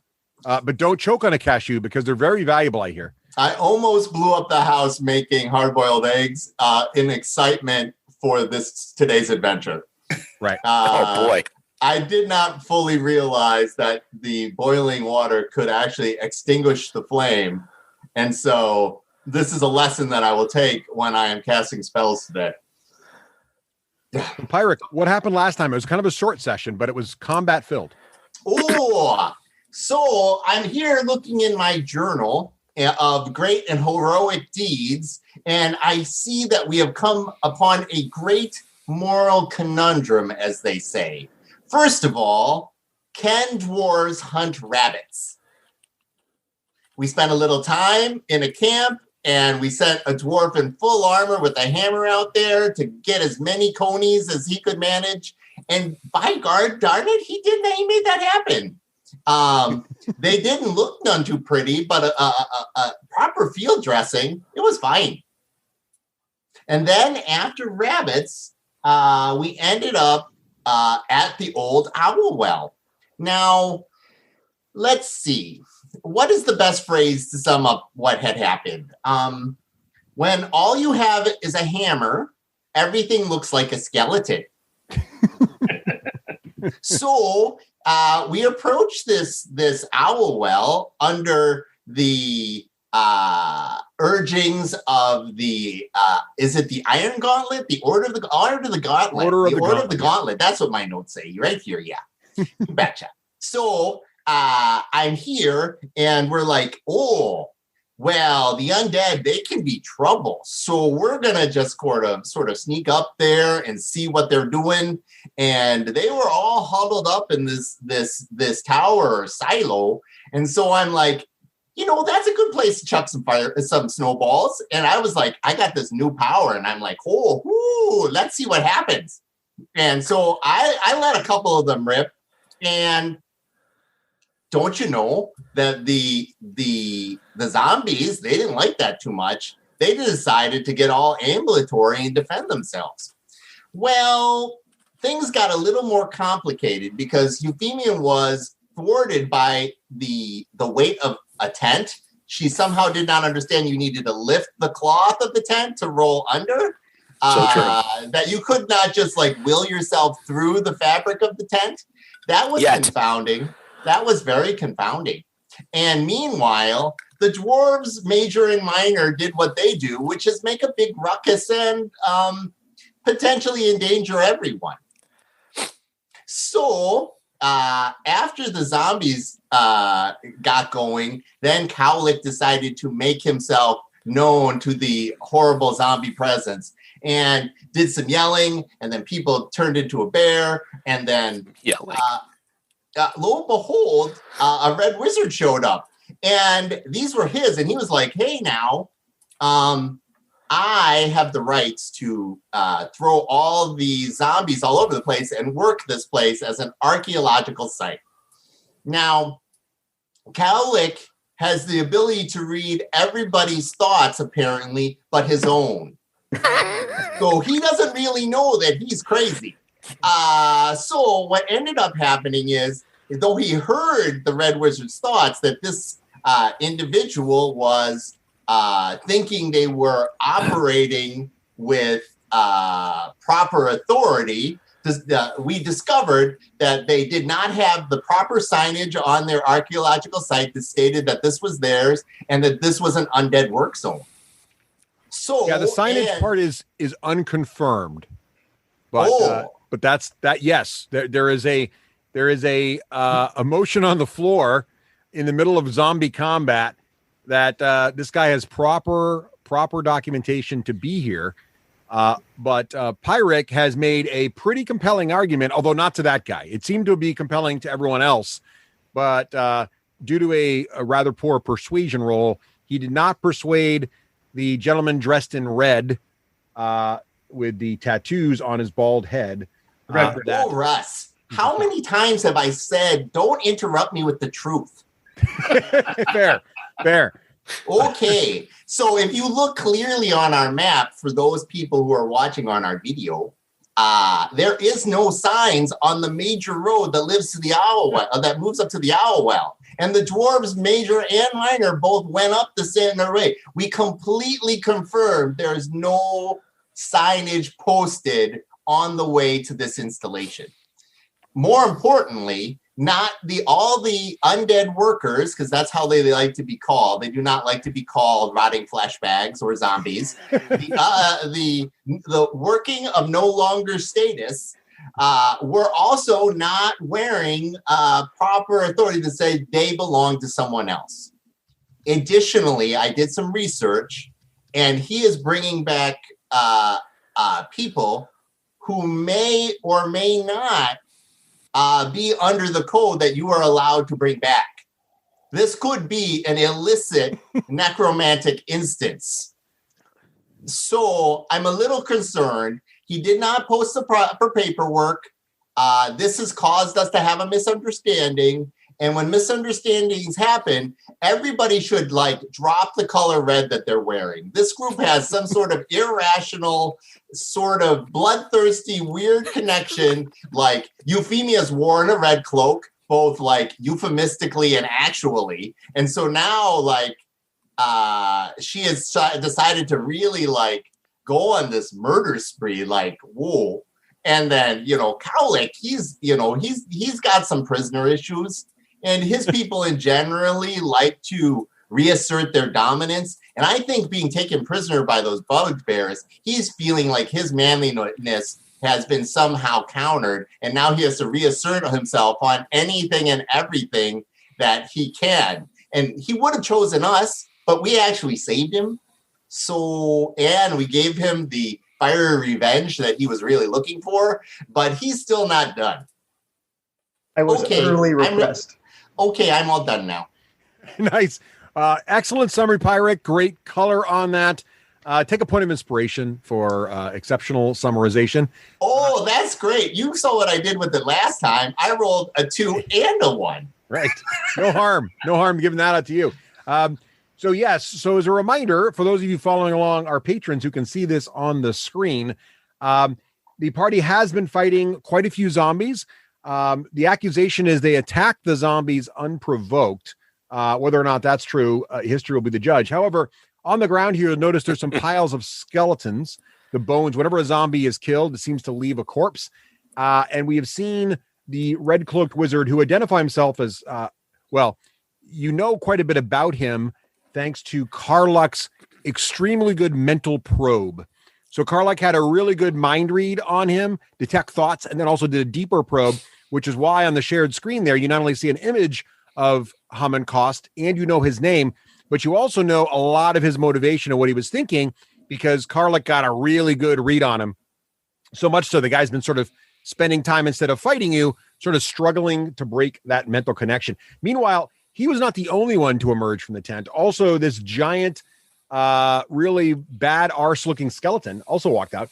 And this skeleton has been swinging like crazy, like a whirling dervish with these dual swords, attacking 3 times around, looking extremely awesome. His only problem has been that the dwarf here has managed to get up, Joe's character's got up a nice protection from evil spell, and the skeleton seems to be sort of affected by it and unable to really hit him, mostly because of game mechanics. He's striking with disadvantage, which means he rolls 2d20 and picks the worst. And it's definitely been no small help to Joe. So that's where we are right now at the top of the initiative order.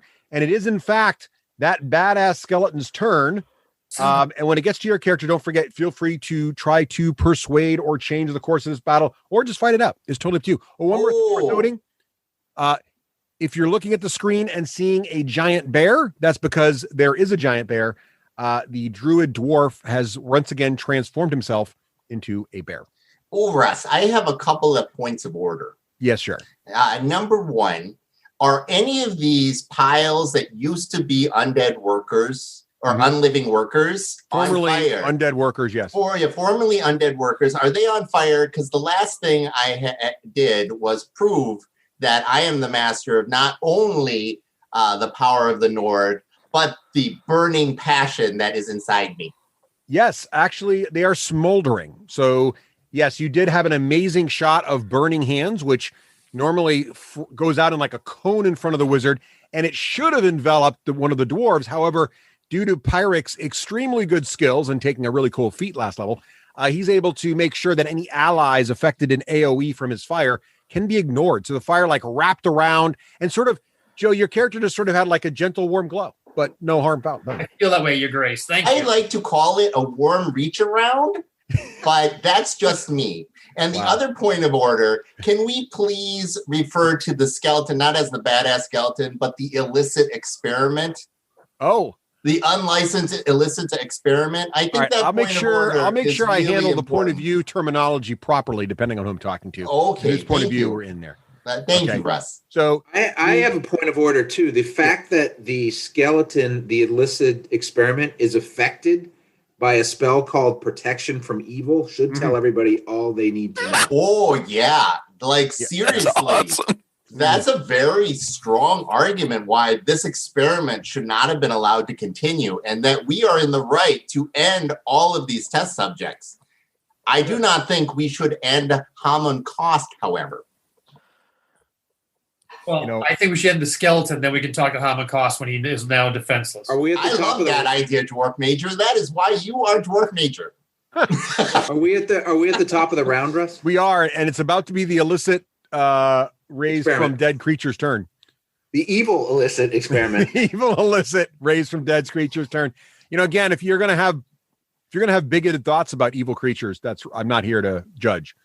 So, John, would you have any other points of order, John, before the? No, that was it. I just wanted everybody to realize it's being affected by a spell. It is. It does seem to be having a hard time with this whole glowing aura of keep evil away thing, but and actually, it's going to make an intelligence check to see maybe if it should try to work on someone else instead of just swinging at someone that seems to be really of no hope, because it feels like if it got away from you a little bit, that might be good. So it's going to make an intelligence roll here real quick, see how it does. There it goes. Sadly, not really enough to be that brave out of the situation. It doesn't want to give up some free strikes. It doesn't want to get too crafty. So it's just going to, Joe, it's just going to swing, a few times at you there.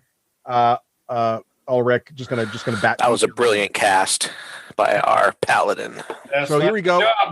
He is swinging with disadvantage. So you're going to see 2 d20s here, and he's got to pick the lowest. So that makes it easy. He rolled an 11 both times. He has +5 to hit, so it's a 16. Joe, what's your armor class? Much higher than that.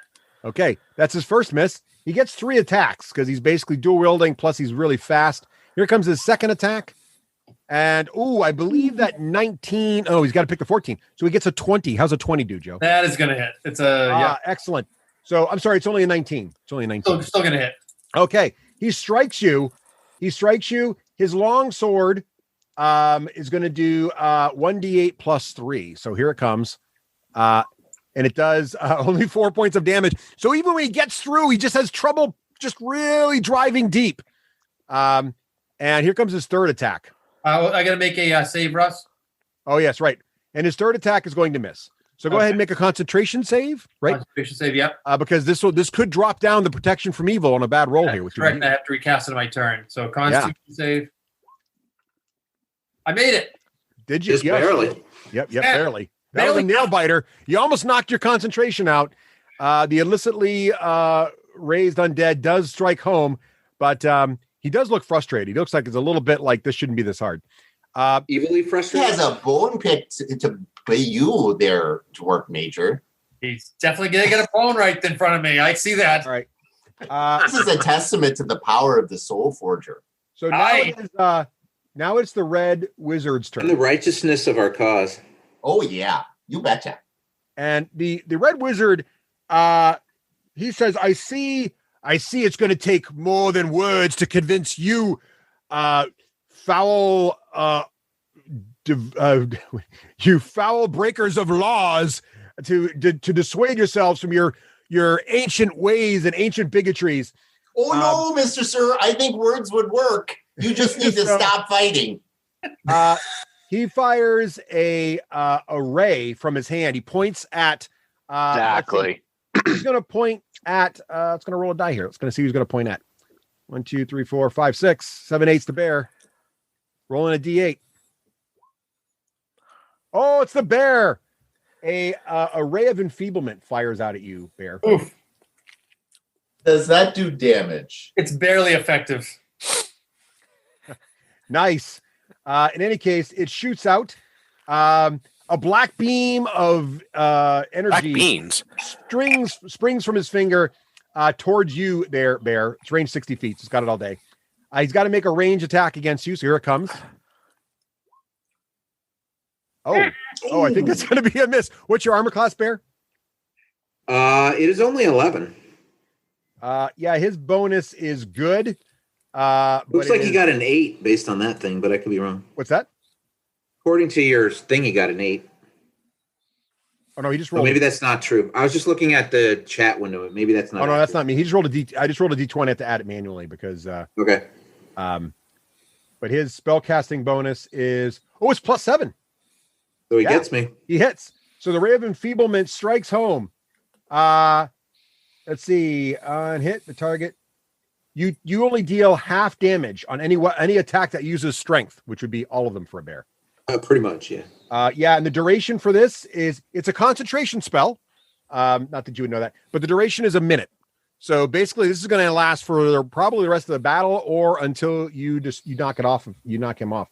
Know what they say about poking the bear. So I'm going to give you a little enfeeblement icon here to let us all know that you're not feeling super strong there. I got to think of a good enfeeblement one. So that's going to be Thrall. What are you going to do whilst I enfeeble you?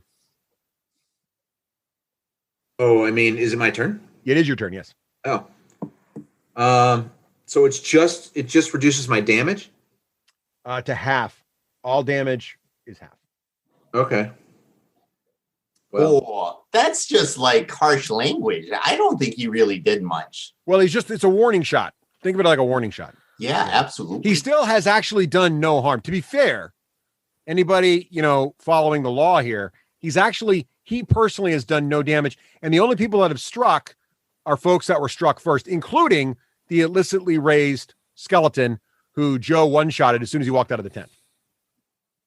Does an 11 hit the skeleton? What, the illicitly raised one? Or the zombie? No, it's a zombie, not a skeleton. Sorry, yes. Zombie. The zombie right in front of you, the one that's bloodied? Yeah. An 11? Yeah. Yes, it does. You do hit the zombie. All right, so I bite it and this will be half of this damage? Yes. So it will be that will be 10. So it takes 5 points of damage. 5 points of damage. He has to make a death save. It's not really a death save. It's actually a fortitude save for being a zombie. He makes it. So for those playing along at home, if you want to know how zombies work, whenever a zombie's reduced to 0 hit points, which just happened there, they actually make a constitution saving throw, which is a DC of 5 plus the damage taken. So having your damage half means these zombies are never going to die. If they make this save, they come back with 1 hit point. I hit him upside the head with a synthetic 20. All right. So you get it. You hit him, roll damage again, and don't forget to half it. Synth. That'll be 12 damage, so he takes 6 more points. 6 points of damage. He's going to die again unless he makes this saving throw. His constitution is +3. He is an 11. You did 6 plus 5 is an 11. He made it. Ho! Thanks to the half damage, he's still alive. Huzzah! Enfeeblement is working well. You got anything else there, Thrall? That's all I got. All right. The zombies are holding the line, and your weakened bear state is having a hard time doing the critical blows that are necessary to really fully rip a zombie apart. You're damaging them, but they just seem to stay together. I've wrestled with a bear using my critical blows before. He'll get over it. Karluk with a K and no W. Karluk, it's your turn. Cowlick? You said Cowlick. Oh, who spelled that wrong, Russ? Certainly said Cowlick. I heard Cowlick. I'm sure it was Cowlick. All right, Karluk, what are you going to do? Heyman Cuss, you cannot flee. If you do, the secret's hidden in this well you will never see. Ooh, that's pretty good. Hey, take a point of inspiration for a good rhyme. Oh, thank you. I like it. Not many things rhyme with Hamlin Kust. I know that was a hard rhyme. I gotta say that was like orange. I was thinking about that one for a while. I've got a spare inspiration. I imagine there's a pad of paper next to Doc. I'm just writing down cost, mossed, frost, lost. Exactly. Spend my time Googling rhyming words. Karluk's gonna charge forward here, and I'm going to attempt to do a goring rush into the zombie. Yes. So for the Minotaur race was found in the new Greek source book, and they have cool built-in racial attacks they can do, like this goring rush that is happening right now. All right, so I get to make a 1 melee attack with my horns as a bonus action. Are you attacking the zombie directly in front of you that you just charged? Yep, the zombie directly in front of me. Yeah, the one that's not bloodied. He's also in pretty bad shape. Like, he looks like he should be dead. Well, they all look like they should be dead, but is that your attack roll? That's going to hit. 14, yep. Yeah, zombies are armor class 8, so pretty much that's a hit. I'll do it. So you rolled an 8, you've hit They the don't zombie. deserve to live. Oh yeah, that's right. I got to do the the damage rolling thing is a little messed. I really got to figure that out in roll 20. I'm surprised they make damage rolling so difficult. 5 damage. 5 damage. That is going to be a saving throw for the zombie. He takes 5 damage, so he's got to beat a DC 10 with a +2. He does. The zombie stays up. You just can't knock him down. He's like tub thumping. All right. Karluk, you got anything else going on over there? I'm glad you got that. I can attempt to shove him now. What's that? I got it. It just wasn't worth catching. Wow. It's a strength check. All right. I think John doesn't know you shouldn't antagonize the universe. Well, it's sad. Well, he's my brother, so I'm used to antagonizing. That's fair. I can't argue that. DC 13 strength saving throw. The zombie is pushed 10 feet. Oh, DC 13 strength saving throw.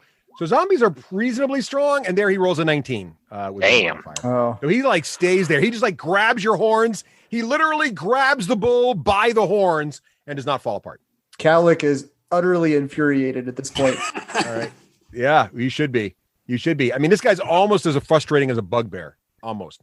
Is he a zombie bugbear? Yeah, maybe. Well, it could be. I mean, you're not really sure their source creature. That you thought they were human a minute ago, but Karluk, you're starting to sort of see bugbear in this guy. I'm pretty sure Haman's a disguised bugbear. So, Euphemia, you're up. Euphemia, and don't off forget, the record, is the icons. Sorry, Rafe. The icons next to Euphemia and next to Joe mean you still have bardic inspiration to use. Yes, that's right.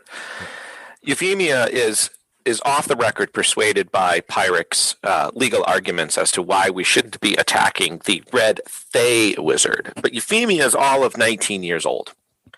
And most of the listeners in the party, except for Calic, because Euphemia shared the story with Calic when they were holding hands coming out of the burning Red Brand, that Euphemia was captured by the Red Brand and unspeakable things were done to her. And so seeing the red-caped necromancer, she does not distinguish between a wizard of the Thay. She never even met a wizard of the Thay before. So to her, it's a Red Brand. So she kneels against the well that she's up against. She's all of like 2'7", so kneeling, she's like 1'6" or something, Russ. So she's really little. She is. And she is going to protect her big brother, Ulrich, who's being attacked by this skeleton. Then she tells Pyrrhic, "Don't worry, Pyrrhic, I will get the red wizard next." And then she lets loose an arrow. Now, who is she shooting? The illicitly raised? The badass skeleton. Okay. She doesn't believe they're illicitly grown. Okay. I do not have any inspiration to use, so it's just a straight roll. When do you decide when to use that D6? After you roll or before, Russ? After. Yeah, you can choose to use it afterwards, but I'm not going to tell you the number you need, the target number you need. I'm using it now. What's that?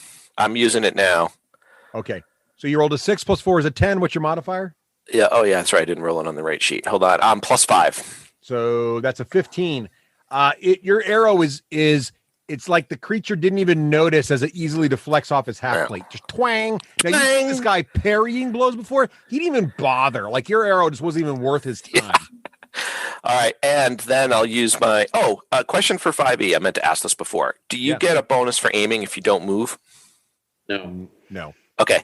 And so I'm going to spend my other half of my action or my bonus, however you want to look at it, by hiding next to the well. Okay. Nice. Yeah, that's great. Ulrich, what you gonna do?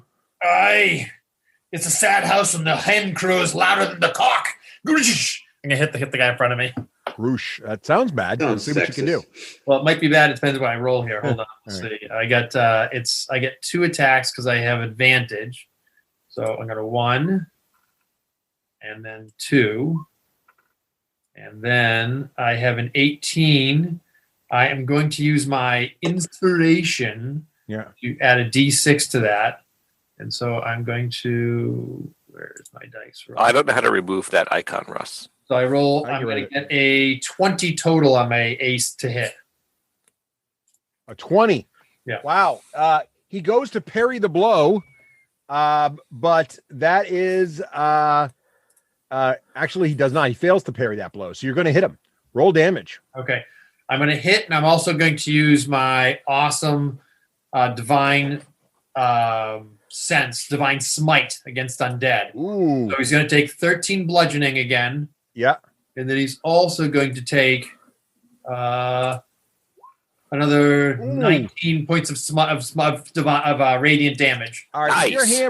Your hammer smashes between his plates into his bones.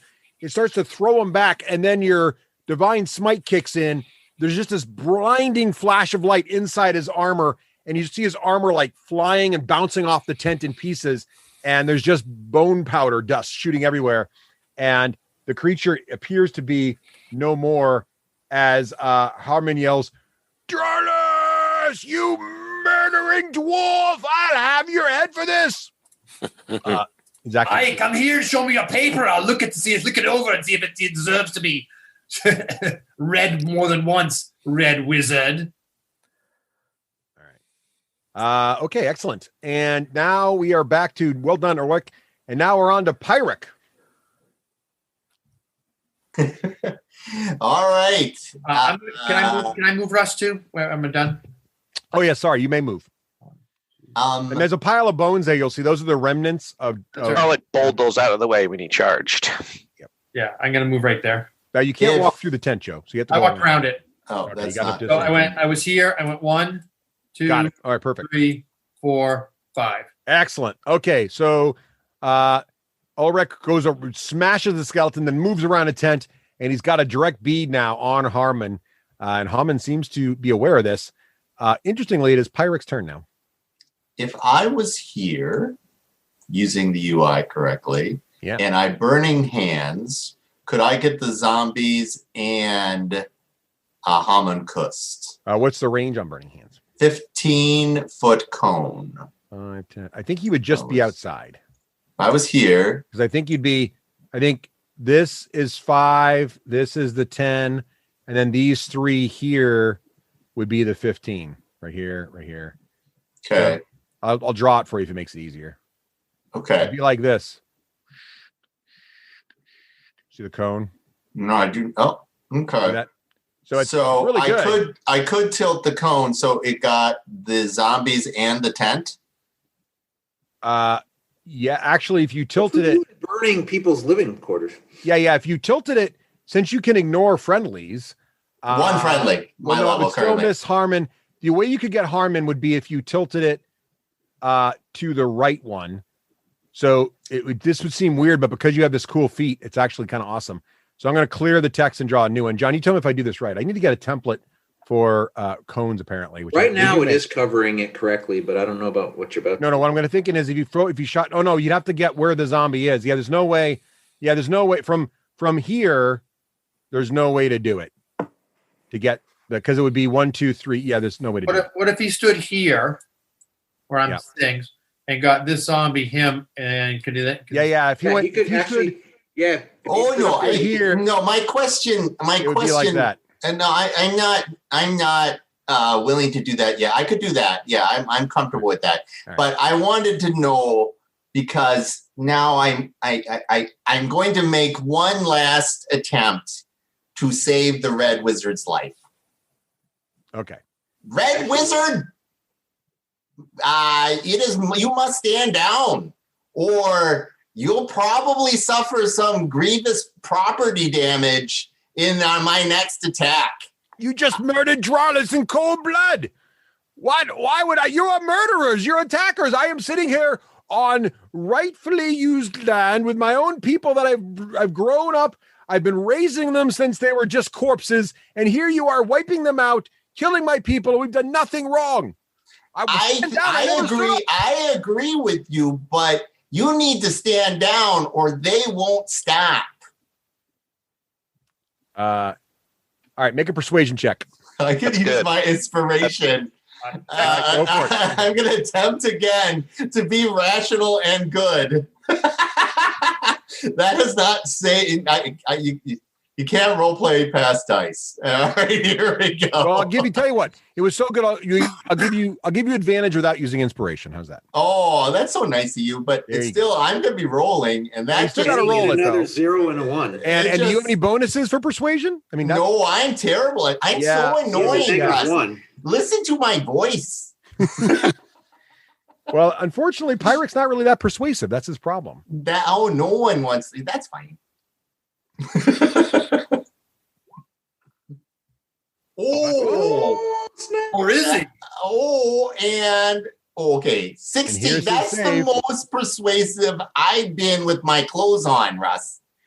And this was his wisdom save, and you persuaded him. He's like, fine, but the bear stays enfeebled.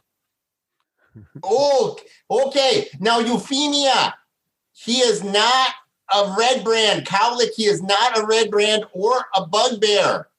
I realize now my mistake earlier in not clarifying this for the two of you. You have rights for your grievances against these parties, and I would not keep you from your vengeance. That just doesn't seem right, don't you know?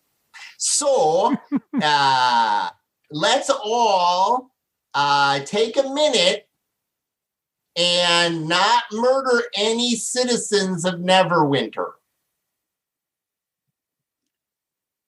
What about citizens if they... Well, it's my turn. I've got a good response. I'm going to wait. Hang on a second. So, Pyric, are you going to do anything else in your turn? I am going to place myself between, very consciously, between Euphemia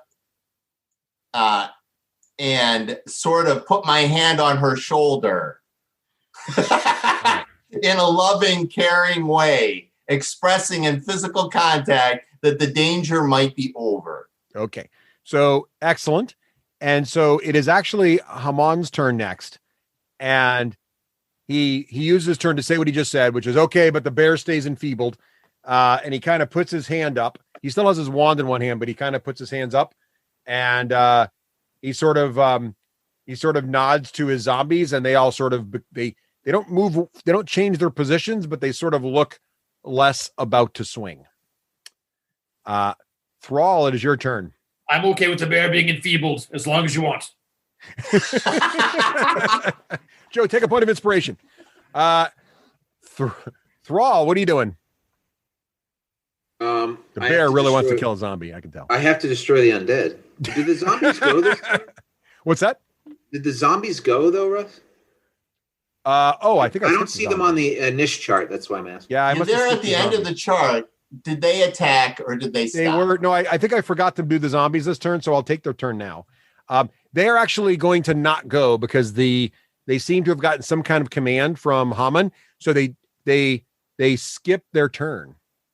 But I am going to put them back on the track here right now, in case this doesn't end here, which I feel like it might not. Yeah, that was zombie initiative right there. I think because I had one zombie initiative. I think I killed the zombie that had initiative. Right. I don't really have I'm going to slide up to here. All right. Which gives me flanking on this zombie I'm pinging. Yes. And then I'm going to bite its head off. Oh, okay. Yeah. That's going to hit the zombie. Roll damage. It is still halved. So that'll be a 10, so that's 5. 5 points of damage. The zombie it's 11, but still. Oh, no, it's a 10. So the zombie makes his save here. And, he's going to fail that roll, even with a +1. So, the zombie is... Oh, no, I'm sorry. The zombie's constitution is +3. He's going to be okay. He actually survives. So he's still there, but he's very... Is that a reaction, or is that just something they do every time? It's called Undead Fortitude. If a damage reduces a zombie to 0 hit points, it must make a Constitution saving throw, DC 5 plus the damage taken, unless the damage is radiant or from a critical hit. On success, the zombie drops to 1 hit point. That's why, by the way, the other guy, he also had that ability, did not get the roll because Joe's Oh, you know what I did forget to do though? I forgot I have advantage. So let's see if I get a critical, which I do. Well, there's your critical. So yes, now it's going to be. So this was the claws. So this is going to be 46. Yeah, you're going to kill him. He only has 1 hit point, and he can't make a save anymore. So with a critical, so that's going to be 20. So he's going to take 10 damage. Yes. So that zombie you bite in half, and he is. I clawed him in half. I failed to bite him in half, unfortunately. Yes. All right. He's very weak. And Russ. Yes. I glare over at the red wizard who I'm very close to. You are very close to him. I hold up 2 claws. 2 claws. All right. And I point at the 2 zombies. All right. Karluk, what are you going to do in the middle of all this craziness? Karluk is still pretty enraged. This zombie's got did he let go of my horns? No, he's still trying to hold your horns. That is unwise. No, when he stood down, sorry, yes. When Harmon asked him to stand down, he let go of your horns. All right. Still not smart. Yeah. Well, he had no good play there, apparently. No good play. No, there's not. Karluk is just going to take a massive swing with his long sword. You guys are really murderous towards zombies, I'm just saying. Not just zombies, in case you're wondering. Yeah. Pretty much all undead we're murderers against. I checked my pack and we're all out of toilet paper, so I really want the Red Wizard's papers. Wow. Well, fortunately, zombies only are armor class 8. So 13, if you have any kind of bonus, you just hit them. So you rolled a 7. That should do it. 12 damage. 12 damage. He's going to try to make his save here against this. And +3 is 12. He does. He's still up. He did 12 damage. 12 plus 5 is 17, Russ. I thought you said you did 12 damage, Karluk. 12 damage. Yeah. Yeah. But isn't the DC 5 plus the damage? Oh, you're right. Sorry. Yes, he's dead. Sorry. He's down. Another zombie down. He blows apart. I say these things are like Warhammer 40K Nurgle things. They are, man. You not fought zombies in 5th edition? They're pretty tough. I'm going to say to Haman, especially when you're enfeebled. It is very nice that you've decided to allow us to turn you into that Helms guy. Helms guy. What's that? All right. Excellent, Carl. That guy we're doing this gig for. Yeah, sorry. I can't award inspiration for that. Sorry. All right, Euphemia, you're up next. Okay.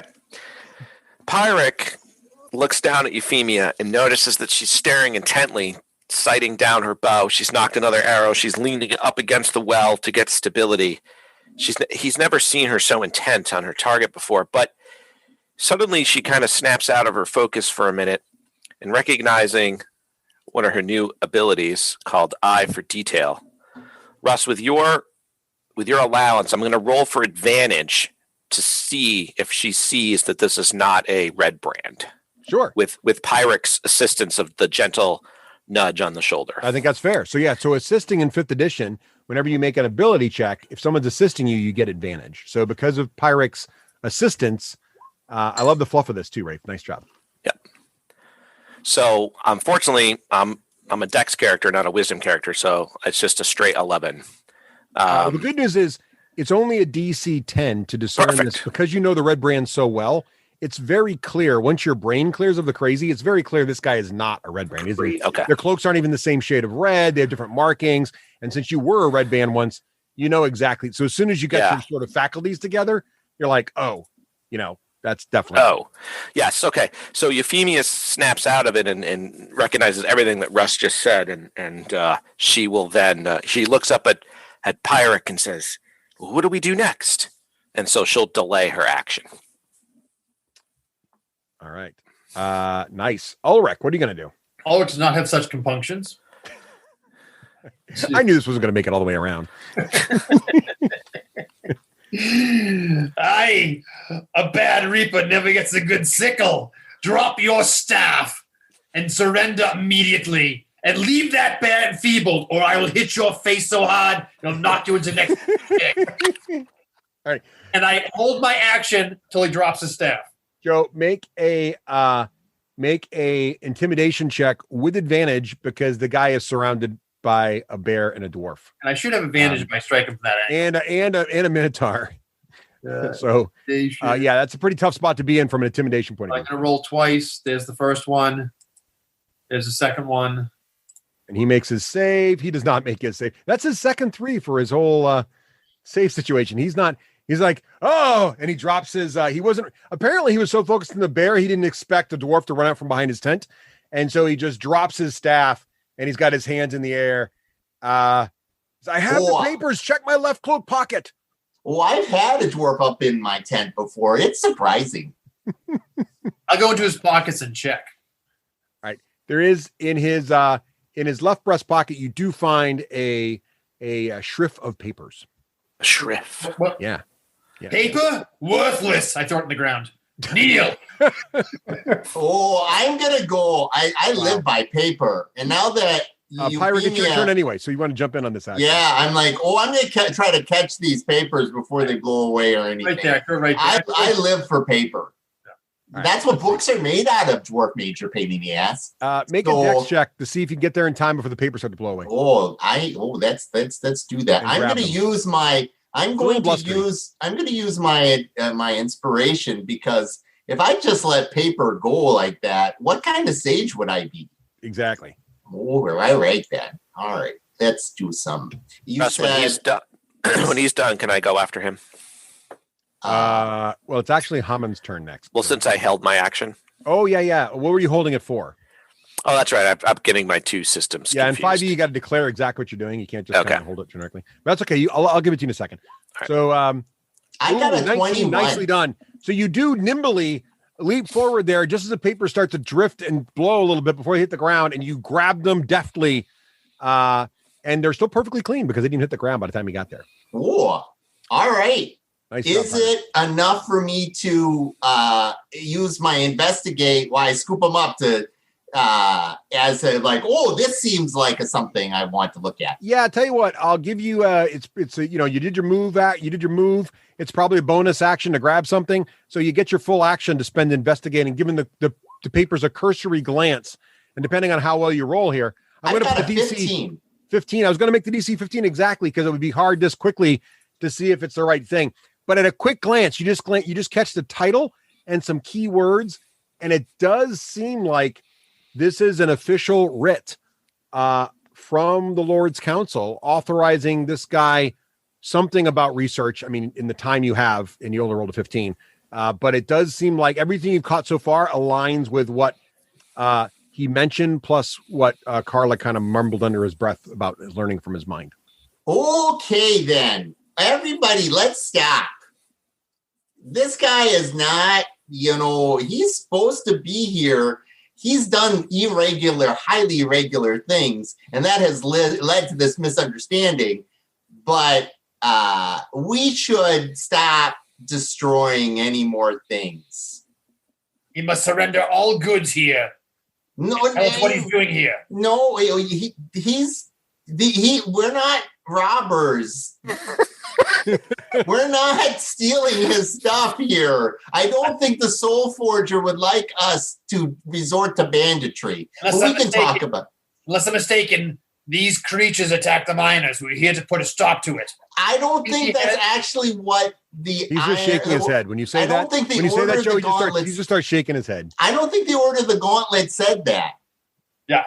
I think that's a misunderstanding by our enthusiasm. Somehow or other, I know we were sent here to kill him. Now. No. No, we are not. Oh, Mr. Red Wizard, I'm sorry. Let's all take a moment. Can everybody take a step back for me, please? He does. Grace, I will keep a close eye upon him in case. With that option, and it is his turn next. He actually does step back from his staff that he dropped on the ground, and he leaves his staff behind, and he doesn't grab for his staff or his papers. He's just kind of. I mean, you're all in his grill, right? I mean, there's like this giant minotaur. Yep. The dwarf is short, but he's still very bulky, and then there's this massive bear.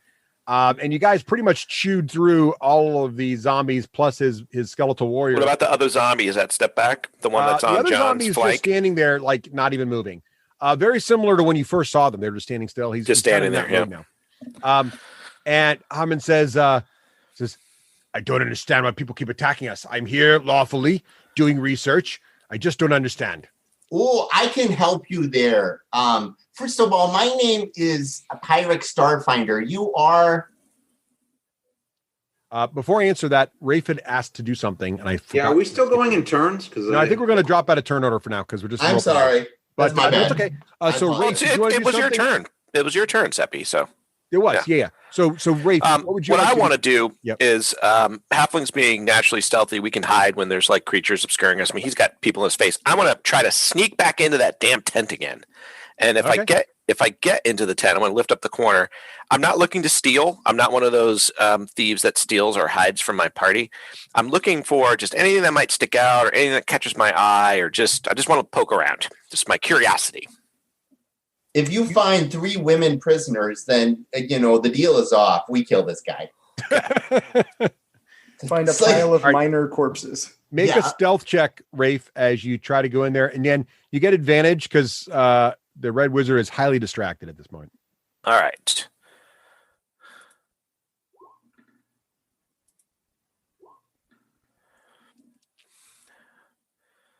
$19 and something else. 19. All right. Very good.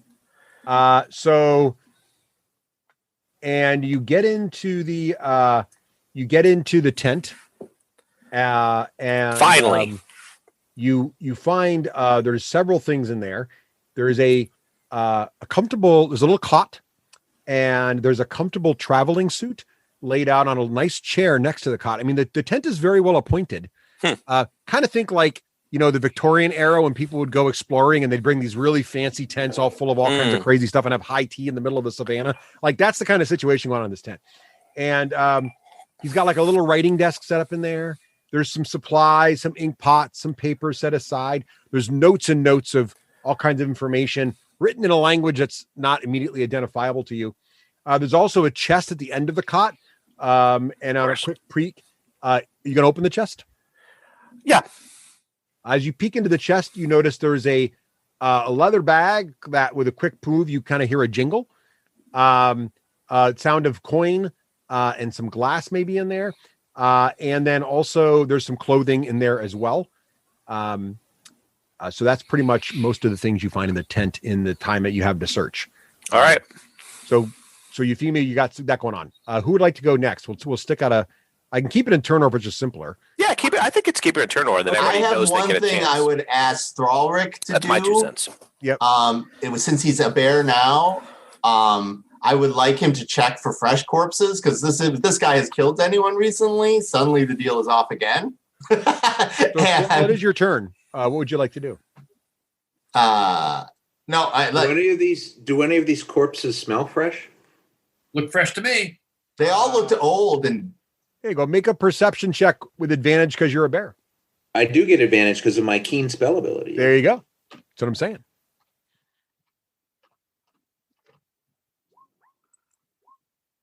Ooh, that's a pretty good first roll.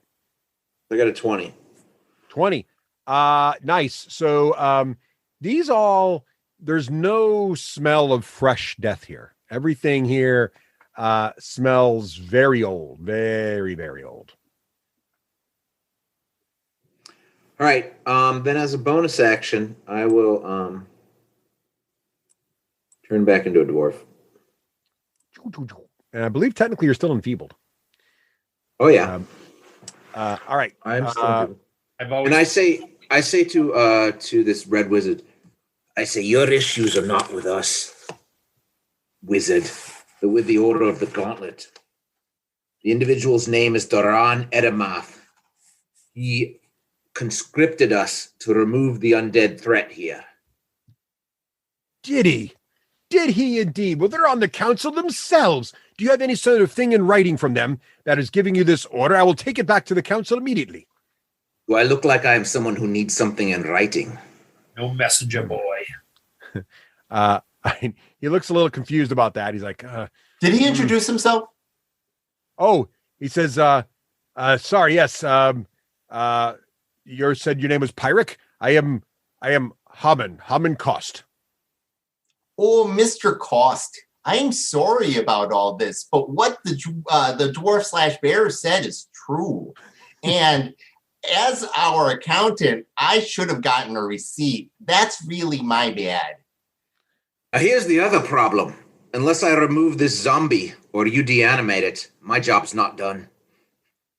Oh, Mr. Red Wizard, if you could let it take a little nap and so that it sort of decorporizes just for a minute, I'm sure you could be able to magic it back up just between you and I. He says, wait, what about this compromise? So this zombie contains centuries of information that would be helpful to my research. And obviously I can't stay here anymore because of your orders from the Gauntlet.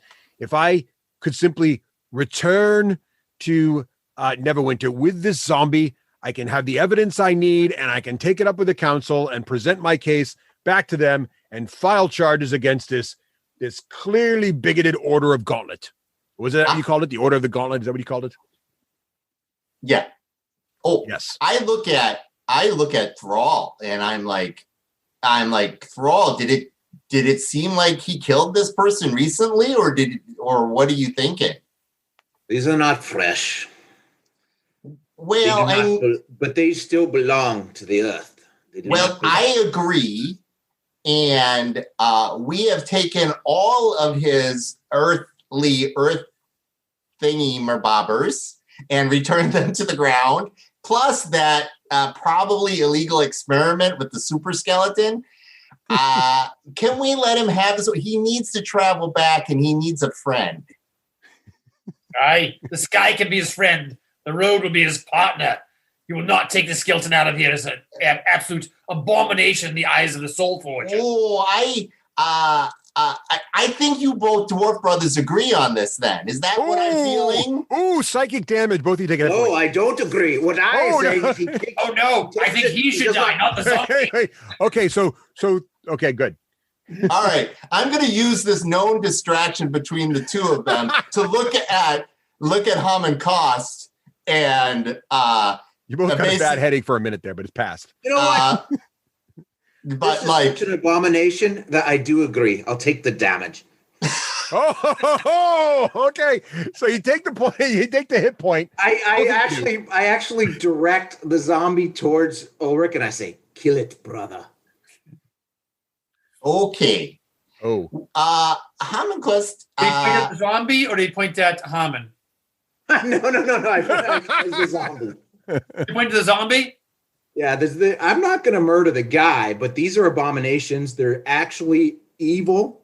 You can play all the gray you want, but they're evil based on the evil thing. They are evil creatures. They should not be existing. Wow, and are you going to agree back so you both take damage? That's great. No. If he's pointing to me to kill the zombie, I'm going to kill Hammond. There's a difference. All right, Joe. Whoa. He pointed at the zombie. Not quite that gray. He pointed at the zombie. What are you doing, Joe? This is a defenseless person. I don't think the Soul Forger would want you to murder defenseless person, Paladin. Although I don't know, because undead. No, this is not morally. This is clear. Anyone that Paladin undead is obviously evil themselves. No, that's not the case. And I will not do your dirty work, brother. Kill it yourself, or I will get to it later. But at this point in time, as I always say, a plump widow needs no advertisement. This is evil. And point to Hammond. Oh, I'm gonna get these quotes. I like this plump widow thing because that sounds frisky. I'm gonna step up and I'm gonna look at Hammond like I've lost control of the situation. He should let the zombie go, and we'll be leaving, and he can reanimate whatever he wants after we go. Like he can salvage the situation. He should not right. I'm like looking desperately at him. Well, he's so. I'm trying to figure out what Joe's doing in actual movement. Are you moving towards Hammond to kill him? Towards him, and I'm getting ready to strike. You better leave this zombie behind, or you will die here within 6 seconds. That's one. So you're giving him a chance to fall back? To run. Yeah, he does. He make an intimidation check with advantage again. Intimidation.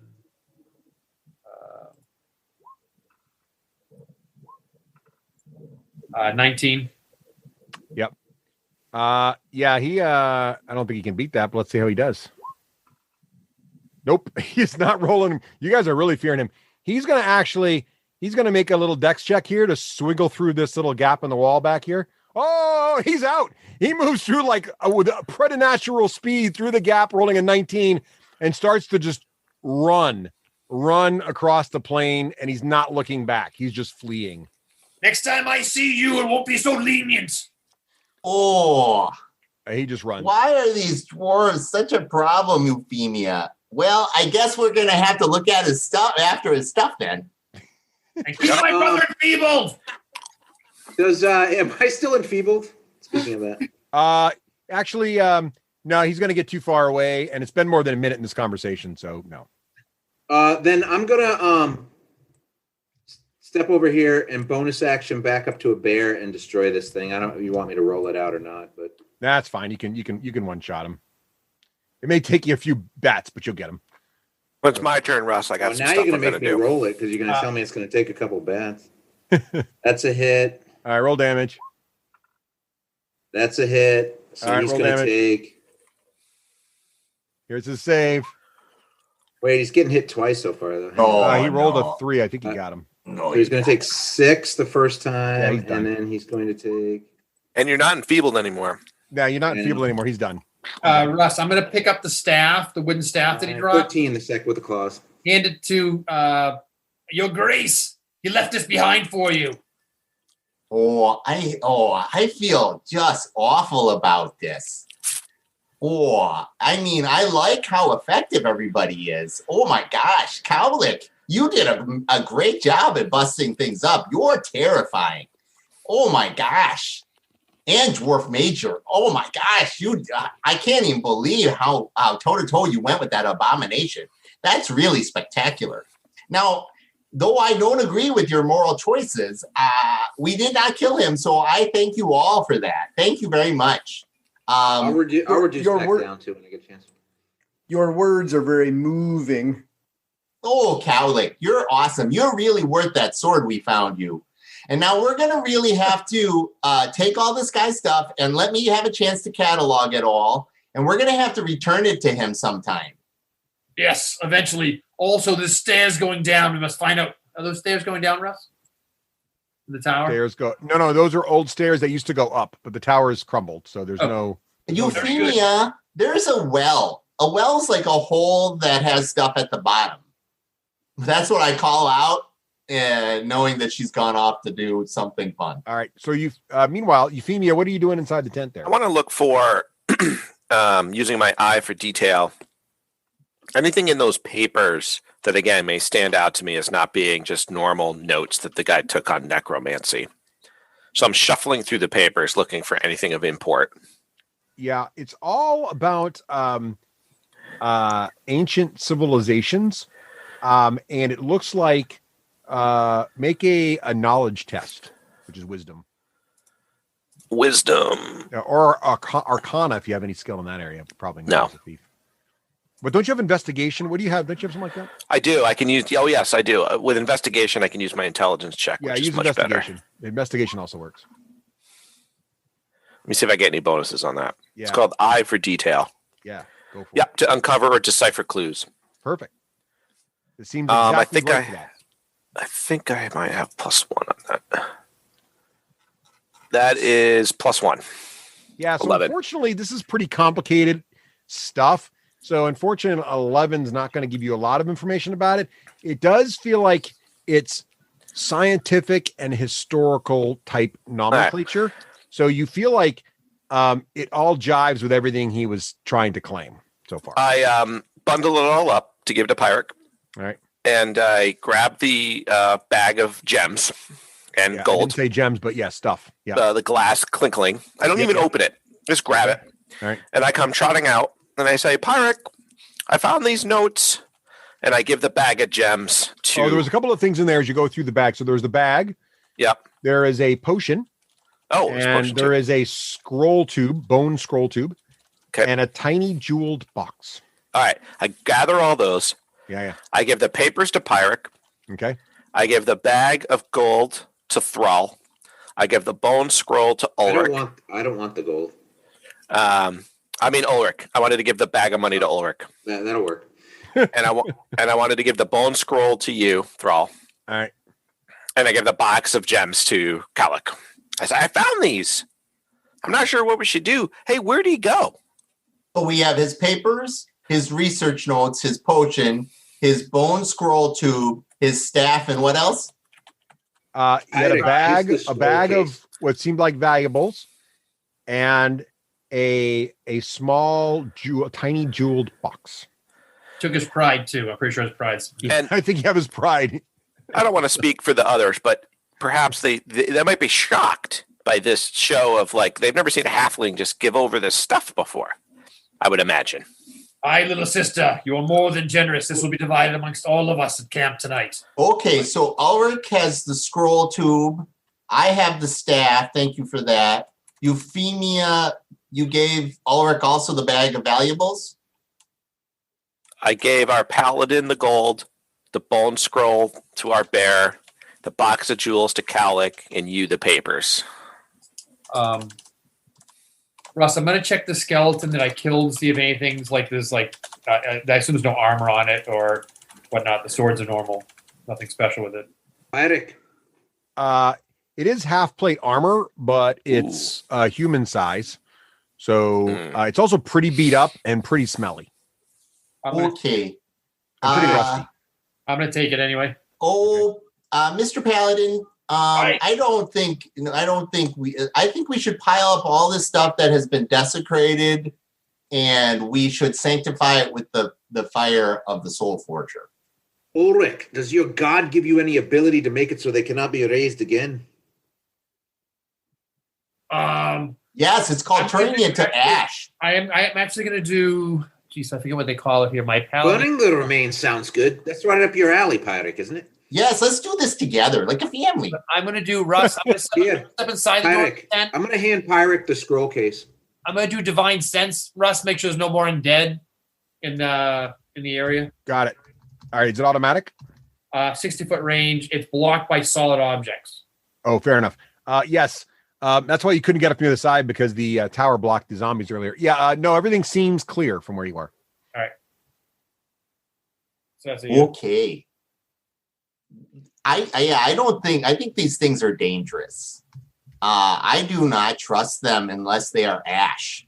Did you say you're taking the armor there, Joe? I will take the half plate for sure. I think it's dangerous and desecrated. Are you sure you want it? You're not very smart, but you can do what you want. I'm not going to keep the spoils. I want to burn everything. You can burn everything with the half plate. And are the swords any nice, Russ? No, not really. I mean, they're not hammers. They're hand and a half swords. He was wielding them. He was wielding them each one-handed, which was kind of neat. He was a big dude. But they're kind of rusty. I mean, they're not great. I mean, if you took them to a smith, they might be able to clean them up, but they're pretty bad. I don't care about those. Leave those behind. The armor is half plate, though. I might take that. Yeah, you could get a smith to maybe fix it up. I mean, there's going to be some cost there because it's, again, the metals. It's pretty old. I mean, this stuff looks ancient. Yeah. Is it wearable? It would take some. Well, first of all, it's the wrong size because it's human size. Oh, that's right. And also because it's been on a skeleton for so long, the straps are all screwed up. Like, a smith's gonna have to clean it up. But it would be cheaper than buying a new one. Okay, so I assume Dwarf Miner is actually awesome at things like tents and survival and all this kind of stuff.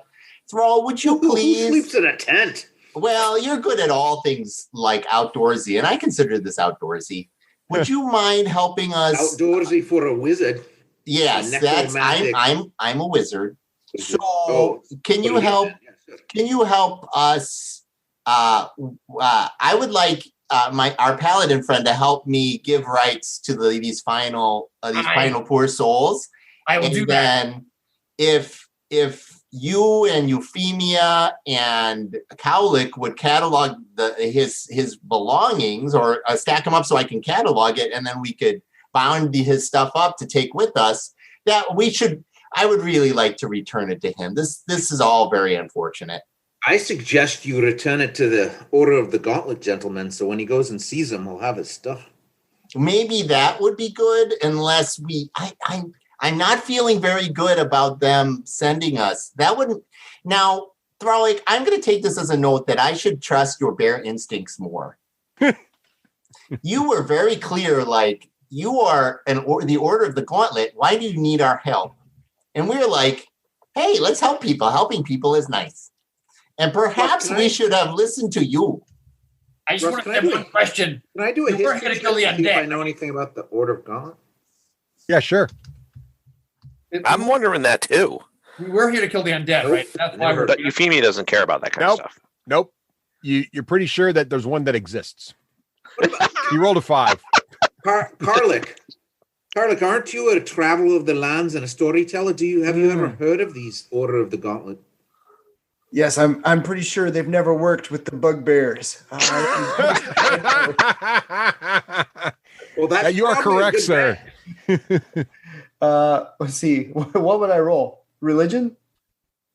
Yeah. Do you have not religion? Well, you could actually. Yes. In this case, religion would be an appropriate test. Go for it. Oh, then I should be talking about. We're going to do religion. That's me. 16. Yes. So the Order of the Gauntlet is made up of something that's very well known by most folks who are followers of the light and all that is good and holy. Their order is made up almost entirely of paladins and clerics. And they generally focus on doing what's right, but they have a very narrow vision of correct because they are paladins and clerics. So they're very holy. They think things like all undead are evil. They should be wiped out. If it's evil, it should not exist. And they're very focused on that sort of thing. That's sort of how they roll. They sound very nice. And they've never worked with bugbears except. Oh no, they are very much the anti-bugbear sort of folk. Very much. They've been known occasionally to actually work with the Harpers also, which is a more clandestine operation. as well. But they also work for good as well. But they're a little more sneaky. The Order of the Gauntlet is very out there. Everybody knows who they are. Their members are all pretty well known. They wear their crests around. In cities where they're very numerous, they're almost like a police force or like a holy force. What do you know of these red? You read this guy's mind. What do you know of these red wizards and where they come from? Yes, I was just thinking the same thing. I'm wanting to go into the tent and look at those papers and see what connections to the bugbears I might find in there. Oh, I have them right here. If it's not bugbears, what is it? Just by chance. There's a small. There's really two kinds of evil in the world. There's bugbears and everything else. Cowlick. Absolutely. We have we have his research notes, and here they are. And then we have his actual papers that gave him permission to do this stuff. Yeah. So, yeah. But he's got a bunch of papers in the tent, I thought. He's got a bunch of... No, I grabbed them all. Euphemia brought them all out. Oh, okay. Yeah. So we've got these... attacking the miners in there? I was wondering that. I didn't look. I didn't find anything. Is there anything about attacking the miners in there, Russ? Oh, in the papers? Mm-hmm. No, there's no notes of any recent. Everything seems to be. Well, make a knowledge check there. Can I do investigation or investigation's perfect? Go for that. I'm gonna. I gotta memorize my D&D skills on it. I'm terrible at that. That's why we have John here. Oh, 20. Nice. There you go. Yeah. So this is sort of an interesting dialect, but based on your bardic travels, you've kind of seen some of this sort of notation before, and it really is describing a lot of his discoveries and learnings from what it seems like speaking to undead. Like he had a way to talk to them and communicate with them. It seems like he developed a sign language type system, and he would actually raise dead and then learn about the ancient civilization these people used to be a part of. So he only focuses on very long dead creatures and then tries to do research. So he's almost like an archaeologist who can get back into those time periods by raising the undead and doing that research. And he's got tons of notes on these different ancient civilizations, most of which you've never heard of before. He did seem pretty excited about his masterwork, which was creating that skeleton. And he also comments quite a bit about this ring of Netheril, which was an older civilization that he was really excited to have found and looking forward to finding more information about. Like a literal ring? It looks like he's got a drawing, a very light sketch in there of this ring sort of situation. Are you sharing that information with us, Carl? Yeah, I tell everybody. I let him know too what Calic heard when he read his mind. I tell us the part about that there's nothing about attacking the miners. I wonder if that Order of the Gauntlet guy was being straight with us. Did you tell us the initial thing that you heard when he mentioned this is why we use slaves? Is that what he said? Yeah. Yeah, that's what he said. That's what he thought. When you first read his mind, Karlik, on the way in, it was 2 sessions ago, so it's easy to forget. When you first read his mind, you listen, you try to detect thoughts in the tent, if you remember when you first came in.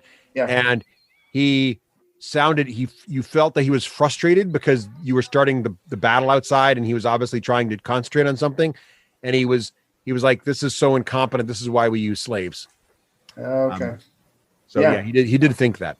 So I'm going to look down the well. I'm going to three things I'm doing. Russell is all going. I'm going to look down the well. Does it have a bottom? You think you can make out some water down there? Did you stack up the bodies for burning and desecration first, or you think I'm going to bring the bodies outside of this place for burning, and we're going to light them up when we're done. And then the third thing is we're going to go through that tent thoroughly. Whatever is not going to be taken out of the tent is going on the fire for the burning with the corpses. And Euphemia has a question for Thrall. Whatever order you want, Russ. Oh, go ahead, Euphemia. Euphemia asks Bear Brother, why are we even here? Well, we're here because your little town has lots of problems. And like I had mentioned before, your town leaders are good at discovering the problems, but not ending the problems. And probably what happened here in Pyrrhic's defense, and what we've all come to figure out, is that instead of investigating this, our good Darren Edema was told by the miners that there was undead here and that they couldn't do their jobs or they were afraid of the undead.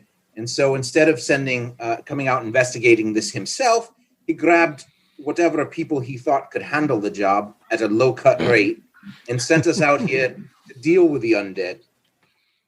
So we were put in a precarious situation, but that being said, there is no good out of undead.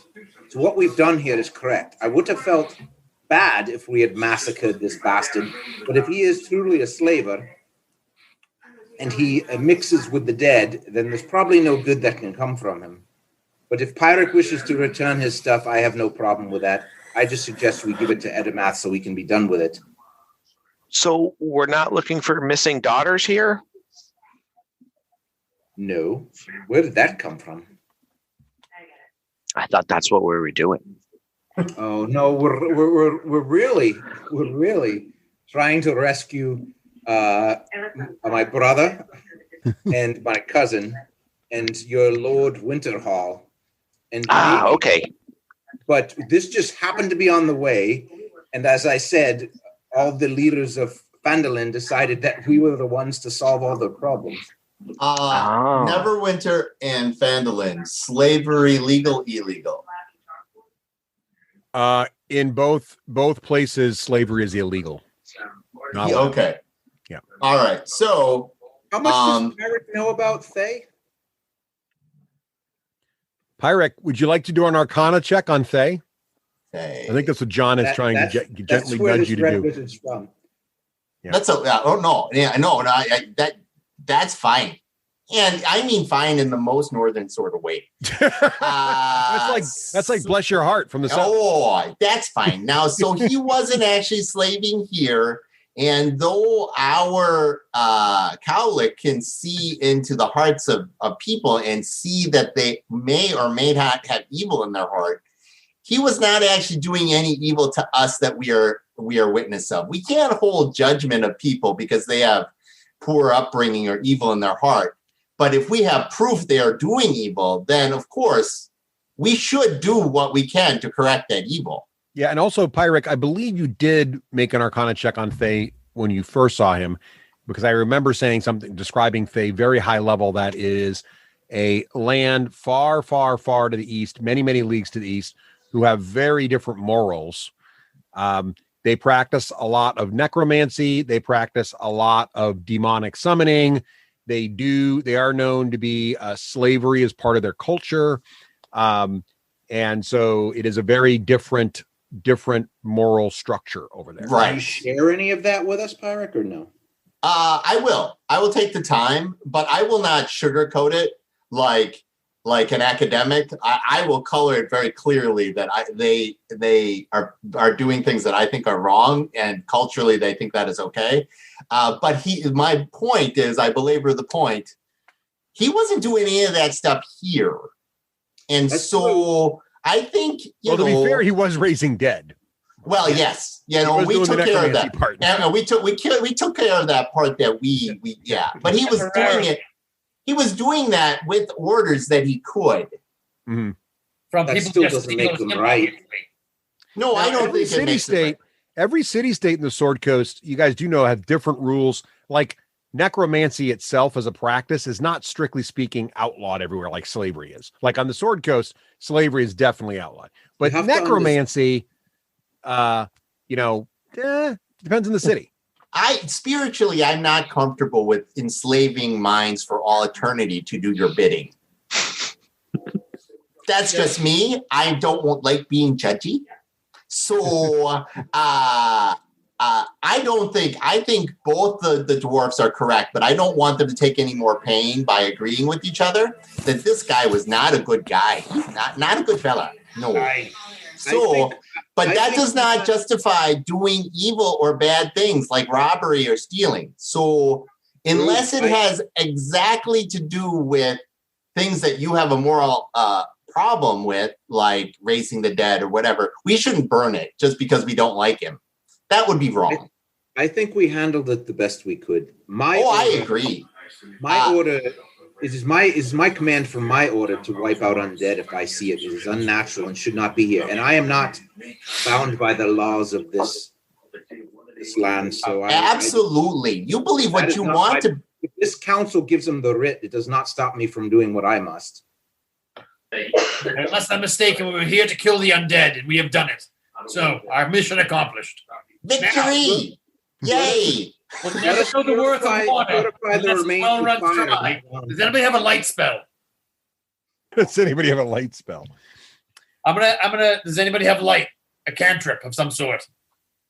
Oh, I'm gonna finish cataloging the tent, and since they have now they want me after dismissing my moral argument, I'm going to passively aggressive ignore the need for a light spell. With a name like Pyric, you'd think he'd have light. Oh, you think? Oh, were you talking? Do you need a spell that? I'm pretty sure he just flamed half the camp twice. Well, Pyric, are we going to burn these remains so they cannot be erased again? Yes, absolutely. These magics. All right.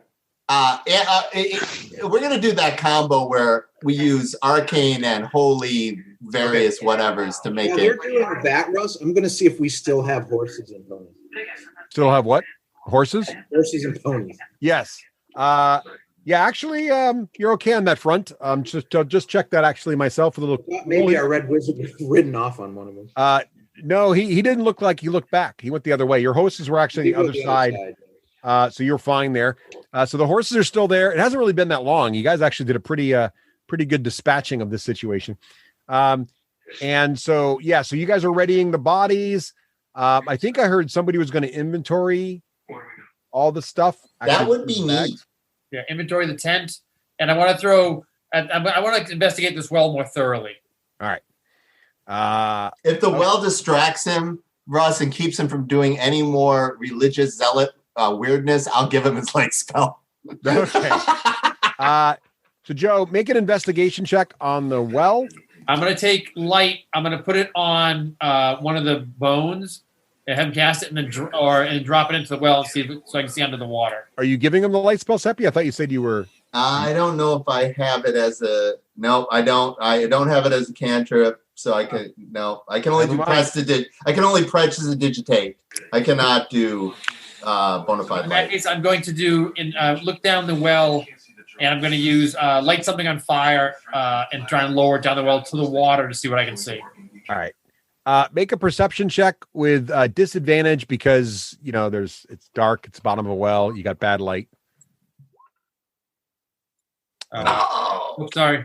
Yeah, it looks like just a well with water at the bottom. Yep. All right, and I'm gonna just burn the bodies and we're gonna loot the tent and that's it. Yeah. All right.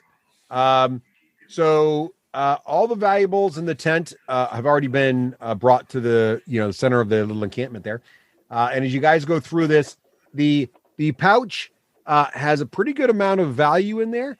There was 35 silver pieces, 20 electrum pieces, 20 gold pieces, 5 platinum pieces, and 1 pearl worth about 100 gold. So not a bad little haul in terms of raw loot. Then also it was 35 silver pieces and how many electrum pieces? 20 electrum. 20 electrum pieces. I'll put it in chat, Seppi. Yeah. Okay, good. Thank you. I should do that too. You've already found one of these earlier, so you see the potion and you recognize it as a potion of healing. So you have a potion of healing on you. The scroll. Who's going to take a look at the bone scroll tube? I gave it back to Eric.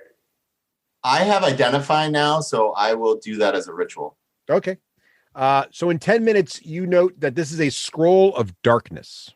Okay. Allows you to cast the darkness spell, but if you want, you could add it to your spell book. I don't know if darkness is what is the staff then too with the identify? Oh, sadly, the staff was his focus.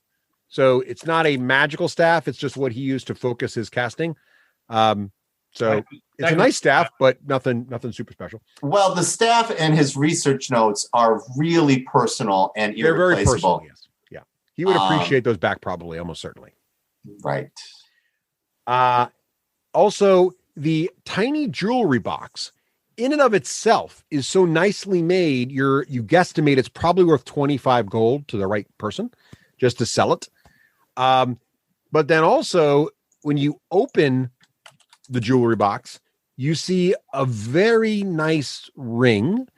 And Euphemia, are you standing there? Yep.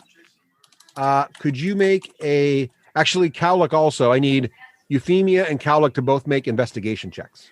All righty.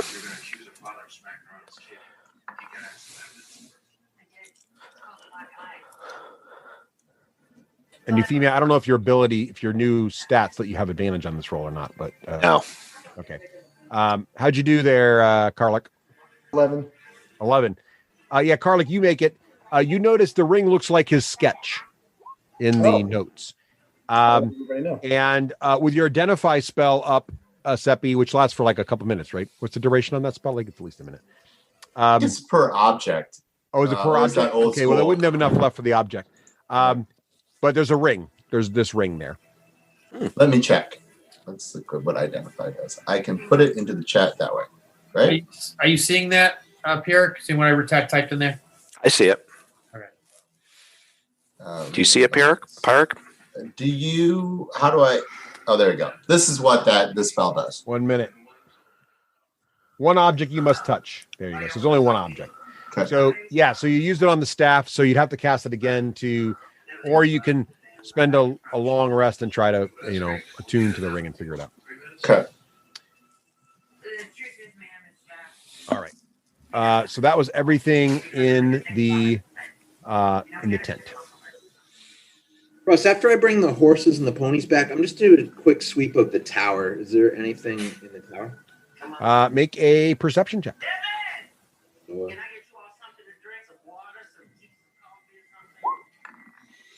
Nice. So 23 total, John. 23. Nice. Yeah. So the tower, it looks like there was a lot of digging done there, almost like an archaeological level of digging. And you can see like there were bodies being dug up, like the bones of ancient bodies being dug up. And then there's a lot of footprints and shuffling footprints, like for a lot of creatures were standing here for a long time. But there's nowhere to go. The stairs, the crumbled stairs in the corner used to lead up, but the whole tower's centuries ago collapsed. So nothing there now. Okay. All right. Anything else you guys want to do here? Time to move on. What time of day is it? It's just getting to. It was late afternoon, so it's just thinking about being evening. Well, we'll travel as much as we can, headed in the direction of the Thunder Tree Ruin. The Thunder Tree Ruin. In chat, I'm going to put how much coins everybody gets divided evenly. It comes out evenly, ironically. And the pearl, Seppi, you can use the pearl for identify, right? It says in your spell that you need a pearl with 100 gold. Yeah, but it doesn't consume it anymore. It doesn't look like so. You can. So that's the component. You can't cast identify without the pearl. Yeah, it used to be every time you cast it, it used to eat one up in the old editions, but it looks like it's only just needed on hand. Nice. Oh, okay. So the way Seppi, so normally you can use your focus to replace any mundane material components. So you don't need bat guano anymore and stuff like that. But man, anything that's expensive that has a cost, you have to actually have, and then there are certain ones that get consumed when you use a spell, but it'll say it in the description. So okay then. Yeah. It's a good thing you had that pearl when you did it. Yeah, I did not know. Thank you, dear Joe. Or John. All right. We saw the thing, and we saw the pearl. That's what he had the pearl for, I imagine. Yeah, and the money's. So, are you guys going to wait till you guys going to camp here? Are you going to move a little bit before setting up camp? Hell to the no. This is not a dead place. We could. We're going to move out Unless people say no, I'm going to move us back out and head us towards Thunder Tree Ruins. Okay, before we leave, how long did it take us to get all the bodies burnt, get the tent pillaged, and do we burn the tent? Because I want to burn the tent. Let's face it. No. Oh, you love of tents. No, I think The love of tents. I don't think anybody here likes fire as much as I do. And we burned so many things, Dwarf Major. I don't think we need to burn any more stuff. Want to burn hard and burn fast, you got to burn it intensely. Wow. I look at him and don't say anything but smile sweetly. Wow. I will camp under the open stars wherever we wish. And in the well there's no way to get down the well and see what's down there. Give up on the well, you bastard. Let's move out. You could certainly try. Now, the best part about this well scene, which no one else will appreciate, but John and I have played D&D with Joe for many years, and every time there's a well, he's 100% sure every time there's a well, he spends like at least half a session investigating the well. So I'm not going to let this go. Joe, if you want, you could definitely get a harness rigged up and get down there. I'm sure there's something of value down there that you just haven't seen yet. Like water. Joe does have very good instincts of finding treasure, though, as a player. I'm going to get a harness done up, and I'm going to take my armor off. We're going down this bad boy. All right, I guess we are camping here. Is the +5 Holy Avenger down there? You know it. Only goes to +3 in this version. Please, somebody help me. Joe was a very good paladin, and then suddenly something happened in his head, and we are murdering people, and we are collecting worldly possessions. And, no one has died. And dead already. And then now we're tossing dwarves down a well. Like what has happened? I think things have gone off the rails here. Self-tossing is okay. Or can't you levitate him down there or something? Oh, I can do a lot of things, but I don't know if I'm going to. I'm gonna use it. There's gonna be a piece of wood in the tent that allows me to poke it into the water, see how deep it is. How deep is the water? There's definitely there's a lovely writing desk. There's a nice chair. There's a bed. Any or all of these things could easily be broken up and used for various. The tent pole. How about the center tent pole? Sure, the tent itself, the tent pole. Yeah. Tent pole. So I'm going to take that. He's 100% sure that the person that wrote this module put treasure in that well. The third brick from the bottom. I'm going to bore people to tears. But suffice to say, I'm going to check and see how deep the well is, and then if there's no way to get to the bottom of it to actually look under the water. If it's really deep, I'm going to let it go. But so it's 15 feet from the edge, the lip of the well to the top of the water. Okay. And if I take the tent pole and I throw it down there into it, does it stick? Because the tent pole is not 15 feet tall. No, but but let's say it's 10 feet tall. If I drop it in there, probably closer to 8, but sure. Okay, if I drop it into the water, does it completely go into the water? Are you going to drop the tent pole down there? Oh yeah. Sure. Okay, you drop the tent pole. It goes into the water. Pretty far. It doesn't thunk on a bottom or anything, and then it starts to float back up a little bit, and it's sort of half sunk, half floating in the water of the well. The best part about this is everybody is realizing now Thrall can't stand his brother, right? Okay. Oh, this is why you never agree with him. All right, this is what now. This and the rabbit instance is making me rethinking my original balance of power between the two dwarves. I'm going to mage hand the pole back up because I want to sleep in a tent. Wait, is there going to be a major minor switch here? There is. Bear major paladin minor, and that is exactly what has happened. I will mage hand the pole out, and then I will use the power of the Nord to freeze the water. Oh, nice. Okay. And then I will start collecting things up and look at Dwarf Bear Major and say, shouldn't we be leaving? And I'm like, as I'm packing up this tent and putting it on my new horse that we got for the side quest. We should, but I said, I am doing everything in my considerable willpower not to push Ulrich down the well as he hangs over it. It's really solid down there right now. The only problem is that Euphemia is now fascinated by what could be in the well. I knew this was going to happen. She goes down. I'm going climbing All you down. gotta do is mention there's a bugbear down there, and Calic's in too. All right. So Euphemia, how are you playing? So the top of the well, and this is why there's so many great DM memes about your players doing things you never expect out there. Just that way. So so the top of the water of the well is now frozen over. Correct. Yep. To some extent. We don't know how thick it is. We're going to figure that out in a minute. Right. And Euphemia, what are you doing to go down there? You're just going to climb down the wall of the well? I'm in. Yep. Okay, make a acrobatics check here, or athletics, I guess. Athletics check. I'll make acrobatics. Jesus.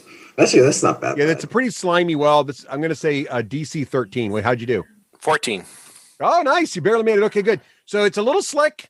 Probably would have been easier if it wasn't so cold right now down here. For some reason, it's really cold down here now. And you do get down to without falling, though. You're down near the surface of the water.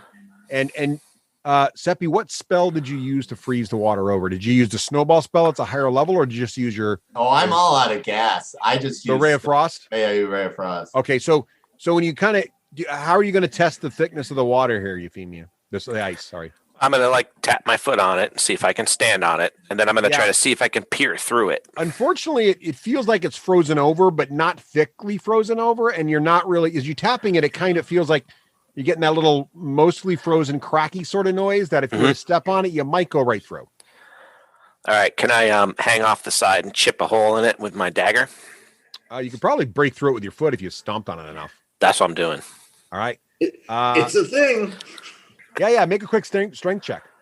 Hey, Russ, I'm over here with the horses next to this pile of rubble, and I'm seeing how long it takes for Ulrich to notice that I'm pinging stones off the back of his helmet. Give me a ping, John. Where are you standing? Or your miniature's there. You got yeah, my miniature's where I am. All right, fair enough. And are you throwing rocks at your brother? Yeah, not to injure, but I'm just tossing pebbles at the back of his helmet to see if it actually. And then when he looks over, I'm just going to look over my shoulder like, huh? All right. Hit my helmet. See if you hit him.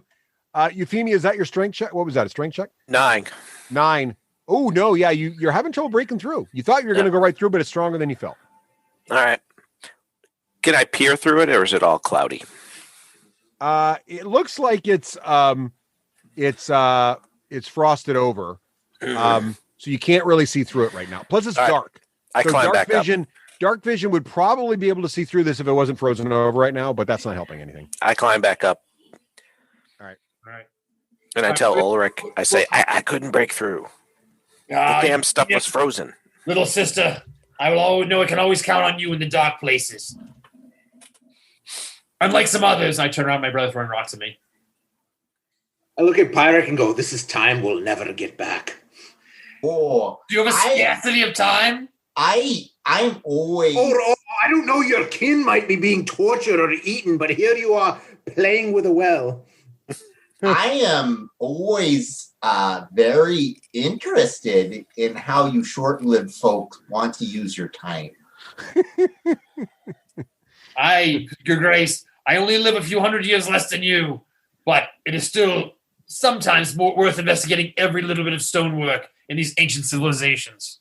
I know next time we have this situation, we should just ask somebody to go hunting. Was anybody injured actually in that battle? You guys took psychic damage. Yeah, but anybody besides, I don't care if my brother was injured. Anybody important injured? Yeah. When I was actually, maybe I did. Alex stayed upright.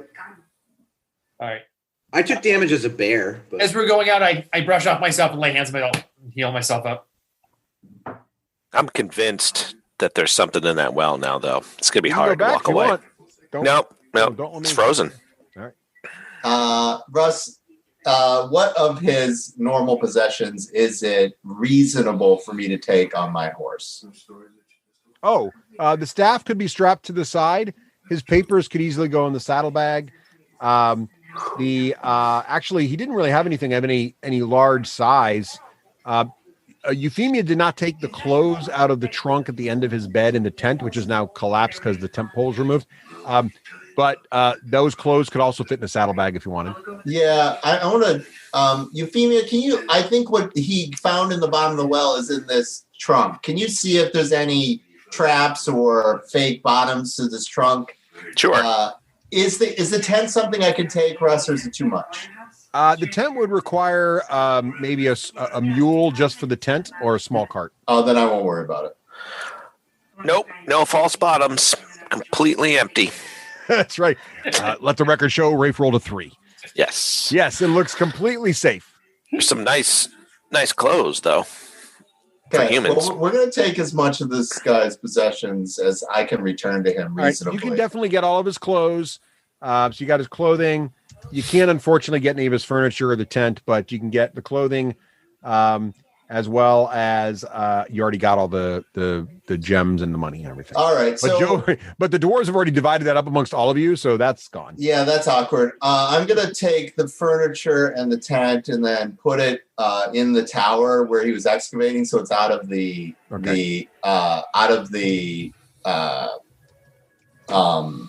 elements in case he comes back for it. And then I'm going to leave a nice, polite note that says that we did not feel comfortable leaving his valuables, but we would like to return them to him, and include the person he has issue with being Darum Edamath, Order of the Gauntlet. Need to call up the good guys. All right. Okay. All of that has been done. I do not sign my own name. Okay. Darum Edamath. That is who I'm putting on. Like, oh, I'm sorry about all this. We took all your stuff. I would love to get it back to you.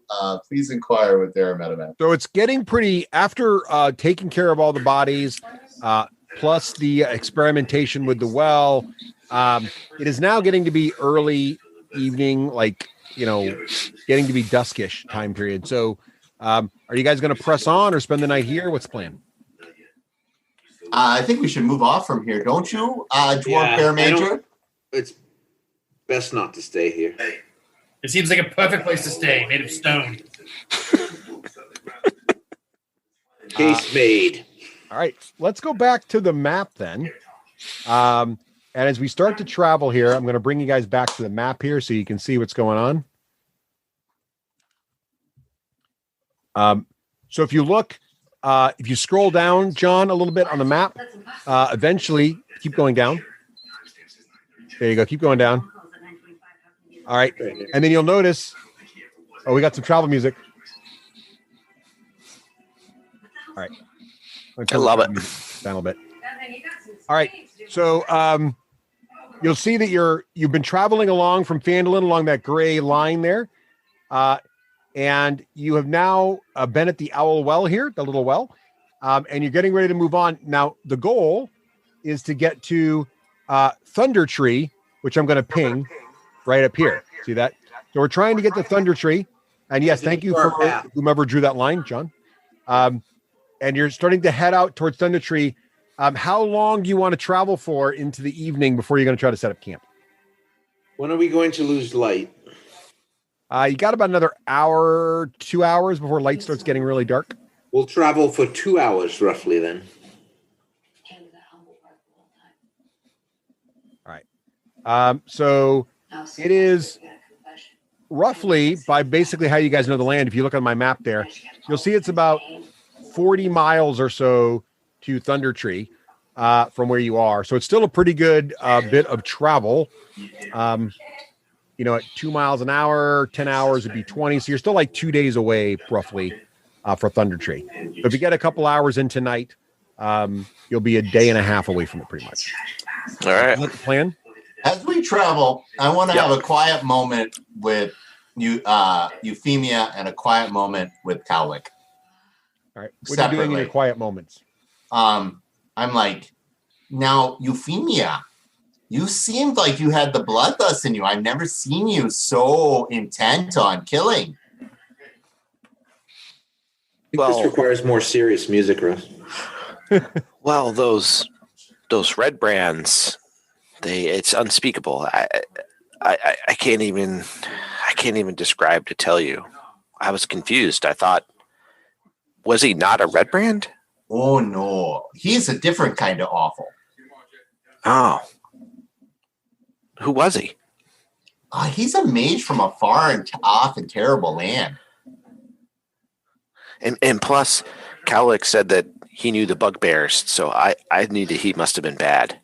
Well, I think he may have been bad, but he wasn't doing. I mean, not everybody gets to be good all the time. There, Euphemia. And plus, his minion, that ugly skeleton, attacked our new friends. Yeah, that thing had to go. Yeah. But I was concerned. Normally you are, in control of your merry self. You're the heart of this party and our leader. I was concerned that you had lost yourself to violence and anger. Well, I'm no leader. I mean, that's really, I think, the dwarves. Oh no. We can't trust the two of them. They want to go in opposite directions. Well, then you. Oh no, I no. Can we hear this conversation or no? How close are you? How subtle do you guys? I mean, I guess it's up to Pyric. Pyric, you said a quiet moment. Did you mean just with you and Euphemia, or are you kind of being? We're talking personal stuff to her, so I'm not making a secret of it, but I'm not making this like all of us. And a bear major is way out he's been leading us, so. So dwarves, if you want to listen, if you want to eavesdrop, you can make a check to see if you pull it off. We're obviously doing a body language that says this is a private moment. Yeah, so it's up to you guys if you want to try to break that. Dwarves don't believe in private moments. Only one question. Is Cowlick singing? Cowlick is practicing juggling. While riding a draft horse. That's impressive. If Cowlick is not playing music and singing, then I'm not singing along, so I can't overhear them. Otherwise, if he's playing along, I'm singing along to his music. What's the Euphemia asks Pyric, what's the next destination? We're going to go to Thunder Tree there, Euphemia. And then are we rescuing the 3 daughters from there? No, I think we already rescued them. Oh. Okay. I am mesmerized by your juggling, Cowlick. Cowlick's working on lines for his new song called What's in the Well? Oh, treasure! Put treasure in your song. Now, Euphemia, I really want to thank you for recovering yourself and not murdering Common Hust. I mean, he was a bad person, but I don't think we should be bad people just because they're bad people in the world. Well, I guess what I learned is that I should not just assume because someone's wearing a red cloak that they are a red brand. Yeah. I think I'm going to have that conversation with our juggling maniac. But yeah, but I don't think it's going to go nearly as well. And Euphemia, I count on you. We had other companions, and they're not nearly as steadfast as you. That's true. Where did they go, by the way? We're going to rescue them. That's who we're rescuing. Those are the 3 that you think. And I know they sometimes look like ladies, but that doesn't really make a difference to me. So what's up in Thunder Tree? I've lost track. Well, I think we've got to get a secret necklace hidden somewhere, and then we've got to talk to a druid who can tell us where we're going to go next. Isn't the bear a druid? Yeah, it's probably another druid. Okay. All right. And will Cowlick ever forgive the bugbears? No, Euphemia. You should let that go. I'm going to live much longer than you, and I'm pretty sure you can go your entire life, and that's never happening. Wait a minute. I'm going to die? No, not anytime soon, and not if I use Common Host research notes. Okay. All right.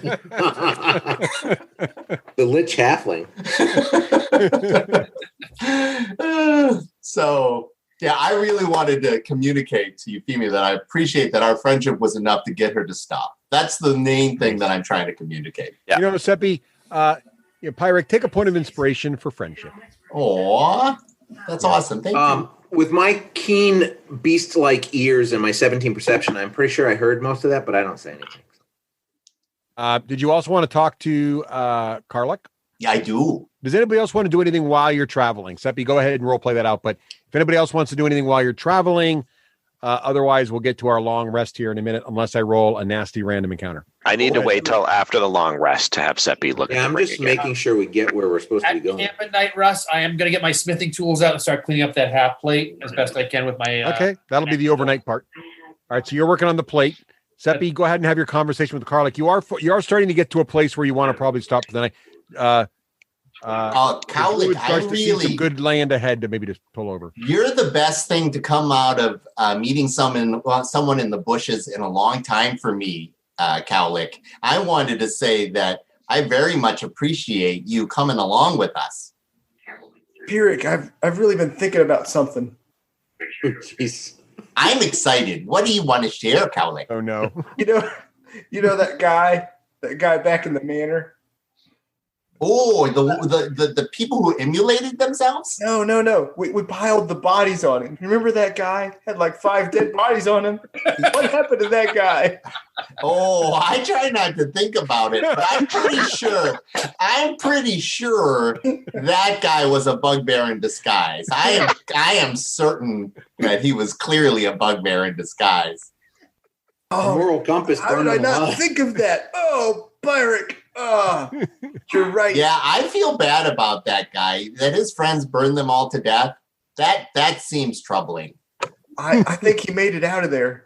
That would be unfortunate for him because that means you, as the bugbear slayer, will have to hunt him down and crush him. That's true. Pirik, I've been thinking about something else. Oh, that's good. I really want to hear the song about what's at the bottom of the well. Was it a bell that we found in a Nell? Now I don't want to hear that song anymore, Russ. Now I've given up on this song. I feel like it's still a work in progress, and I'm sure it will improve. It takes time. Over time. Such lyrics. I love the rhyme. It's beautiful, Cowlick. We love it. I really mean that Cowlick came to us at a very vulnerable time when our friends had gone off and gotten captured. And it was really important for us to save those women from the castle.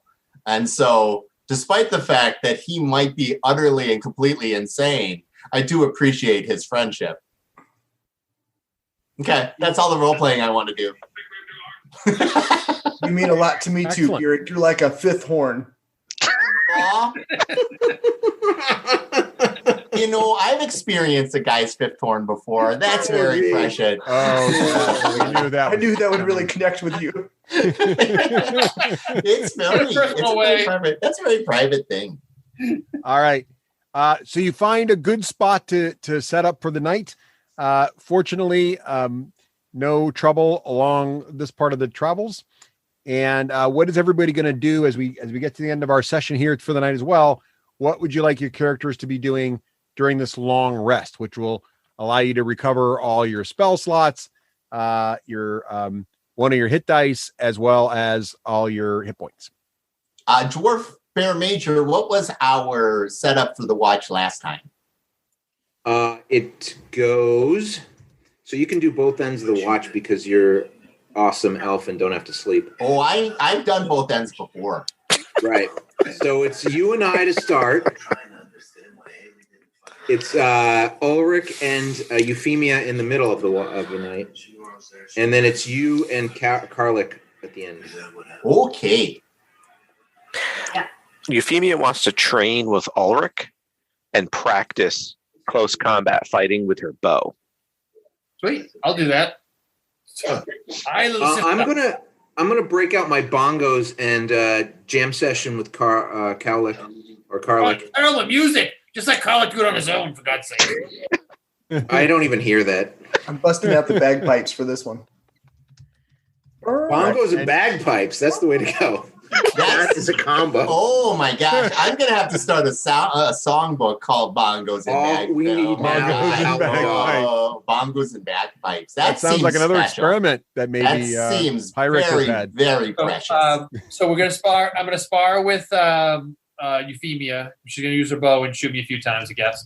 And we're gonna work on some tactics. I'm gonna spend most of the evening with my smith's tools out, cleaning up that half plate as best I can, and then and then eating. And before the bongos and before the camp setup, I whispered to Thrall, maybe you should get us something to eat before we ask who wants to go hunting. I can forage. Not as good as I can. No. I'm saying it quietly. I can go out and get stuff if we All right, if make you a need nature food. check, John. See how you did. You mean survival, right? Survival, sure.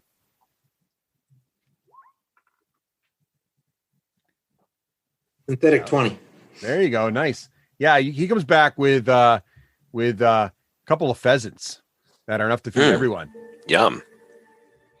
I have not been tenderized properly. And some excellent greens for anyone who might be a vegetarian. Ooh.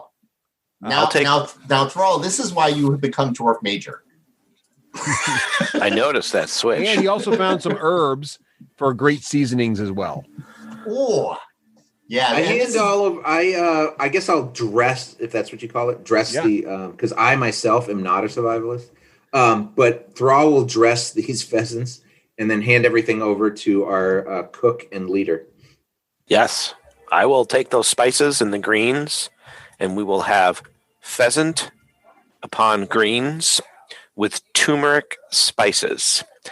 Excellent. I'll also take some of Auntie's flour that I took with us, and we'll also have a flatbread, which is kind of like a tortilla, but more bready. Excellent. Well, first of all, Euphemia, take a point of inspiration for having excellent recipes prepared.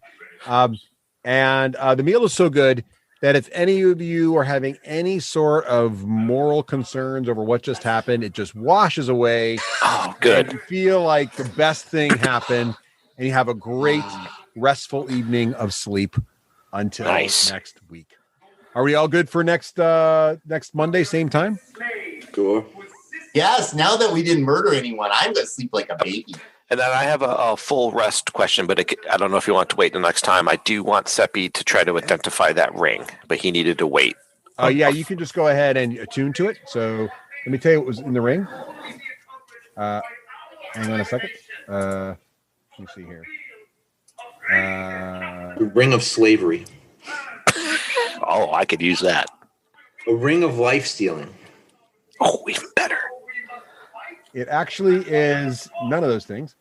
It is a ring of protection. Oh. Well, that doesn't seem right. Ring protection. So a ring of protection. Who should have that? And it is of ancient Netheriel, which is mentioned in his notes also. But the ring of protection is +1 AC and +1 to all saving throws. Wow. Should somebody have that other than me? Does AC bonuses stack in Yes. 5th Ed? Yes, they do. Yeah, So they if I don't had have. if I have the staff and that, it would work. Yep. Oh yeah. Okay. Yeah, they have. They used to I'm have a coward though. I just wanted to know. In 3.5, they used to have these different class of bonuses, and they wouldn't stack like you said if they were. Yeah, the but same. that's all gone. Make it simple. Yeah, they made it simple. Yeah. Yep. But they reduced it, so you don't have in first edition you could have +5 weapons. They only go to +3 now. Oh, okay. Armor only goes to +3 also. Who wants the ring? I don't I'll really take- need it. I could use it, but if someone else can use it better, I'm happy to give it. Brawl draws a lot of attacks, being the big bear. Yeah, but so here's the deal with me. It would give me when I'm in bear form, it would work, but it would only give me a 12. Whereas I can cast Barkskin that gives me a 16, and you can't stack anything on top of that 16. Oh, So okay. it's not really beneficial for me to have.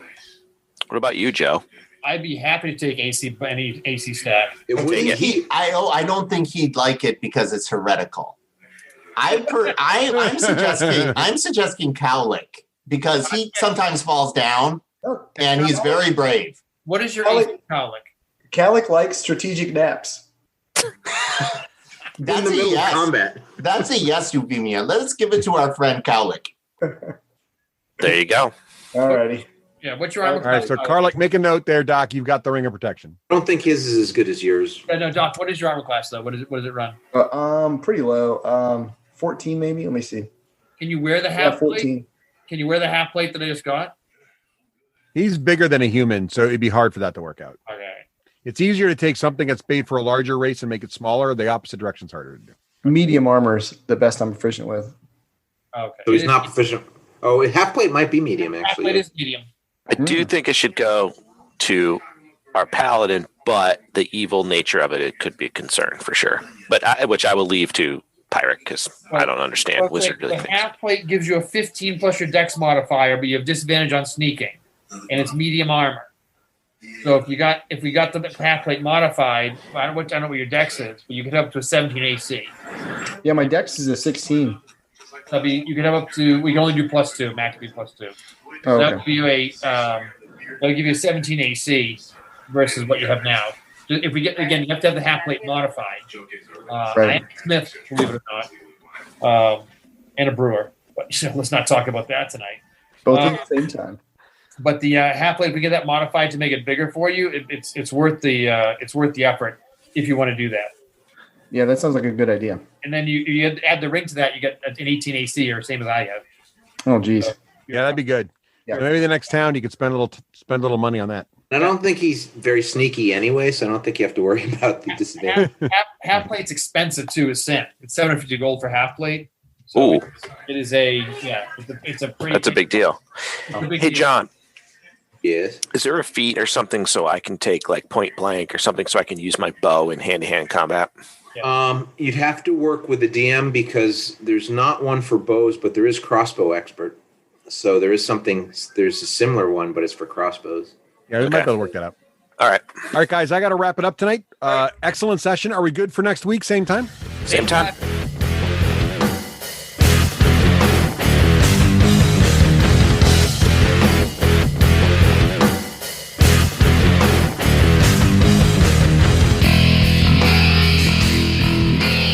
Achievement unlocked. You've made it to the end of another D6 Generation episode, the podcast whose humor has universally been acclaimed as not too horrible. Please let us know what you thought of the show by emailing us at info@thed6generation.com. If for some inexplicable reason you actually enjoyed this show, you can help others find out about it by leaving positive reviews on iTunes. Thanks for listening and happy gaming.